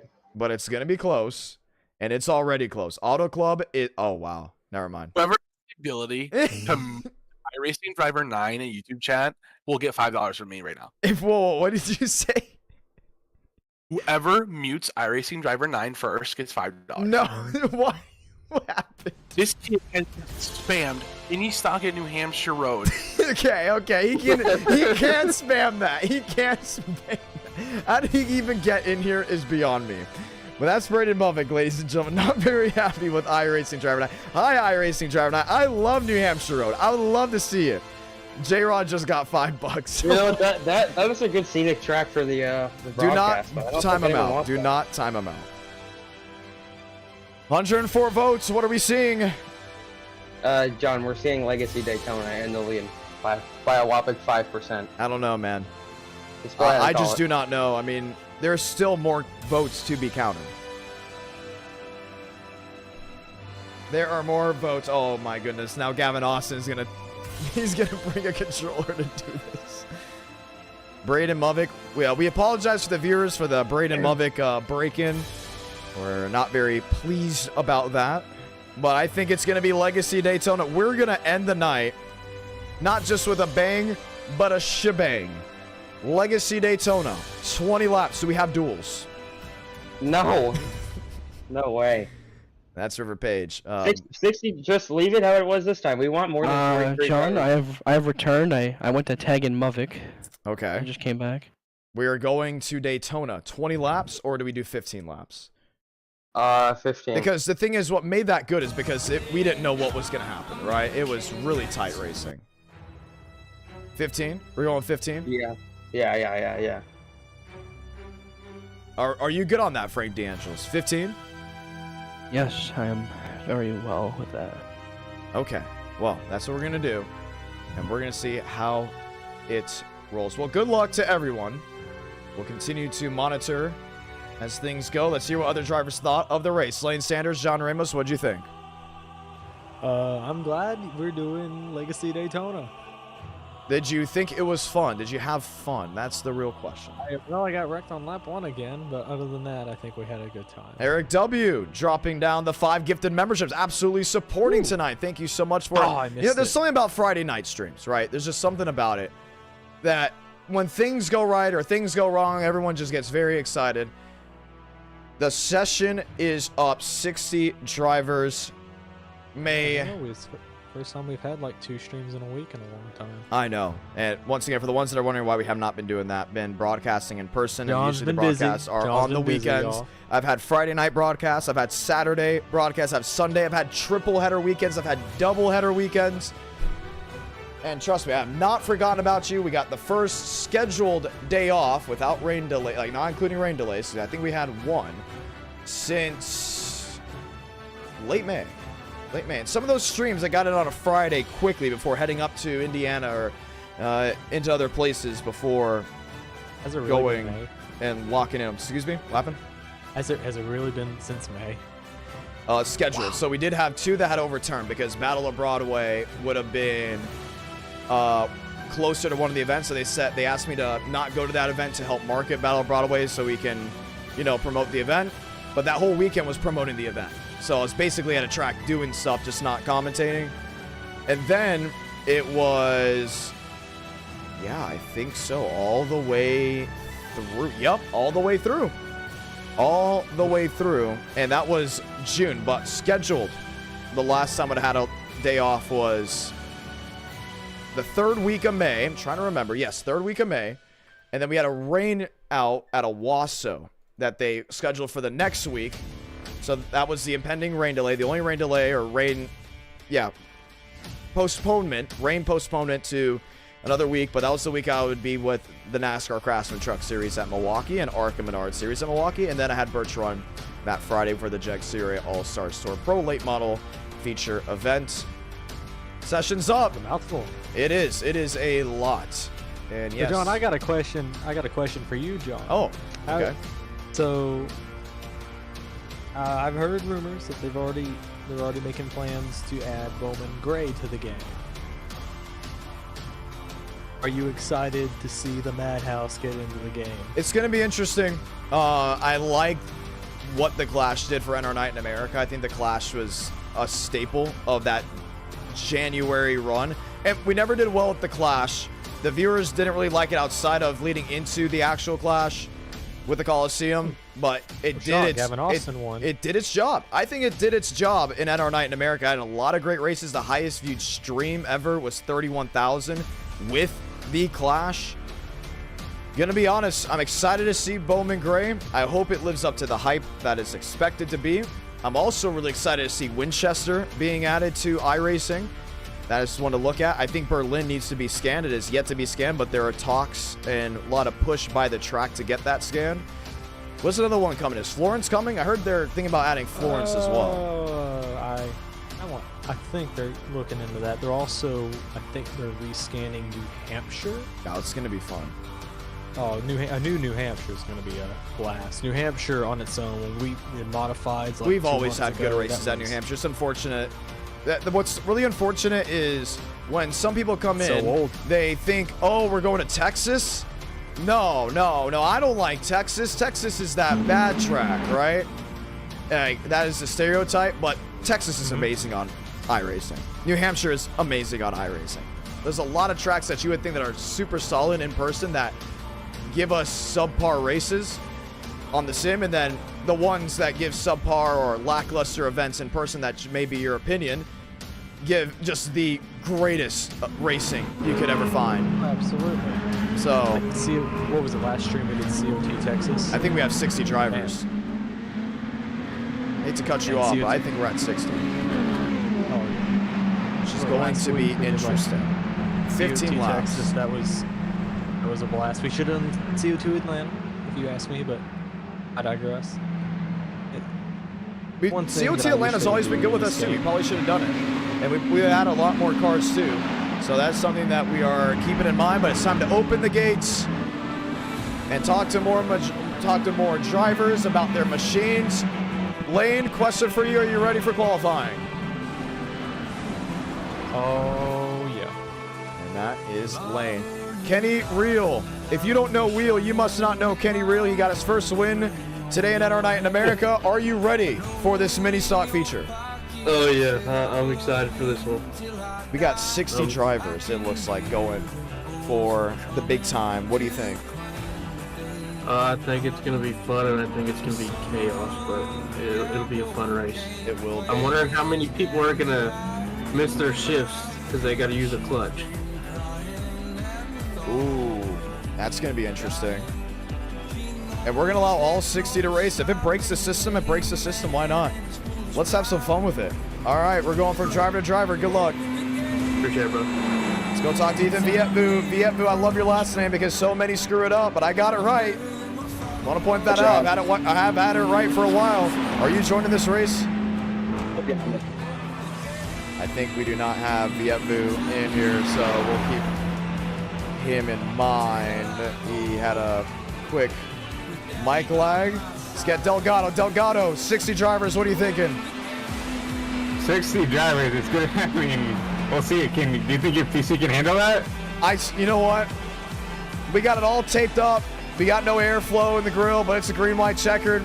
Let's just run it till it blows up. You know what? Let's just do it. We had a great crowd for that Indy race. And you know what? Let's embrace the mini stocks at a super speedway. Yeah, this will be fun. I mean, it's fall. We're supposed to not have this many drivers showing up, so why not just let them all race? We're not sending any of them home. Let's have fun with it. I agree. I mean, I'm surprised that there's many people with school starting up. Yeah, not supposed to be as many drivers, but glad to see we got everybody shining up. Yeah, Friday night, everybody hyped. Hyped indeed. That's still got. Let's continue to chat. Jeff Berchatsky, John Ramos, you got a copy. What's good, John? Hey, you're running. This is your first race since. Did you race last stream? I think you did. I don't remember. Yeah, I did. I raced COT Legacy, Texas. Yeah. We're going from driver to driver opinions on this car. I don't know, man. It's pretty hard to pass. It feels like I'm driving the Legend right now. I drove it at Southern National a couple days ago, and you just could not pass. It was so hard. Only if you move someone out of the way or somebody misses the corner totally. Yeah, it's pretty tough, but the drafting effort's pretty good on the drafting tracks. Well, that is good to know. William Schmidt top of the board, everyone else coming on in. This will be your qualifying effort. Let's see it. I'm excited to see where you rank up against everyone else. What is that on the nose? I don't know. That's not. I just chose this because this is a Beans car and has Matt Malone on it and has a dog on it. I don't. Oops! Just moved on accident. Continue, Jeff. I don't know what's on the front bumper. I just picked this because we're the Bean team and this is a Beans car and it's got a dog on it and it's got Matt Malone on it. I don't know what it is, but I'm gonna have to make my own pretty soon. Gonna be fun to see. Good luck. That is Jeff Berchatsky. Am Cooney, John Ramos. How are you? What's up? Berchatsky goes 42nd. Are you racing in this?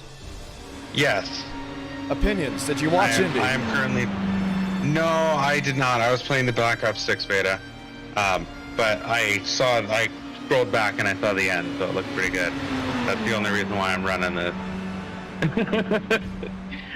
But hey, it's been a long time since I've talked to you. How are you? I'm doing very, very well. We have found the golden goose of iRacing. Where did you qualify? I'm qualifying as of right now. Okay. I'm halfway down the back. But I did a DOM a couple weeks ago, or last week, and I bought a new computer. Okay. I spent $1,800 on it, and it is gorgeous. Absolutely beautiful. I probably shouldn't have spent $1,800 on it, but I did. And I am running 190 frames right now, which is very nice. Well, that is awesome to see. We're going to keep you in mind because you got a big race coming up. I got to see that. Good luck on that as we get ready to roll on out. That's Andrew Cootie. Champ, Spencer Burns. How are you? Hey, doing great. Just finished a little project. That's why I had to miss the truck at Lime Rock race, but I'm here ready to win one. Heck yeah. You can't lie. This has got to be cool to you. Yeah, well, this is my first ever mini stock race. I just downloaded the car, so I don't really know how it works yet, but it feels pretty cool. It's like very floaty. No, I didn't know. Didn't watch it. That was the race. You did it in the mini stock? Oh, yes, we did. Are you able to full throttle it? Yes, but it was more bump and run and tandem drafting. And instead of, we had 47 cars instead of what's looked to be 52. There's going to be 52. We were projected 60. But 52 is still a crazy field, including this late at night in fall. This is fall we're talking about.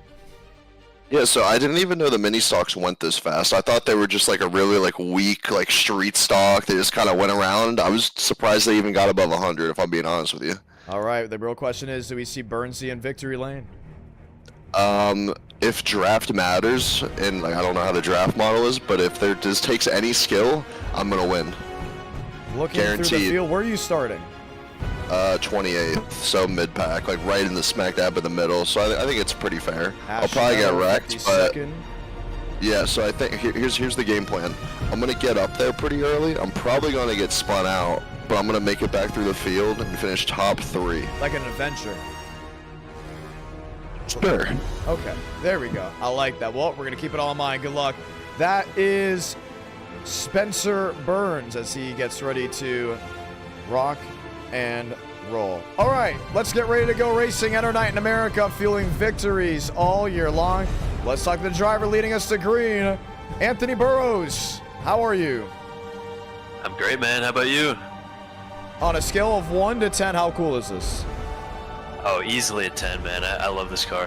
Heck yeah. Now, we've seen you racing at our night in America as recent. The Atlanta race Tuesday. You almost had the strategy right. You're so close.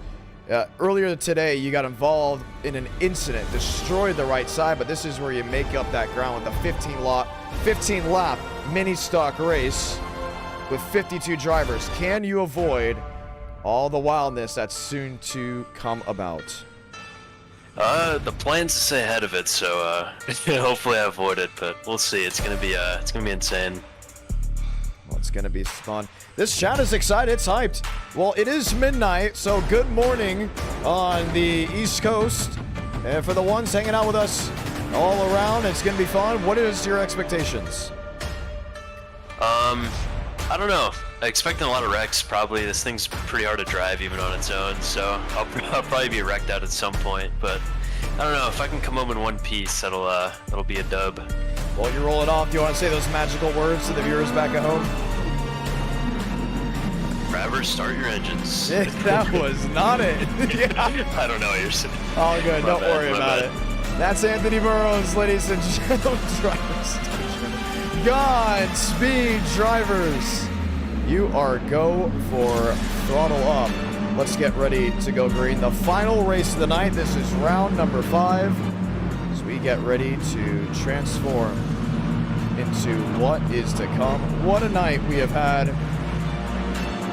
And now 15 laps of action and glory of 52 mini stocks. Let's go green from Daytona.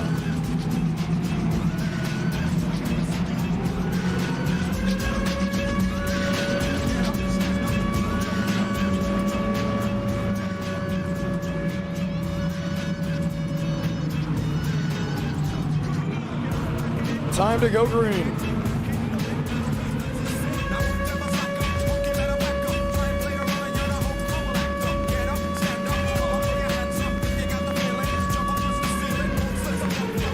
So they're going to line up, and we'll be ready to go green. River Page has got to get in line. If not, we're going to delay the start.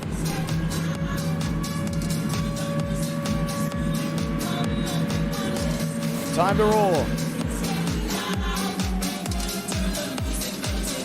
Final race of the night.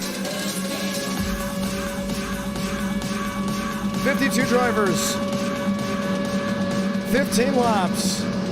The pace car makes a hard left onto pit road as Burrows and Thurston line up in the top 2 positions. Let's do it. Let's light the fuse from Daytona Beach in their first ever mini stocks feature.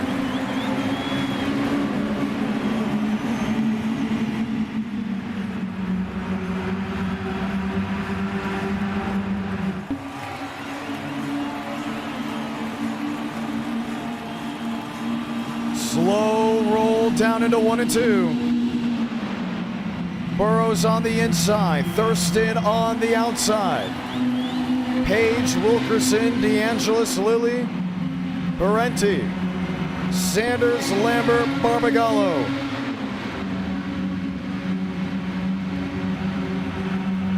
They're looking, they're peeking, there hasn't been a jostle out of line.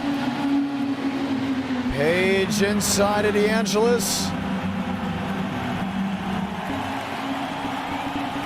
Thurston doing what he can to hold on. And there was the worry with 52 drivers racing. And we may have to throw the yellow. And it was actually for a wreck towards the back half of the field. Caution's going to wave. I think 52 was very much past the limit. And there was a wreck towards the back half. Let's see what happened.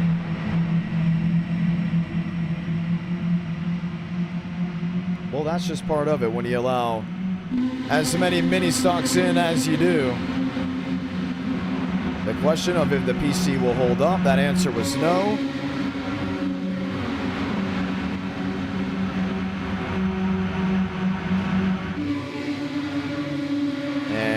started with this wreck. Keith Ingram just narrowly avoiding. And once Ingram started to flip, the PC said no more. So the caution is out. Pit road is open. And we will take 2 seconds to go ahead and get it all fixed.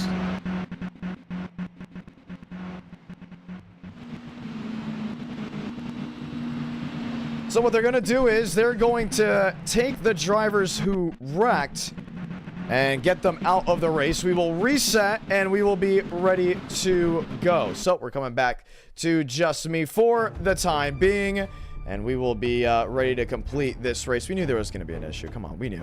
If you're going to have 52 drivers on a track and nothing is going to be limited, that is what happens. But it's a quick in and out.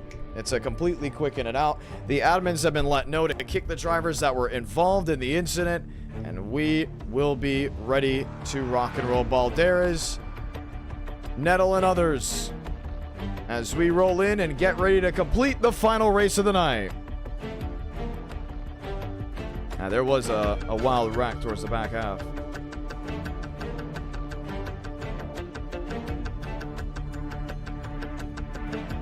Let's get ready to go green. Loading back into the session with the caution coming out. What's the background? That is Milwaukee Trucks. That is the super truck race that I called in June, not the NASCAR Craftsman Truck Series race from August. So it's race 5. I say put everything on the line. Put everything on the line, see what works, what doesn't work, if anything does work. Definitely should have held it at 40.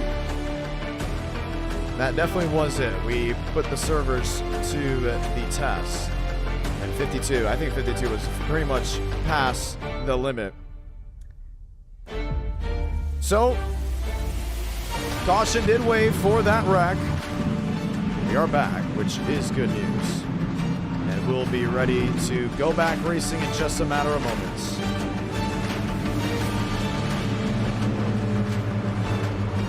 But we can agree that a lot of stress was put onto the server to the point that it even trashed the overlays for what was going on. So we'll get ready to reset the overlays. 52 street stock, excuse me. 52, pretty wild for the ones involved. So we'll get the one to go shortly and get ready to finish the final leg of tonight's stream. So actually did not have any issues on iRacing. The number is 40 flat. We got away with 47 somehow, some way. And that was 47 at the likes of Indianapolis. But we'll be ready to try it all once again. You'll see it all on the left side of your screen. 4 laps in out of 50.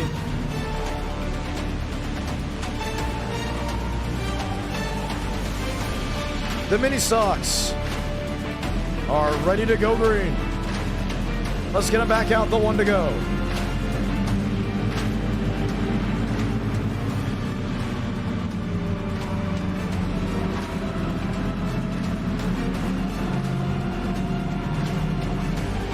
We'll have 10 laps to decide a winner.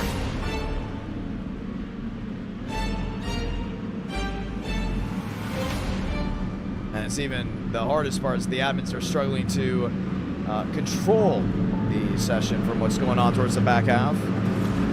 So we got 10 laps to decide a winner. If it continues to be an issue, and it isn't what you all expected, may have to throw a 6 race in there just because we decided to overdo it with how the mini stocks have been. But keep that in mind. We are continuing to monitor and continuing to keep the racing as pure as we can. Let's get ready to go green. Thurston, Burrows, DeAngelis, Page, Wilkerson, Lilly, Parenti, Sanders, Lambert, Barbagallo, Rodriguez, Walker, Vietbu. All lined in as we get ready to go green.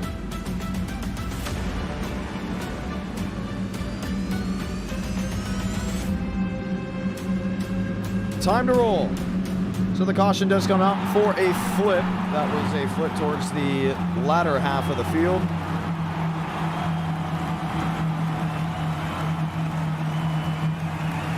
James Thurston, Anthony Burrows will bring the field around and we'll have the opportunity to do it again.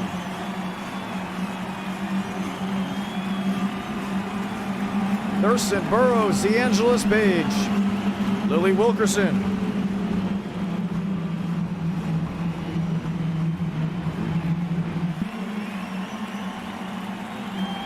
Ten laps to go from Daytona.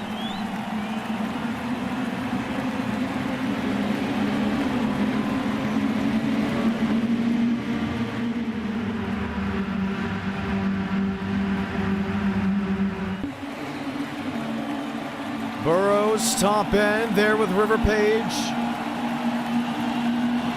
DeAngelis on the flat of 1 and 2.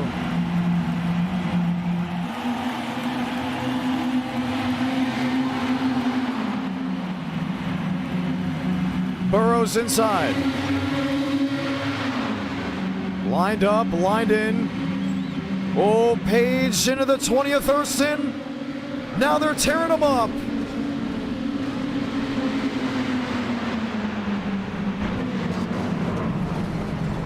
DeAngelis involved multiple machines. Collected the high banks of 3 and 4. Caution will wave.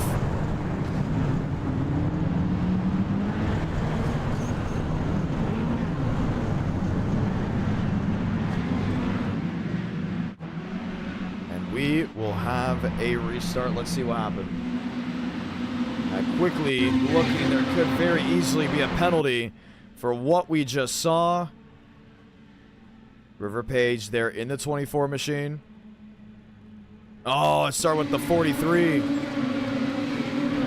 And that was Dominic Barbagallo. Barbagallo getting into it, and they all just tore him up.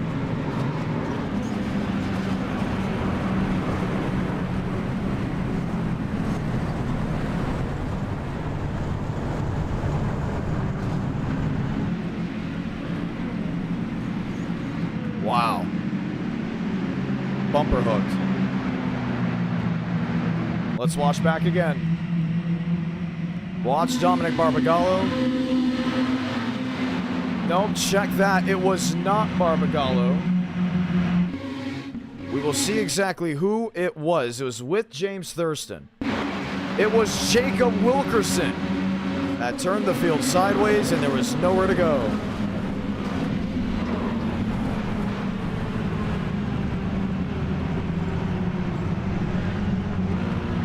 Unreal.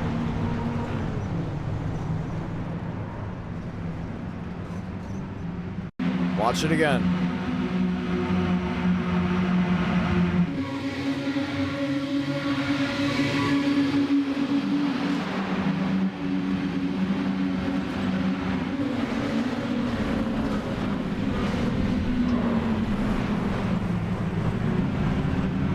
The thing is, once that car dug into the grass, there's really nothing saving it. Watch here.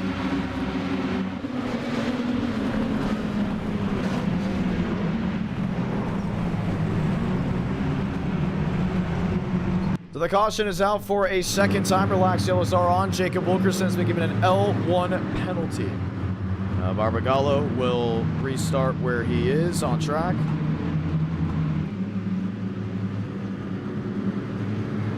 And we get an opportunity to try it all again. So the 1 to go will be coming out this time by. It'll be Thurston, Lane Sanders, Dominic Barbagallo, and others lined up as we get ready to go back racing.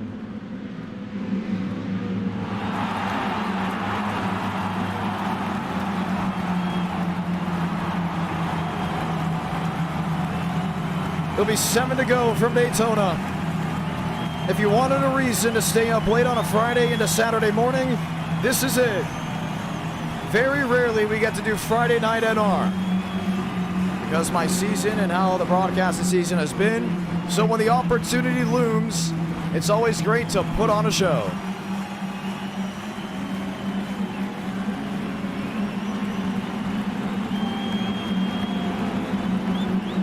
Sanders on the outside, that's the 6 machine. Thurston on the inside, that's the 20. 7 to go with the mini stocks at Daytona.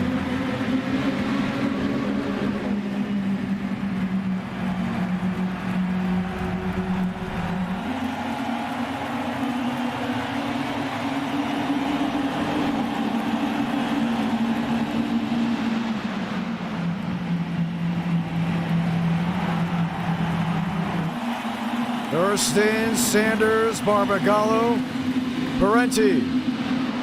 Up to the 4th position, Max Swear, Janaden Walker.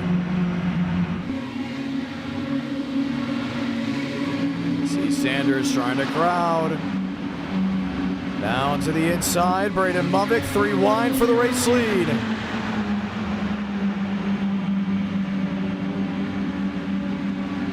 Sanders wrecking the field down into turn 4.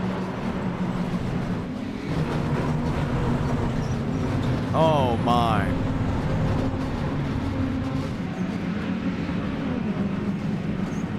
Caution is out again.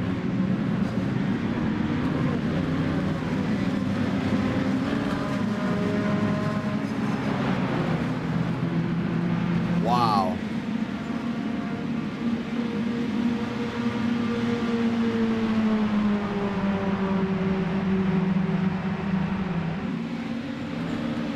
Unbelievable. Another restart after Lane Sanders. Oh, I don't think Braden Movick is too happy with him. And Braden Movick has put Lane Sanders into the outside retaining wall. And the chat does not seem to be happy with what just entailed.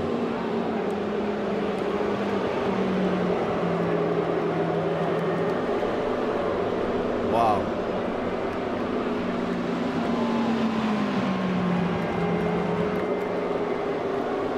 Let's watch back and see what unfolded.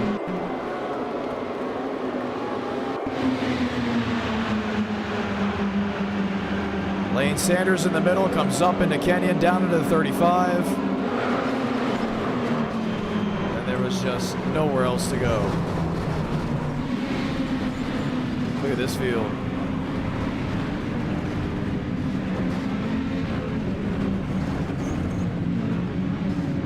Nowhere for most to go.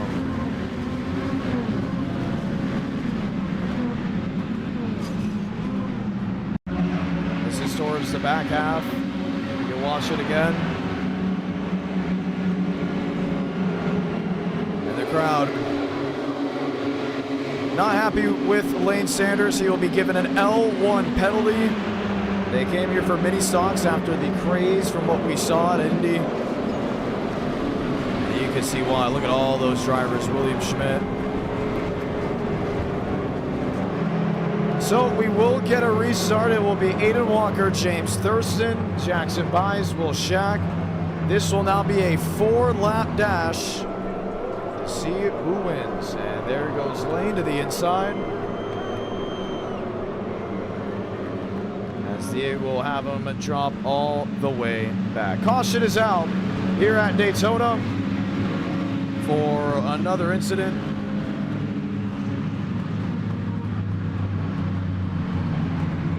Lane will drop to the rear. River Page will line up, and we will have yet again another restart. This will be with 3 laps remaining. James Thurston, Aiden Walker, Jackson Byes, Will Shack, Ash Janettel, Josh Kenyon, Barbagallo, Duggan, Brachatsky, Cobbs, Burrows, lining up with another opportunity at victory.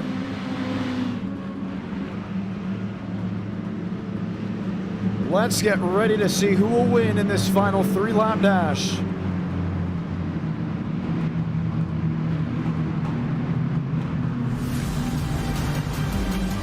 to cap off the night. It was a fun night of racing, but can we get that finish you've been looking for?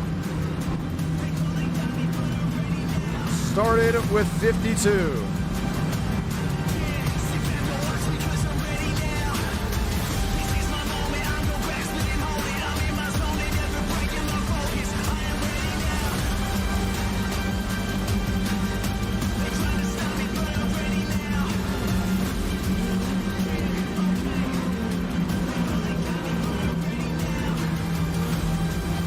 Aiden Walker, James Thurston, Jackson Buys, Will Shack, Josh Kenyon, Ash Nettle, Barbagallo, Duncan Cobbs, Perchatsky.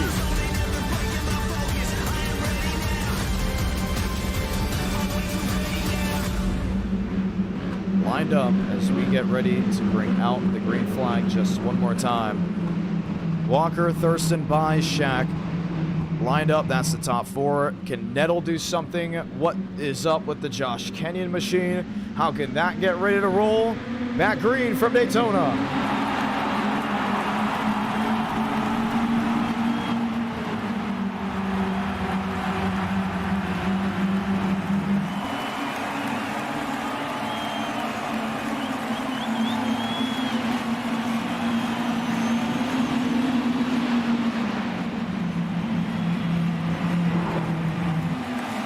Braden Movick, 46. Top side of the track, James Thurston, leader with Jackson Buys.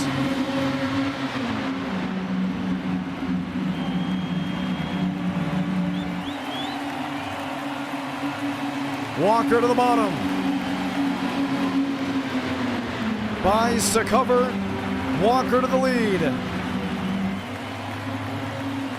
Ash Nettle went from starting in the last position, is up to 5th with 2 laps to go. Can he complete the biggest comeback in NR history?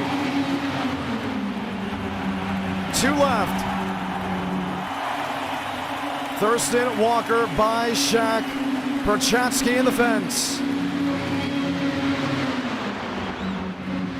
Barbagallo on the inside, Perchatsky in 7th. Walker has lined up toe-to-toe. James Thurston doesn't have company. Now Buys the shove to the 93.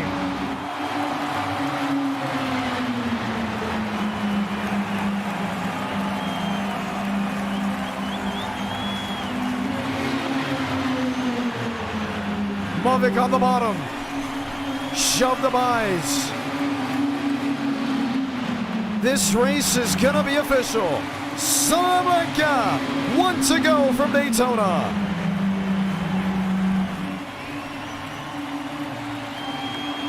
Walker, Thurston, Buys and Shack, still no change. Aiden Walker, race leader. Buys is all over him, he's just trying to get to the tail. Walker up the track, Buys to the bottom. Thurston on the outside, 3 wide for the lead. James Thurston powers to the outside.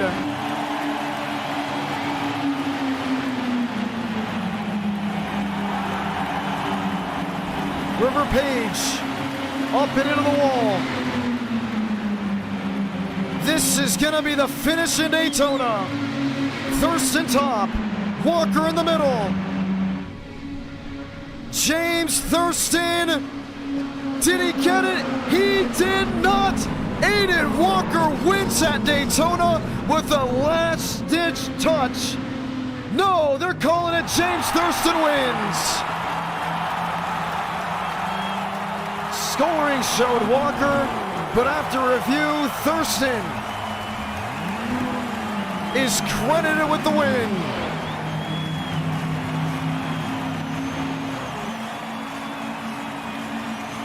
And I mean, just barely.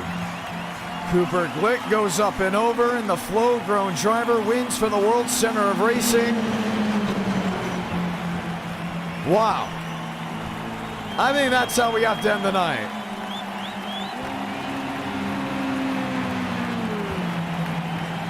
Unreal.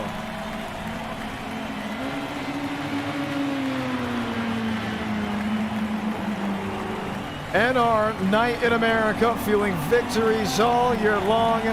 Want to say thank you to everybody that tuned in tonight. 5 fun races, mini stocks. We're going to do them in the future. It's always a blast to be racing. So with that, I say good night and so long with 5 fun races. And wow, what a night of racing. If you just tuned in for this race, don't let it overshadow anything. Because that 4th race was great. That 3rd race was respectful. That 2nd race was strong, and that 1st race was electric. Race 5, you never know what you're going to get, but it's going to be something. We had it here. NR Night in America, feeling victories all year long. You know, they call him the Race 5 Merchant, and he loves to live up to it. Thurston wins. I'm John Ramos, the voice of NR. You can catch me live on Racing America and Track TV for my in-person broadcast of Pro Late Model, Super Late Model, and multiple forms of races, racing in person. We'll be back Tuesday night, and it's going to be a blast. Good night, ladies and gentlemen, and so long from